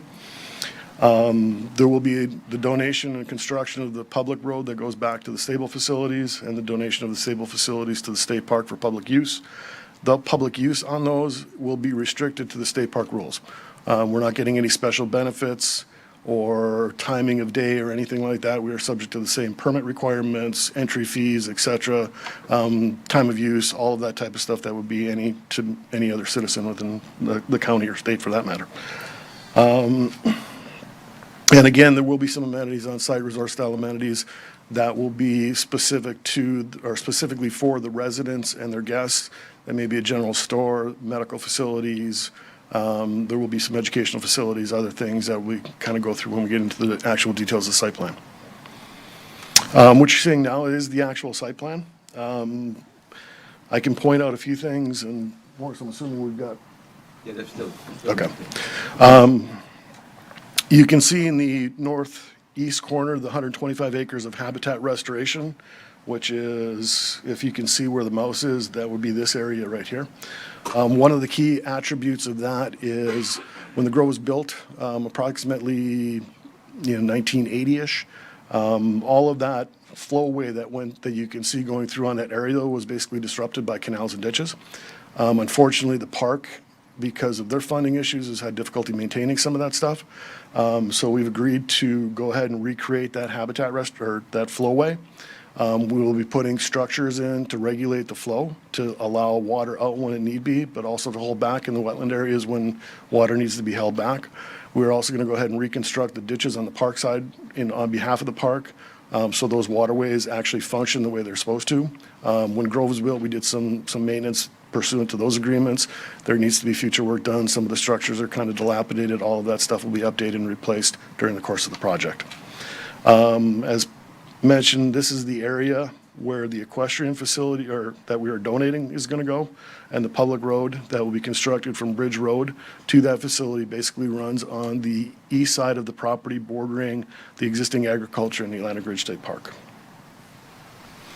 This is just a little bit more of a detailed site map, a little bit more broad, kind of outlining the lots. Lot sizes range from approximately 3/4 of an acre up to 4 acres, give or take. There's varying ranges of sizes, that kind of fit that mode. You can see some of the smaller, 3/4 acre, acre and a half lots that sort of surround the club facilities and the lake in this area.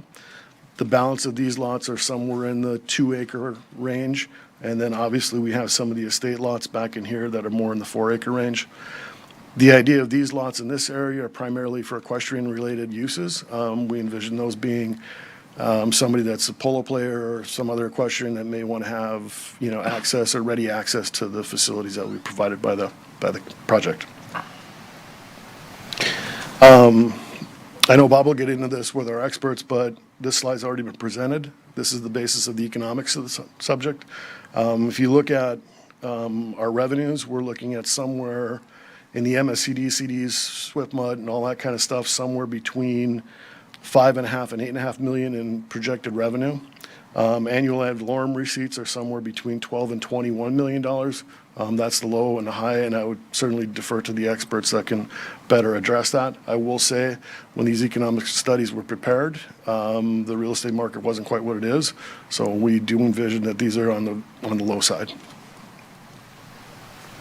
From a job creation, again, we've gone through this in the previous presentations, but you have 436 permanent jobs, approximately $15.5 million in annual wages, $39 million in annual continuing economic services, roughly 10,700 temporary jobs, and those are obviously jobs that are going to take place during construction and the development of the project. Approximately through that, about $540 million in annual wages and $1.6 billion in gross economic output. What I'd like to do now is just kind of touch a little bit more on the public benefits. As Pete had explained, one of the public benefits that we have is the preservation of our tree farm. That is an 800-acre site. We've been in communications, actually not in communications, but we've been working through that agreement with Conservation Florida. They will be the 501c3 partner. I think for the most part, we and they have agreed on the documents, and we fully intend to be presenting them to your legal department for review, as obviously you are the third co-signer in that agreement. But like I said, Conservation Florida will be the third party. Within that agreement, we agree to set up a fund with them so that there is, in the event something happened, there is monies available for annual maintenance for some reason if our agricultural operations cease. But obviously, we don't intend to do that. This is the 125 acres of the restoration. I think everybody recalls back in the days when there was some flooding in Hope Sound. That was a bit of an issue. This is not going to address that, but it's certainly going to help it by being able to regulate flow through that area in a more engineered fashion, for lack of a better way of saying it. We're able to lower the water tables when need be if storms are coming, and obviously raise them and keep the wetlands hydrated when that's necessary. If you look at the photograph on the lower right-hand side of the screen, that is the facility that will be donated to the state park. Mr. Campy, in your questions, we have been in discussions with them. One of the sort of negotiations that we're going through, and I don't say negotiations, but we're going to need easements for utilities that come through the park. There is an existing drainage easement. We're converting that drainage easement to a utility easement. We provided them the documents so they can see where, where it goes in the language, et cetera. They're going through that on an internal review from the standpoint that we look at it. Once we do that, it's going to be a relatively quick process. And then obviously there's the time to construct it, and the construction is within the phasing. Thank you. I just think that that'll be probably one of the premier public benefits. And as long as I've been sitting up here, when we've had other PUDs discuss public benefits, I think that's probably the best one we've ever gotten. That's another aerial view of the photograph. You can see where there's an existing polo field. Portions of that will be retained. There'll be additional parking created. There is approximately 14 stalls in a stable and meeting rooms. I think some of you have had the benefit of being out to see it. It's actually quite a beautiful facility. The last public benefit I want to touch on is the Hopestown train station. For those of you that have been to our office, that is the old Hopestown train station. Our goal is to, when appropriate, return that back to Hope Sound. And by when I say by when it's appropriate is when they're ready for it. From our standpoint, once we get moving along, we're happy to get that ball moving as fast as we can. I know it's a item that the county or the Historical Society would like to see, so we're eager to work with them to get this delivered back to the area. I would argue Commissioner Campy's best benefit. I think for me, that's the best benefit. Thank you. Yeah, That doesn't fit in Hobe Sound anywhere. We have a spot in Palm City for it. Not going to Palm City. By the way, this was stolen. A building was stolen. There's a whole story of this. It's an amazing story. There's a colorful story behind that, yes. And that is the Those extent. guys right there. They were the ones on horseback that took the train. That is the end of my presentation. I'm happy to answer any questions. Thank you, Mr. McClory. Commissioner Hurd. Yeah, what's the public access to the 70% of open space? The 70% of the open space will be within the confines of the project. So it will be open to the public? No, absolutely not. None of it will be? Okay, so that's kind of hard to describe that as a public benefit then, isn't it? It's not a public benefit. The public benefits are the 4 items that I listed. Okay, I'm going to your PUD agreement, to the public benefits. 16A, describe to me how this is going to be implemented, quantify and qualify the benefits. And then Martin County, explain to me how you're going to verify. 16A, I got to get out of. I believe It's on that page from our standpoint- 1454. From our standpoint, within the contract for the PUD, it spells out when everything is going to be delivered. No, I'm trying to find out, you're going to offset the biological and ecological impacts of new development through low-impact development and environmentally beneficial practices, including community farming, blah, blah, blah. So tell me exactly what you're going to do, and staff, tell me exactly how you're going to verify that they've been successful in doing this public benefit. I guess if you want me to take them, I mean, the 4 public benefits that we provided, I think were clear. I mentioned within the stormwater management tracks that we have well exceeded our requirements for normal land. Plus, we're including, we're taking runoff from 320 acres offsite and treating that, so that's an additional stormwater benefit. A through H, describe for me each one, and then the county, please describe for me how you're going to verify, how you're going to enforce. Okay. It's in there. Okay, so this is the items in question? No, page 1454. Yeah. Mine says, public benefit. The Discovery PUD offsets the biological and ecological impacts of new development through low-impact development, so on and so forth. It's right, it's right. We, Morris, credit for the record, we addressed each one of those in the PUD agreement.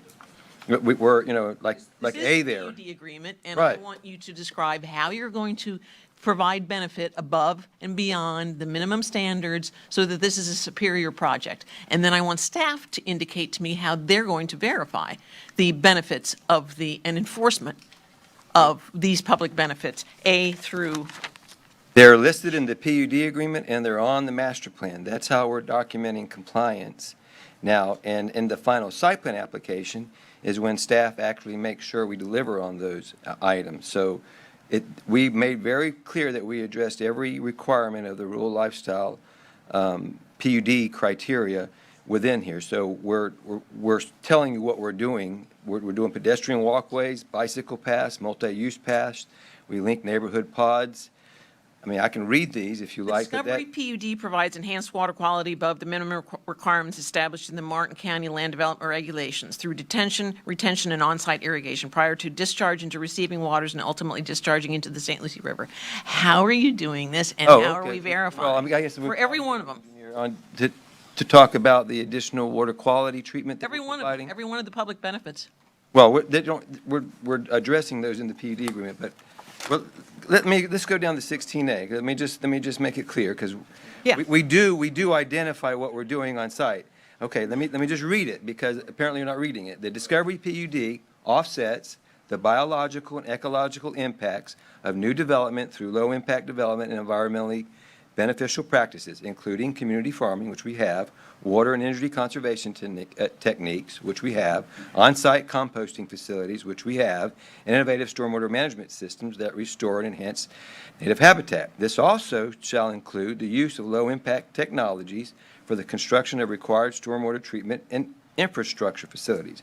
And we've documented that by saying within 36 months, a final site plan approval for Phase 1B, owners shall complete the restoration of 125 acres, more or less, of the habitat restoration area shown on Exhibit D in accordance with the restoration plans approved by Martin County in consultation with the Atlantic Ridge Preserve State Park. Upon final acceptance by Martin County, the owner shall dedicate the site to the Hope St. Lucie Conservancy District for perpetual maintenance responsibility and management in accordance with the approved habitat restoration management plan. So that's how we accomplish that part of the requirement. Go into B, I can read that out for you too. The Discovery PUD provide, well, you want to, this is how we're doing it. I want to understand how you're doing it. I'm reading it. Because we were described told, it we to were The you. told project, by I can staff- tell you on B, the project told by contains, staff that we could negotiate public benefits. well, if you want to add to these, If you please. want to negotiate, but you're asking us stop. where we're doing it. Please He's explain giving you the Okay. answer. He's All answered right, it. I'm answering you. All of you, Yeah. stop, okay? Closed captioning can do one person at a time. There's 3 people going on, and one person talks. I don't care if it's a commissioner or you two, okay? Well, I With mean, Wait, again, Morris, hang on. With respect to Commissioner Hurd, if she's talking, don't talk. Let her talk, and when she says, I'm done, or I ask her if she's done, which is why she looks at me and says, I think so for now, then you Okay. guys can talk. Got it?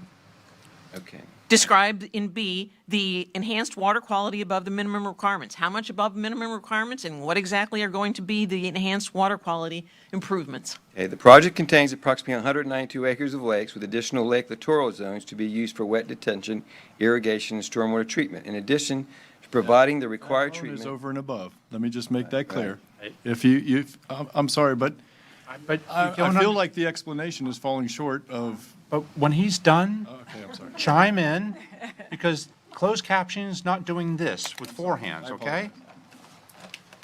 Okay, Morris Cady again. In addition to providing the required treatment from the proposed development area, an additional 320 acres of off-site property, which is Thomas Produce site to the east, will also be captured and treated by the project's stormwater management system.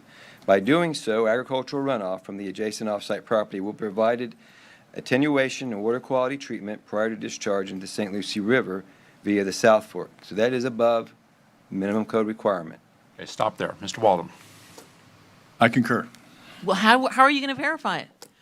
What steps, are you going to be the enforcement agency? well, How are you going to when we- professionally evaluate whether or not this is a public benefit?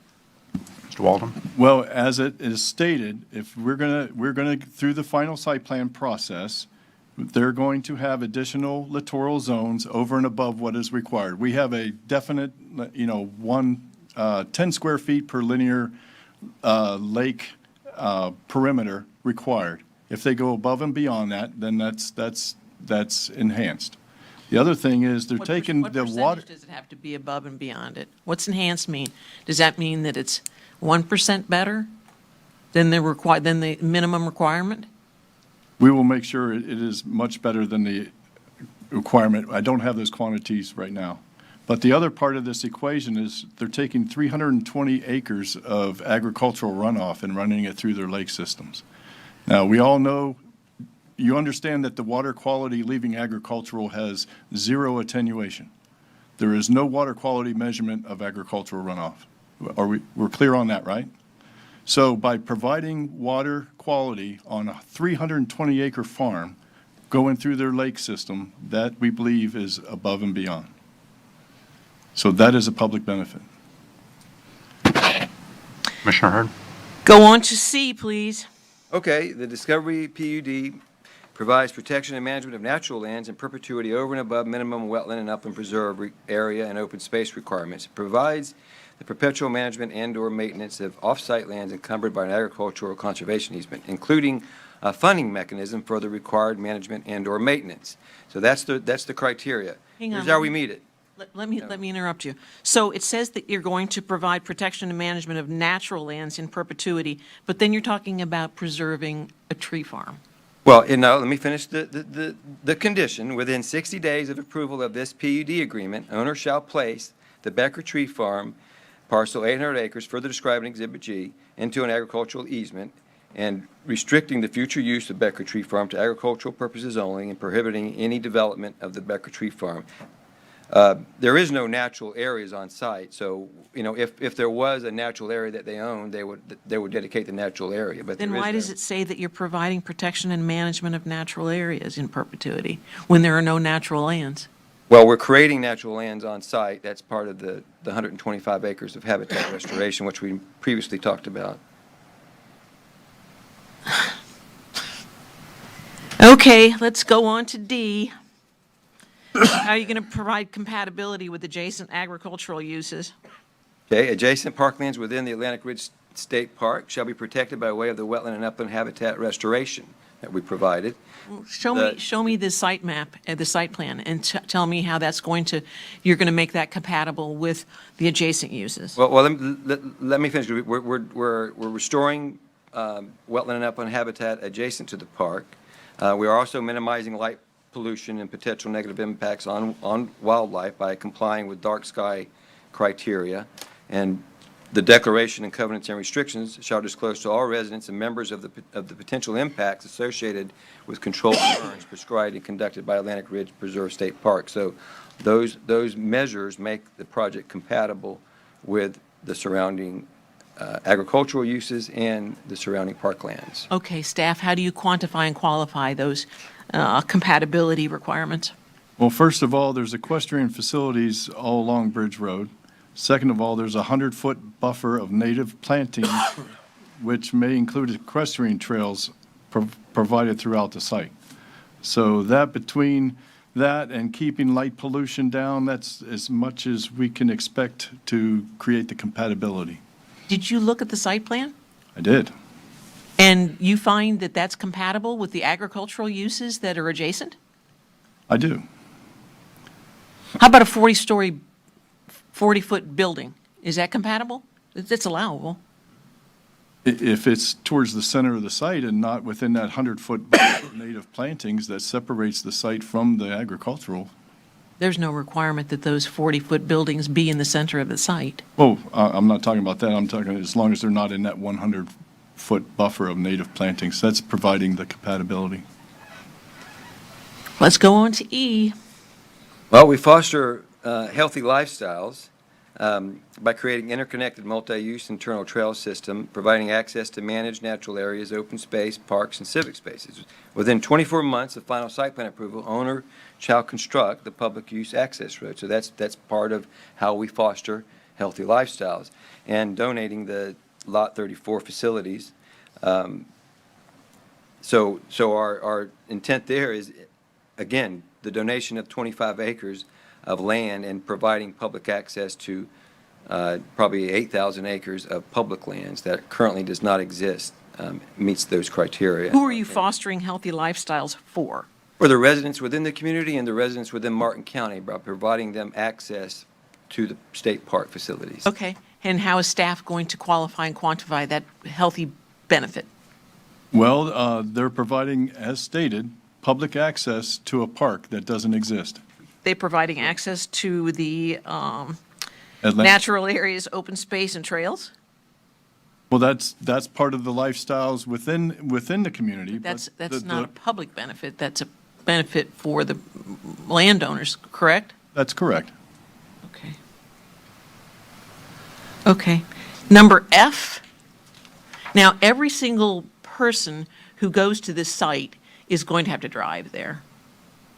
So it's going to be extremely, its carbon footprint is going to be massive. So how do you minimize greenhouse gas emissions? Well, once you're within the facility. Everybody has to right. drive to get there. Right, and then they park their cars, and they stay, for the most part, within the facility. That's the MO of Discovery. They basically provide the amenities, the services, everything necessary to keep the residents on site. That's why they come here. They don't, they're not, well, and they provide charging stations. They use electric equipment. Everything that they do is governed by LEED design and green building principles. They're very much into sustainability. They have a sustainability director that his only job is to ensure that everything done in Discovery is sustainable and compatible with the environment. Number H. Again, the public and private recreation uses that support or complement sustainable rural and agricultural lifestyles and local charities. That's done by including but not limited to polo and equestrian events that are open for public viewing, charity events, donations offered by the Discovery Foundation. You've heard that already. They're very much into providing and supporting local charities. To promote rich cultural history of the Hobe Sound area, and we're donating the historic Hobe Sound train station to the Hobe Sound Historical Society. So those are all elements that comply with that criteria. Mr. Walden, how are you going to proof, how are you going to validate, how are you going to qualify and quantify the benefits of H? Are we going to keep a record of what charitable contributions are being made? No, ma'am, we're not going to get into that depth of the criteria. We will, obviously, they're doing the train station, that is in the PUD as a requirement. We are under, the history of the Discovery Land Company is well known, and we are going to provide, whatever help staff can do to make sure that these benefits are provided. The Discovery PUD provides private or public recreation uses and events that support or complement sustainable rural or agricultural lifestyles and local charities, or that provide direct environmental benefit, employment, or economic opportunities. How are you going to prove that? How are you going to verify This that? is what the applicant has proposed, and if this is not considered, this is over and above what I listed as the public benefits that went into the staff's analysis of the project. But this to me would be over and above whatever else the other public benefits are provided. I don't know how you prove that. I don't know how you verify it. These are generally not measurable things. They're not enforceable. They're certainly definable, but they're not defined. I agree with you that this is part of the agreement that the applicant will have to provide the ongoing benefits in a manner. But we're being asked to approve this today. Well, like I said, this is not a major component of the PUD benefits. I did not list these benefits as part of staff's criteria of this. This is over and above what we feel is commensurate with the increased density. Thank you. Mr. Donaldson, you had your light on? Sure. No, I'll retrieve that light, thank you. I would say this, and there was a little bit of jest going on with the train station comments and the access. Probably 15 years ago, a former county commissioner from that district had a plan and a want and really pushed hard with another project that might have happened at one point and didn't, to get the 120 acres on the northeast corner back into the flowway of the headwaters. If there wasn't a more significant piece, at least from my perspective, that actually getting done is a huge piece of this. People would like to maybe suggest or think for a second that there isn't any environmental benefit to what's going on with this property. If you were to go see the property today, it's, for all intents and purposes, fallow polo fields. It was a fallow agricultural facility for years. And I don't mean this critical, but I mean, it wasn't producing any significant environmental benefit. When this thing is built out to its conclusion, the components of landscaping and of trees and everything else that will be embodied in this will be, in my opinion, an amazing habitat for all sorts of wildlife that otherwise wouldn't have had anything to do with that barren piece of land that sat there for all those years. So with that, the 120 acres on the northeast corner, which I hope Patrick is watching, or at least gets message that that's actually going to happen, I think. Phase one, too. Altogether exciting. Commissioners, do you have any other questions for staff or for the applicant? Are you done, Morris? I've still got to go to public if. Just very, No, I've still got a lot. I'm to sorry. present. Yes, sir. That's okay. sorry. I'm sorry. just while we're on the topic of the public benefit, you know, I believe moving the Hobe Sound train station back to Hobe Sound is a benefit for the residents of Hobe Sound in particular. It's their history. But, you know, I think a lot of us, you know, utilize the amenities at Jonathan Dickinson or up at Halpatioke, especially beyond the fields, and go into the sort of the trails there. I know that for a long time we talked about the Atlantic Ridge had an access point basically next to Anderson Middle School down that little drive there, and most people don't even know to go there as the trailhead, I think. And the reason that if you just created a trailhead, even out in Allapattah, you have to have something. You got to, you know, either a mountain bike. Most people are not parking over there in a sort of nondescript parking area and walking through Allapattah. I know that some will. But by giving that access point from Bridge with the facility that I've had the opportunity to see, it's a beautiful facility. The state park system will be thrilled. It's a game changer. But for the universal residents of Martin County, now they have a location to go. Now, most of us don't own horses, but that facility will allow a vendor or whatever you call them, outfitter, to maintain horses that people can go there that want to try that and ride horses, and then not just ride horses around in some field, access the Atlantic Ridge. That needs to be promoted more. I mean, I know it's part of your presentation, but that is a paramount public benefit for residents that when I had originally heard this plan, I couldn't believe that you were willing to give that whole entire facility up for the public to have access to and then be able to go and use the park versus just, hey, you know, we got a gate in the fence and there's a couple of signs and maybe a little, you know, covering and some trash receptacles. This is going to be a jewel in our parks, well, the state's parks and rec, but it's in Martin County. So I want to highlight that because most people that are hearing this and figure, well, none of this will have anything to do with me, that will have everything to do with people that want to try that new area or ride mountain bikes.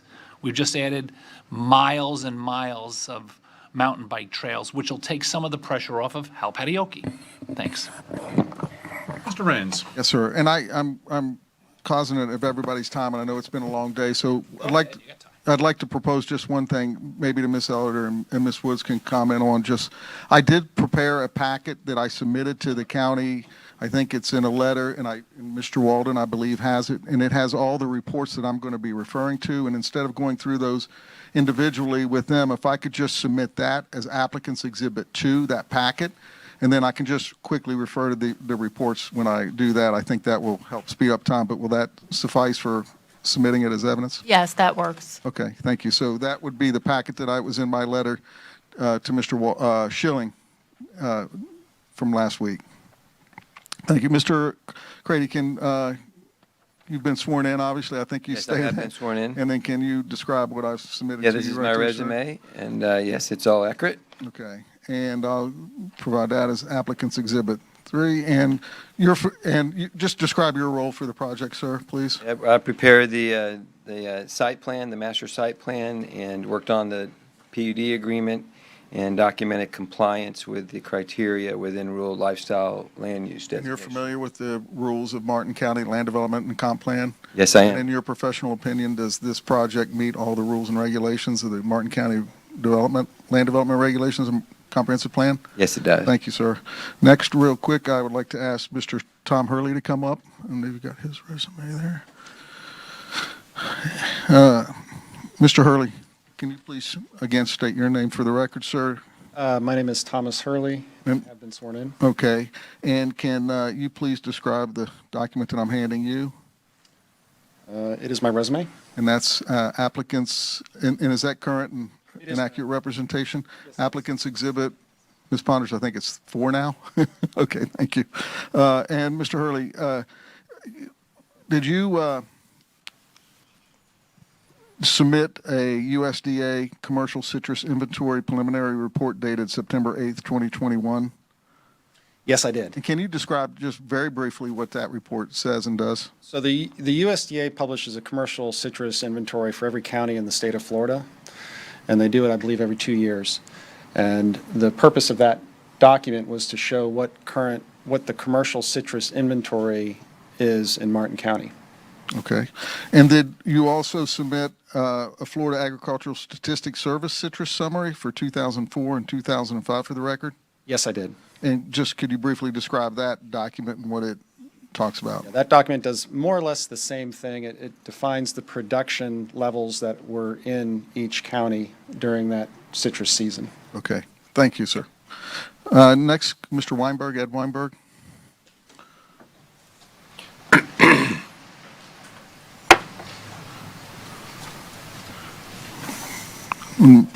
Mr. Weinberg, if you could state your name for the record and if you've been sworn in, sir. My name is Ed Weinberg with EW Consultants, and I have been sworn in. And could you describe the document I'm handing you, sir? This is my professional resume. And its accurate Yes, sir. representation? And can you just briefly describe, and that's would be applicant's Exhibit 5, I believe. And if you could briefly describe your qualifications, sir. I have a Bachelor of Science degree in biology from St. Bonaventure University and Masters of Science in Oceanography from Florida Institute of Technology, and over 35 years of experience as an environmental consultant in South Florida. And could you describe your role in the project, sir?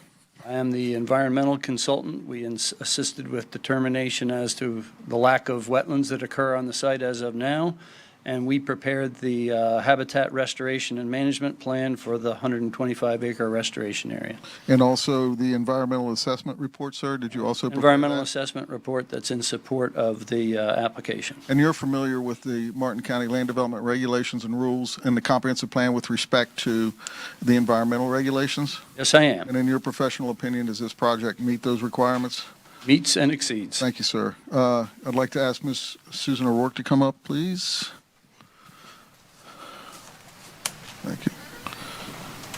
I think you know the routine, Ms. O'Rourke. If you can state your name for the record. Susan O'Rourke, O'Rourke Engineering and Planning, Have you been sworn in? and I have been sworn in. And can you describe the document I'm handing you? My resume. And it's current and accurate? Yes, it is. And that would be applicant's exhibit, is it 6, Ms. Wonders? Am I keeping track? 6, thank you. And can you describe your role in the project?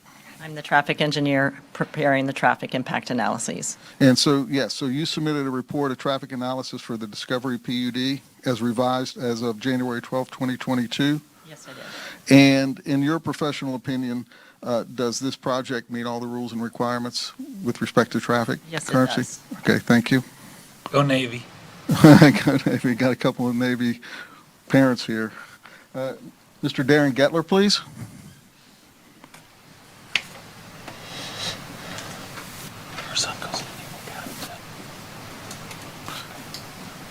Darren Gettler with Velcon. And have you been sworn in, sir? Yes, sir. And can you please describe the document that I'm handing you, Mr. Gettler? It's my resume. And is it accurate? Yes. Representation, applicants Exhibit 7, if I'm keeping track right. And can you please describe, just briefly, your education and background, sir? I have a bachelor's and a master's in civil engineering. Okay. And can you describe your role in this project? Engineer of record. And did you prepare and submit for the record the master stormwater report for the Discovery PUD dated January 19th, 2022? Yes. And did you also submit, sir, the record for the conceptual engineering plan set for the Discovery PUD dated January 14th, 2022. Yes. And are you familiar, sir, with the engineering policies of the Martin County Comprehensive Plan and Land Development Regulations? Yes. And in your professional opinion, does this project meet those comprehensive plan Yes. policies and regulations? Thank you, sir. And then Natalie Frazier, please.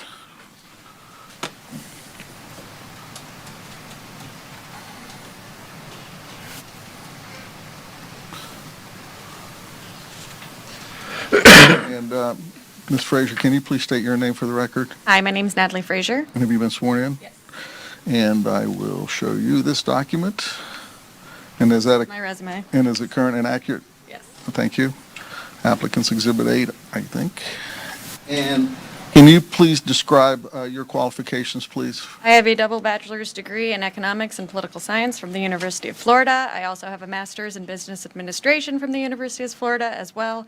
And I've been with GAI Consultants for 4 years now. And what was your role in the project? We have completed, the GAI Consultants has completed the economic and fiscal impact analysis. And so you prepared the one that was submitted for this particular project, is that correct? And does the document that you prepared, does it show that this project will have a positive fiscal impact on the county? Yes. Thank you very much. Go Gators. So, Commissioners, that concludes our presentation. We appreciate your time and patience. I think that we have shown through expert testimony that we have provided competent, substantial evidence that this project deserves a recommendation of approval, and we'll be glad to answer any other questions that you might have, and we would respectfully request approval of the project. Raines, thank you. Thank you. Thank you for your patience. Questions for the applicant, either Mr. Raines or Mr. Crady or any of the witnesses that Mr. Raines qualified? Seeing, hearing none, this is a public hearing. Ms. Dubay, you have another speaker forum for this item. Did you want to get up and speak on this one?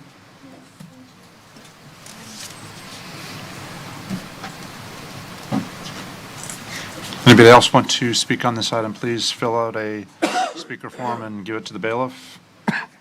Yes, ma'am. Good evening. Thank you again, Commissioners, and everybody else that's here. I mean, this is really a beautiful project, but I think the way it's been done personally has not been correct. But I am here speaking for the Loxalucy Headwaters Initiative and the Treasured Lands Foundation. And I know one of the concerns that we have is we're told that there would be some wildlife trailways and hiking.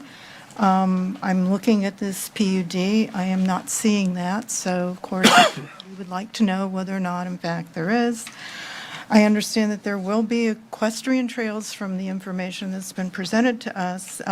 It does not sound like they will be open to the public. The only access will be into the park, which brings me to Atlantic Ridge State Park and what is the situation as far as the county monitoring and how much time will pass before the state park will be accepting the responsibility for the facility. This, how long is that going to go before the county's going to do something? And what's the fallback plan if in fact that doesn't happen? Because obviously that's a big public benefit and we wouldn't want it to be a public cost.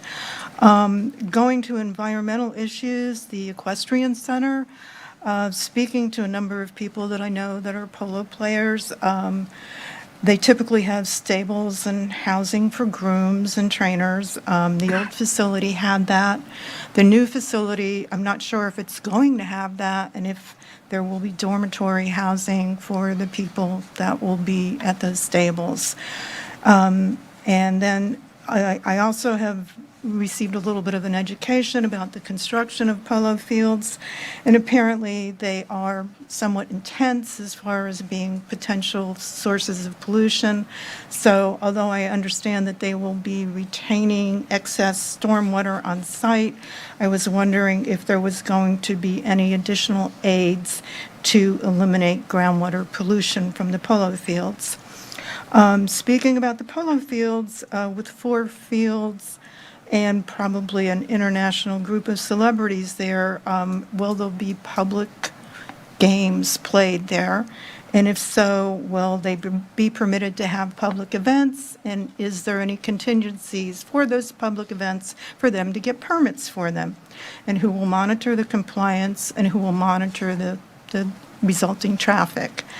Then I was wondering on the conservation area, I heard, I think it was Rich Melchiori, but I'm not certain who it was that was speaking, or Mr. Grady, that something will be recorded within 60 days.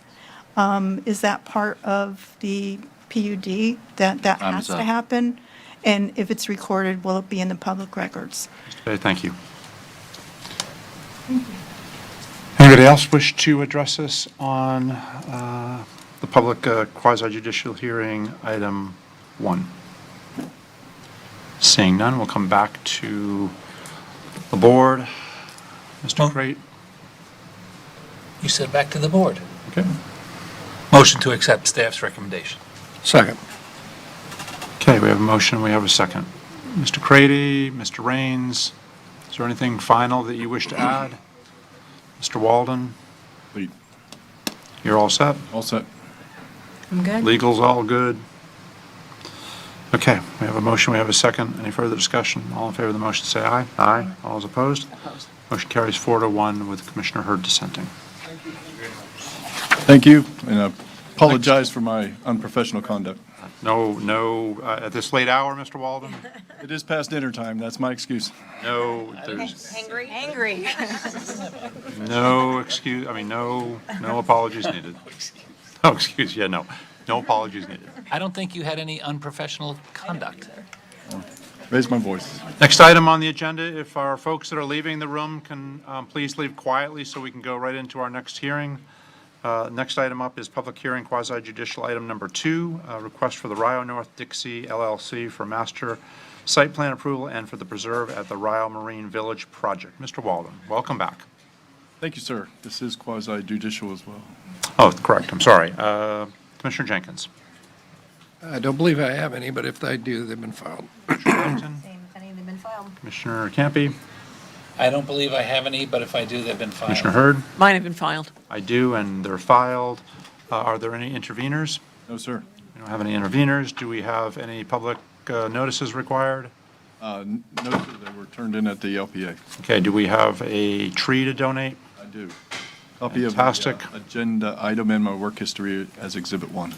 Did I miss anything on the questions? Swearing in. There's always that little nugget at the end. Anybody that's going to provide testimony that's not an attorney in the room, we need to have you stand up and be sworn in. Raise your right hands. Do you swear or affirm the evidence you're about to give will be the truth, the whole truth, and nothing but the truth? Okay. Mr. Walden, good evening. Hey, thank you, sir. Once again, Peter Walden, Deputy Growth Management Director.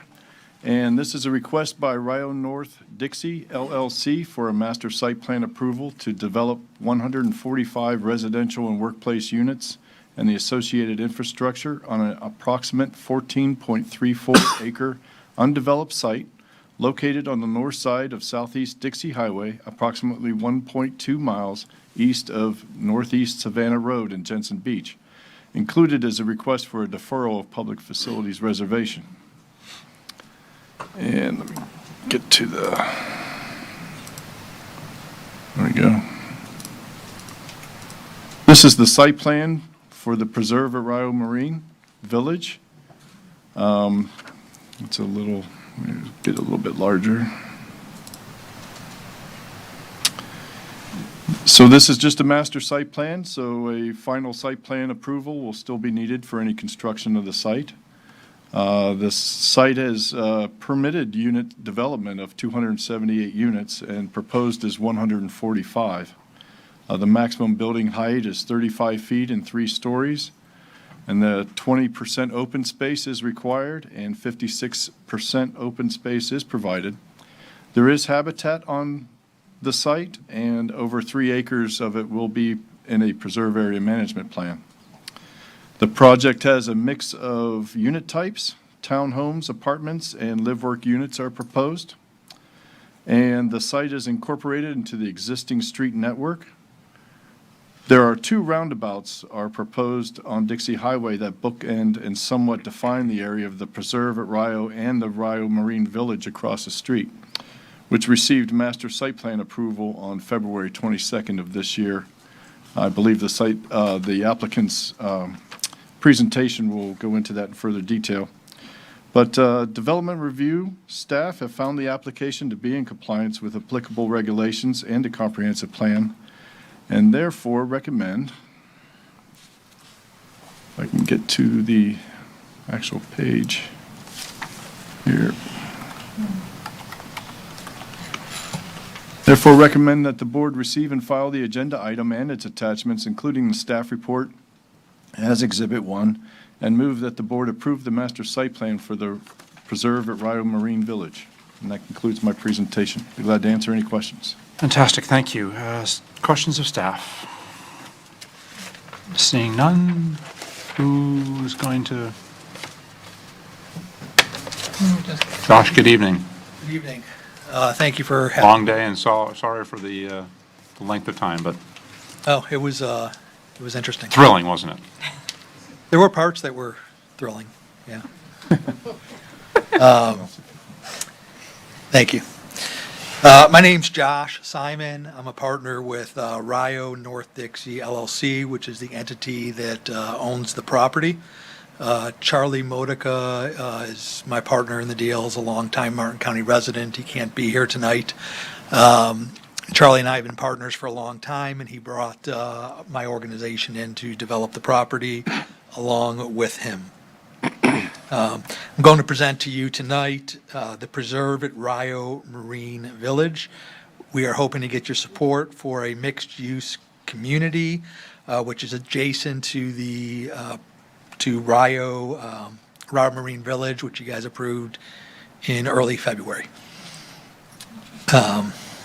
As you'll see as I go through the presentation, the preserve was designed to flow through with Rio Marine Village with both road and pedestrian connectivity to allow real walking to connectivity through to the river, and the creation of, you'll see in a minute, the creation of a rail to river open space that not only brings the river, brings an opening to the river through to Dixie, but also through to the preserve. As a reminder, this is the 15.46 acre Rio Marine Village project that was previously approved. I'm going to go through a couple of slides with you just to remind you of the type of architecture we have over there, so you can see how we try to keep some consistency with the preserve. This is the entry to Rio Marine Village with the Florida vernacular architecture, the wide sidewalks, the attractive street lighting, really designed to bring pedestrians through to the community. And this is the a view from the river. Shows, you can't really see it that well here, but if you guys remember, we have a half-mile plus riverfront walkway, riverfront trail system that provides access through to the river and through a bunch of parks that we have on the Rio Marine side, and we continue sort of the parks on the preserve side as well. You can see the adjacency of the project across the street. When Charlie brought me into the project, he had acquired this property here, and this property here, and this property here from a lender. We've since went out and acquired, some missing pieces of the property on the river here, and we also acquired some property here from Habitat for Humanity to make our project a little bit more meaningful. We have the Rio Marine Village, we have two different zoning districts. The red is core, and the orange is general on here.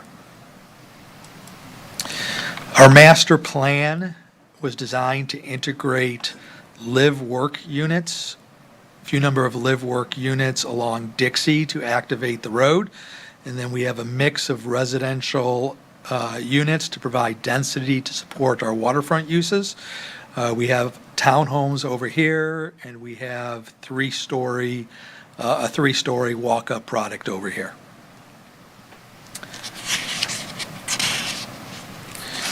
In the center, so if you remember here, we created this open space along the turning basin in order to provide views of the river to Dixie.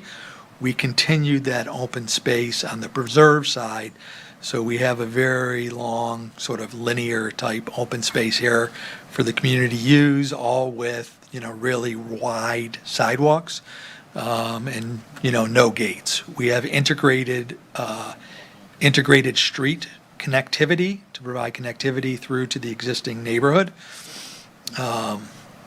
We have the other amenities we have on the preserve side. We have a ton of open space. We have 56% of the property is open space. Part of that is in a preserve area. We have a pool. We're going to have a dog park in the back here. And really, what we love sort of most about the two projects together is this sense of openness with the townhomes and the three-story walk-up surrounding the large park. We are making a few improvements to Dixie, which I think were approved as part of Rio Marine Village, but I just wanted to mention them again. There's an existing roundabout here, which is going to be relocated here to prevent sort of our traffic from going through the homes that are in this donut hole over here. And then we're going to be adding another roundabout over here, which will be a nice entry feature. We have a total of 96 units in these three-story buildings here, ranging in size from 712 to 1,106 square feet, so we can provide a more affordable option. In the townhomes, there's 44 townhome units, and they range in size from 1,343 square feet to 1,560 square feet. And then we have 5 live-work units here along Dixie, with the first floor being plus minus 1,000 square feet, little commercial, storefront type things, and a one-bedroom plus den located on top of the workspace.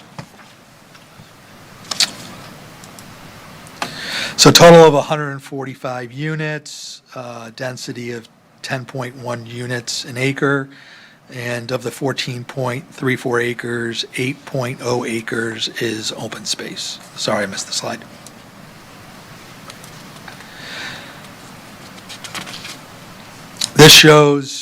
This image here shows the public green area, which we designed the townhomes and the three-story buildings around the open space. You can see the wide sidewalks. You can't really see the mix of uses from this plan, but the live works are sort of where my mouse is, right over here. We have similar authentic vernacular architecture, which matches the architecture we're doing at Rio Marine Village.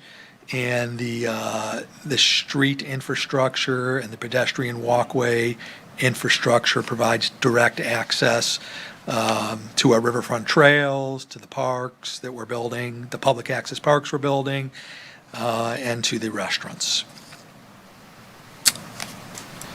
Here's another view of that from Dixie, just giving you a perspective of where the shot is taken from. This shows you some ways that the open public green could potentially be used. I don't know that we're ever going to sponsor concerts out there, but it's designed just to show you that it can serve as a community gathering spot.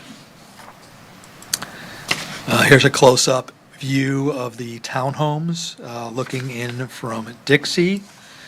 And here's a closer-up view of the three-story units also looking from Dixie. This is a view from the third level of, well, you can see where the arrow is, showing that the river and the smell of the river and the river breezes will flow through the community. So we have a sort of a healthy mix of unit types and price points spread throughout the preserve area.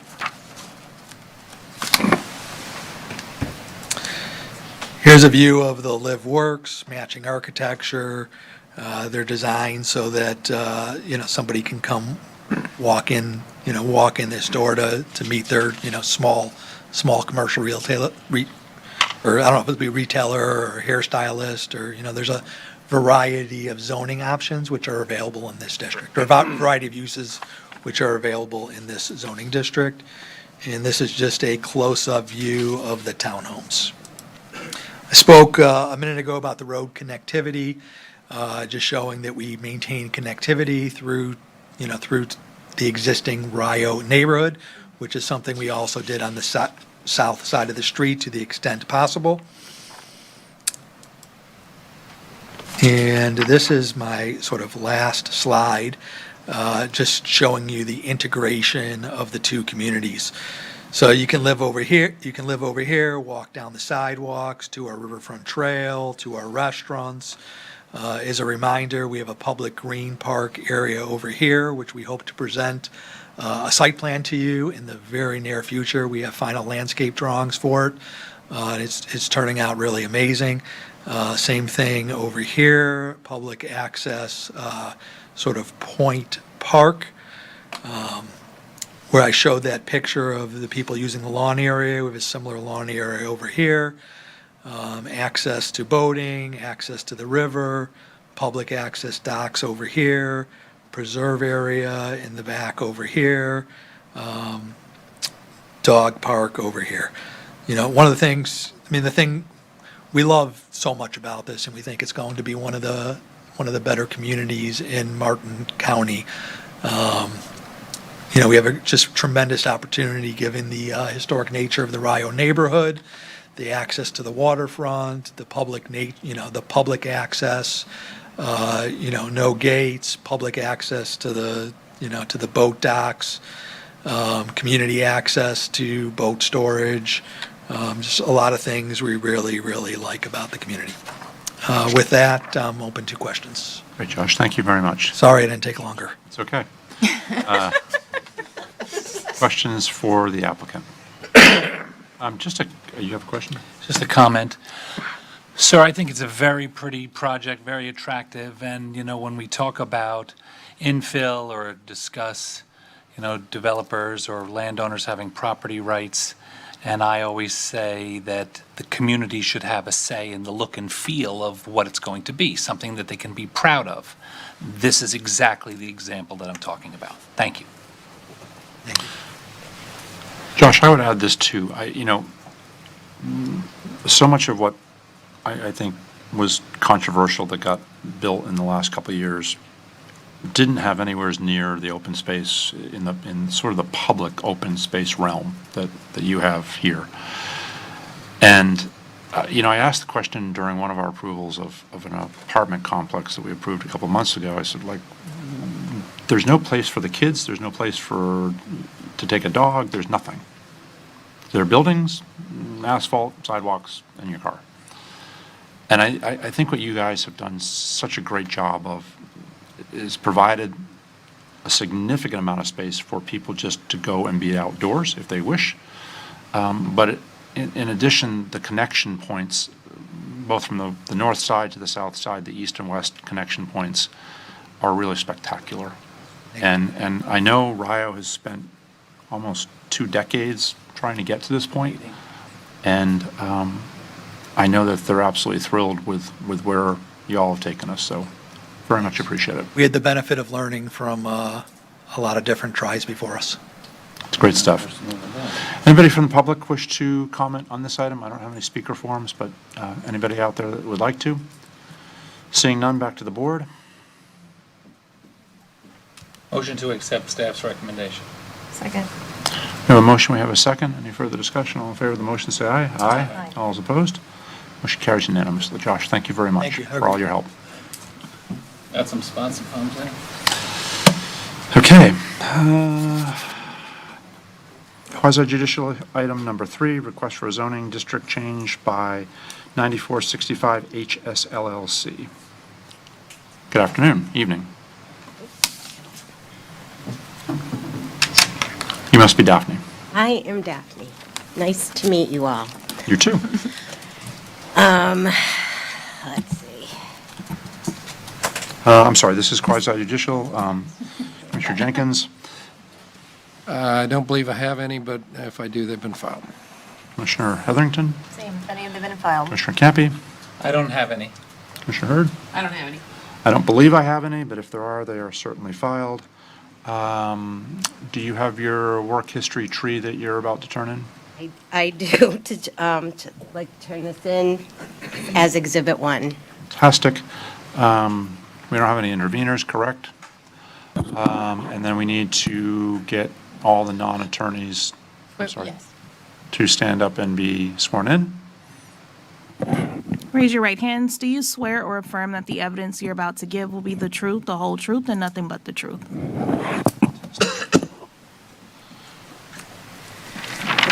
And is it Schwab? Job. Schwab, not Schwab, but Schwab. Rats.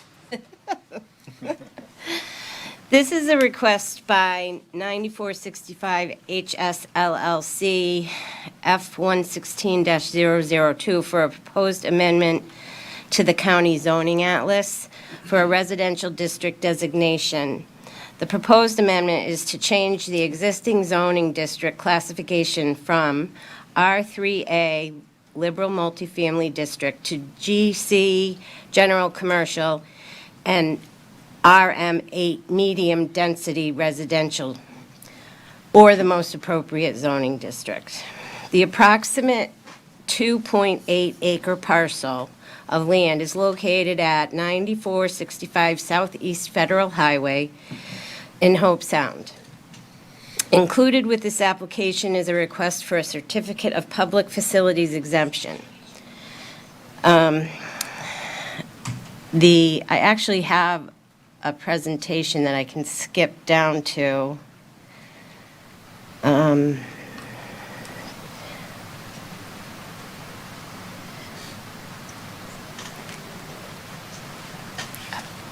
Nope.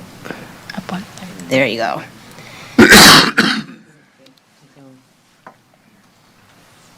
Right there. Next. Oh, I'm sorry. First, I'm not seeing that window. Go ahead and just expand it on the, Okay, there you go. there we go. Thank you. Okay, so the 2.87 acre parcel of land is located at 9565 Southeast Federal Highway, Hope Sound. Included with this application is a request for certificate of public facilities exemption. The parcel has two future land use designations. Approximately 1.4 acre portion of the parcel fronts Southeast Federal Highway and has the general commercial future land use designation. The general commercial district is intended to implement the comprehensive growth management plan policies for land designated general commercial on the future land use map. The land use designation is reserved for land in the core of the primary urban service district and accessible to employment centers.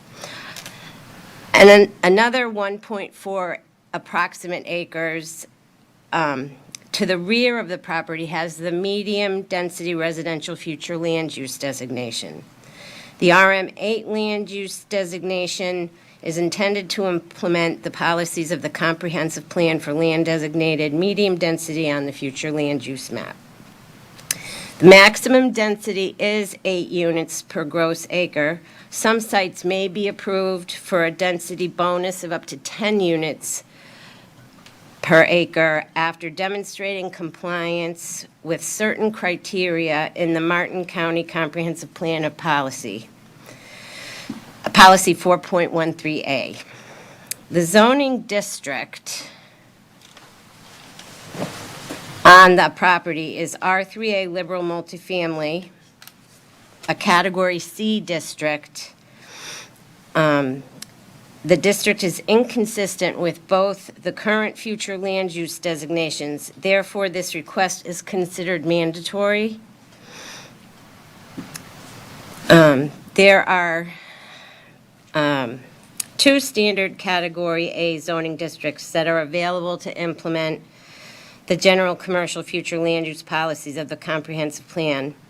These are community commercial and general commercial districts. There are 4 standard Category A zoning districts that are available to implement the medium-density land use policies of the comp plan. These are the RS6, RS8, RM6, and RM8, which are medium-density residential districts. In addition to those standard districts, the planned unit development district is also available as another option. And all 6 of the potential zoning districts are compatible with the current future land use designations. And staff has concluded the requested general commercial district and RM8 medium-density residential district are appropriate zoning districts with respect to the application of the goals, objectives, and policies of the Martin County Comprehensive Growth Management Plan, land development regulations, and county codes. The GC and RM8 zoning district requested by the applicant implement the general, commercial, and medium-density residential future land use designations assigned to this property on the future land use map. Staff recommends approval. This concludes my presentation. Do you have any questions? You did a very nice I was job. going to say, Thank you. good. Any questions for staff on public hearing, quasi-judicial item 3?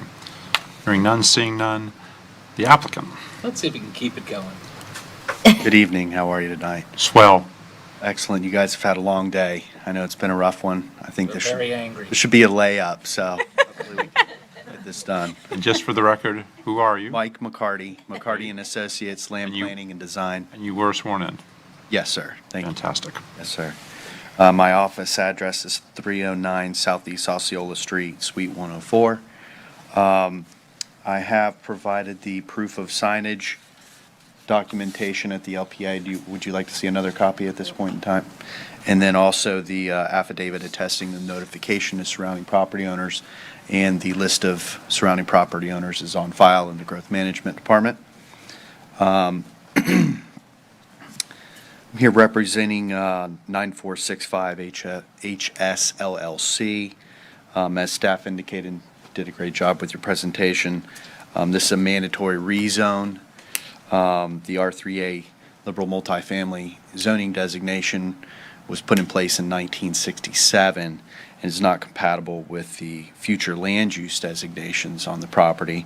So therefore, mandatory rezone is required. We're seeking a general commercial zoning designation for the front portion and RM8 on the rear portion of the property.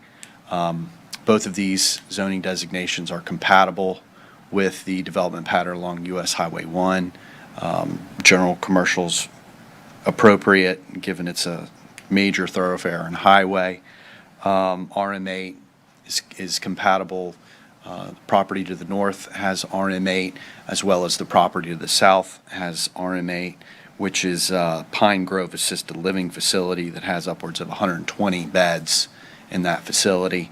The reason why we're seeking RM8 is to hopefully provide an affordable housing project here. And RM8 is the only zoning designation that gives the county the tools and to ensure that a certain portion of those units would have to be affordable housing in the event we seek that additional bump in density. So the current uses of the site, I'll hit on some of that. There was an auto sales repair is the classified use of Glenn's Trailers, which occupied the site for quite some time. It's a legal non-conforming property, a lot of unimproved surfaces, trailers scattered about, and by rezoning the property, we can now move forward with entitlements and site plan approval that will bring the site into compliance with current codes, landscaping, stormwater, etc. So If you have any questions, I'm happy to answer them at this point in time. Fantastic. Any questions for the applicant? And again, I assume you concur with staff's presentation? Yes. Fantastic. Okay, anybody from the public wish to address us on this item? Seeing none in the audience, back to the board. Any further questions of staff or the applicant? Hearing none, how about a motion? Move approval. Second. We have a motion, we have a second. Any further discussion? All in favor of the motion, say aye. Aye. All is opposed, motion carries unanimously. Thanks for hanging out. Thank you. Have a good day. Okay, next item up is department item number 1, Office of Management Budget, items which require board approval. Ms. Manning. And there's a gazillion items, but I'll go fast. Dawn, your additional item that we added this morning? Yes. Is that where this is going to fall? Yes. Okay. Hey, good afternoon again, Commissioners. Jennifer Manning, O&B Director. The first item on the agenda is permission to apply for the FY23-319 grant through the Florida Department of Environmental Protection for the Golden Gate Phase 1 STA pond. The amount of the grant request is $400,000, and it requires a $100,000 match, which is programmed in the Ecosystem CIP. The second item is permission to apply for the FY21 Edward Byrne Grant in the amount of $66,520. Those funds will be used for the Juvenile Diversion Program. It does not require a match.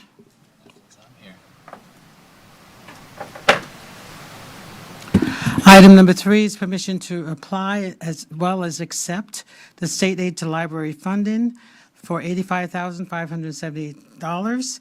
And those funds are used to manage and coordinate free library services for Martin County residents. There's no match required.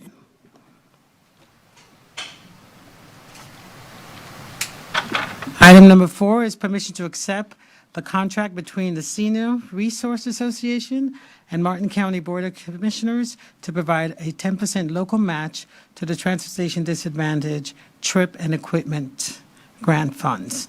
That amount equates to $33,350. Item number 5 is permission to accept the Florida Department of Transportation Small Outreach Grant for Indian Street Resurfacing Project. That grant amount for construction and CEI is $597,327. It requires a match of $909,000, which is planned in FY23 CIP.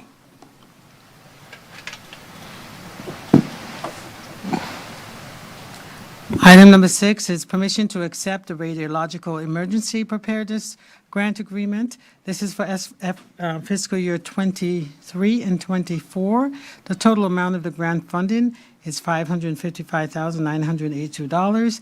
That will provide salaries, planning, equipment, and training to enhance the Radiological Emergency Management Program.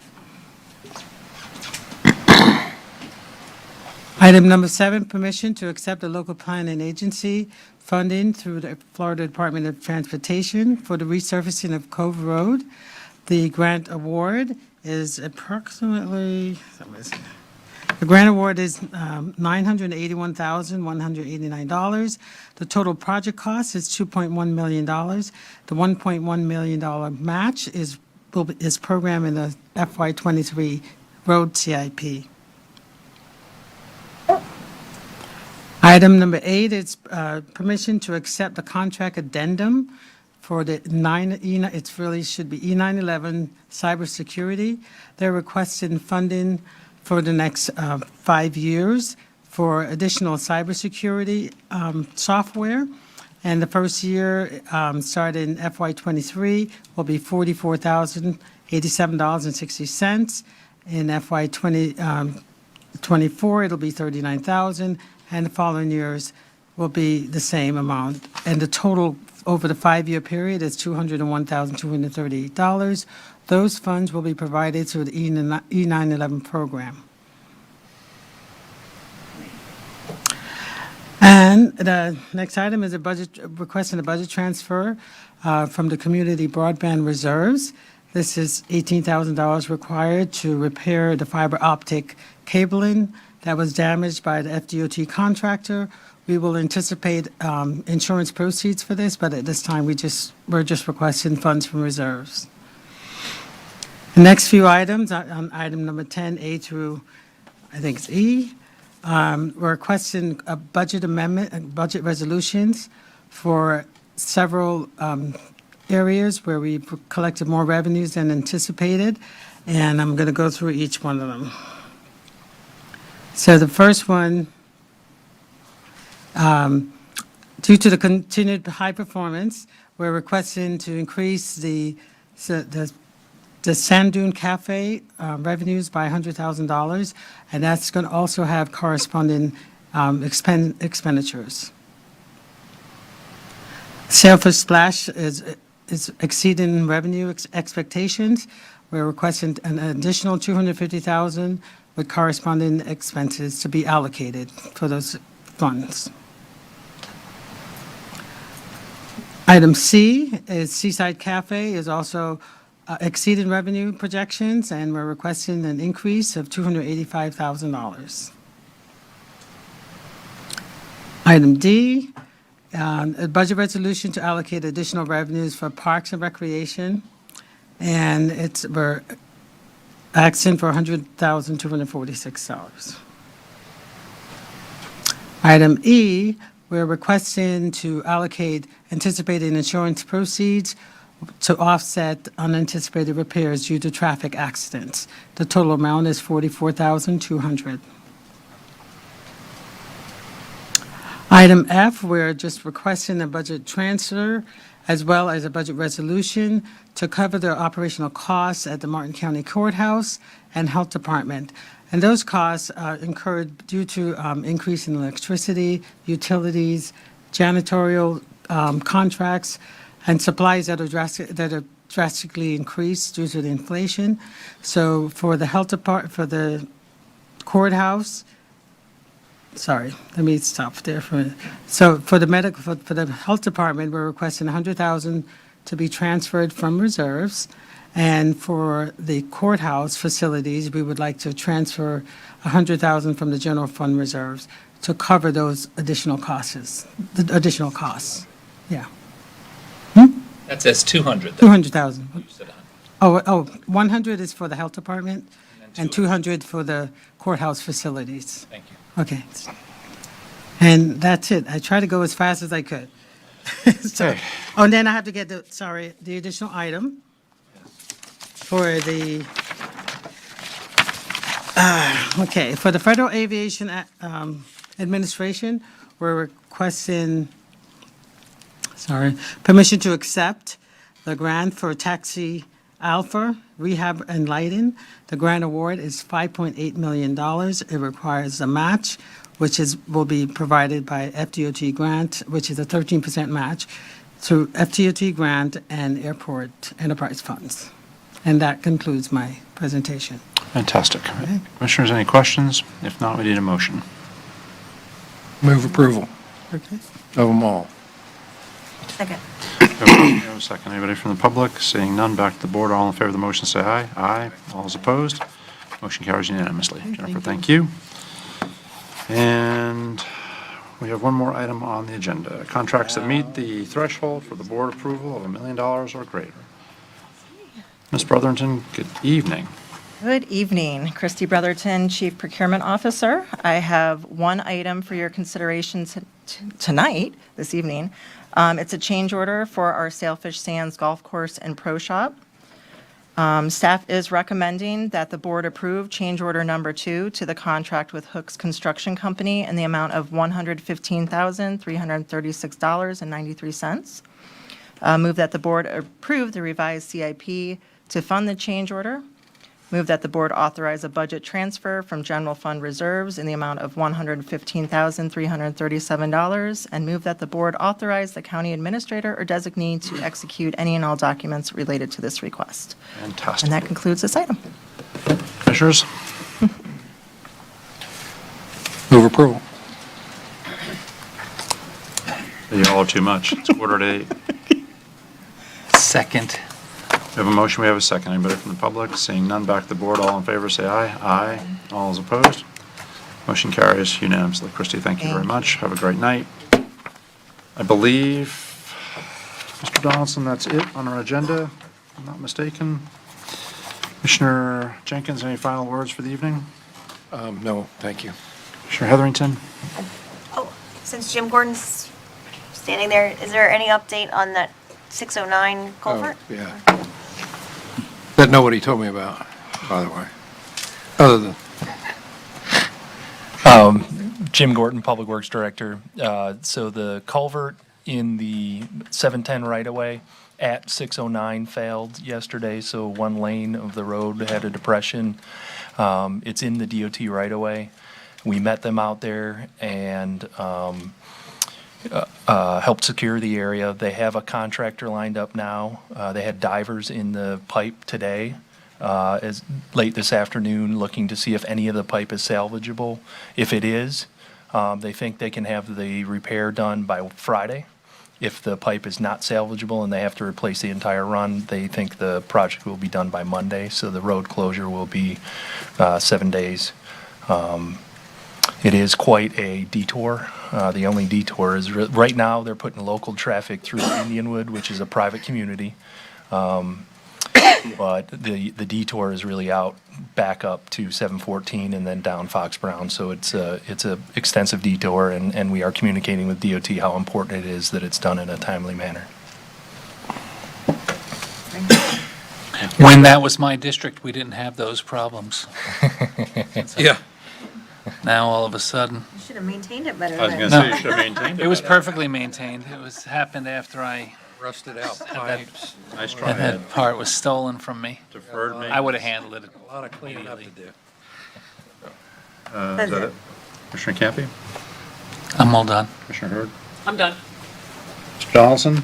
Yes, apologize, had two things. One, I just wanted to let you know that Beth Beltran, our MPO administrator, received an award for MPO Planning Agency of the Year for their Transportation Justice Planning Program, and her staff have done a great job.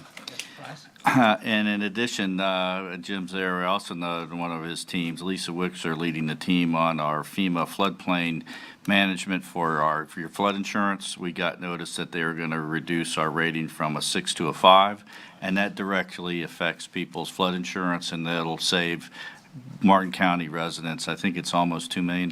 It's well over $1 million anyway on flood insurance premiums because of our high rating. That was also excellent work by our team. And Jim, you can get a list of all the staff for both of those in an email. We can get to everybody out tomorrow. That'd be great. Sure. We'll do. Our vendors, Senior Resource Associates for the TD program, they also won the Agency of the Year for providers. So we beat out Broward County, were the two finalists. So, yeah, we did pretty good at that award banquet. Yep. Great. Ms. Woods, anything for the evening? It is 7:45 and we are adjourned.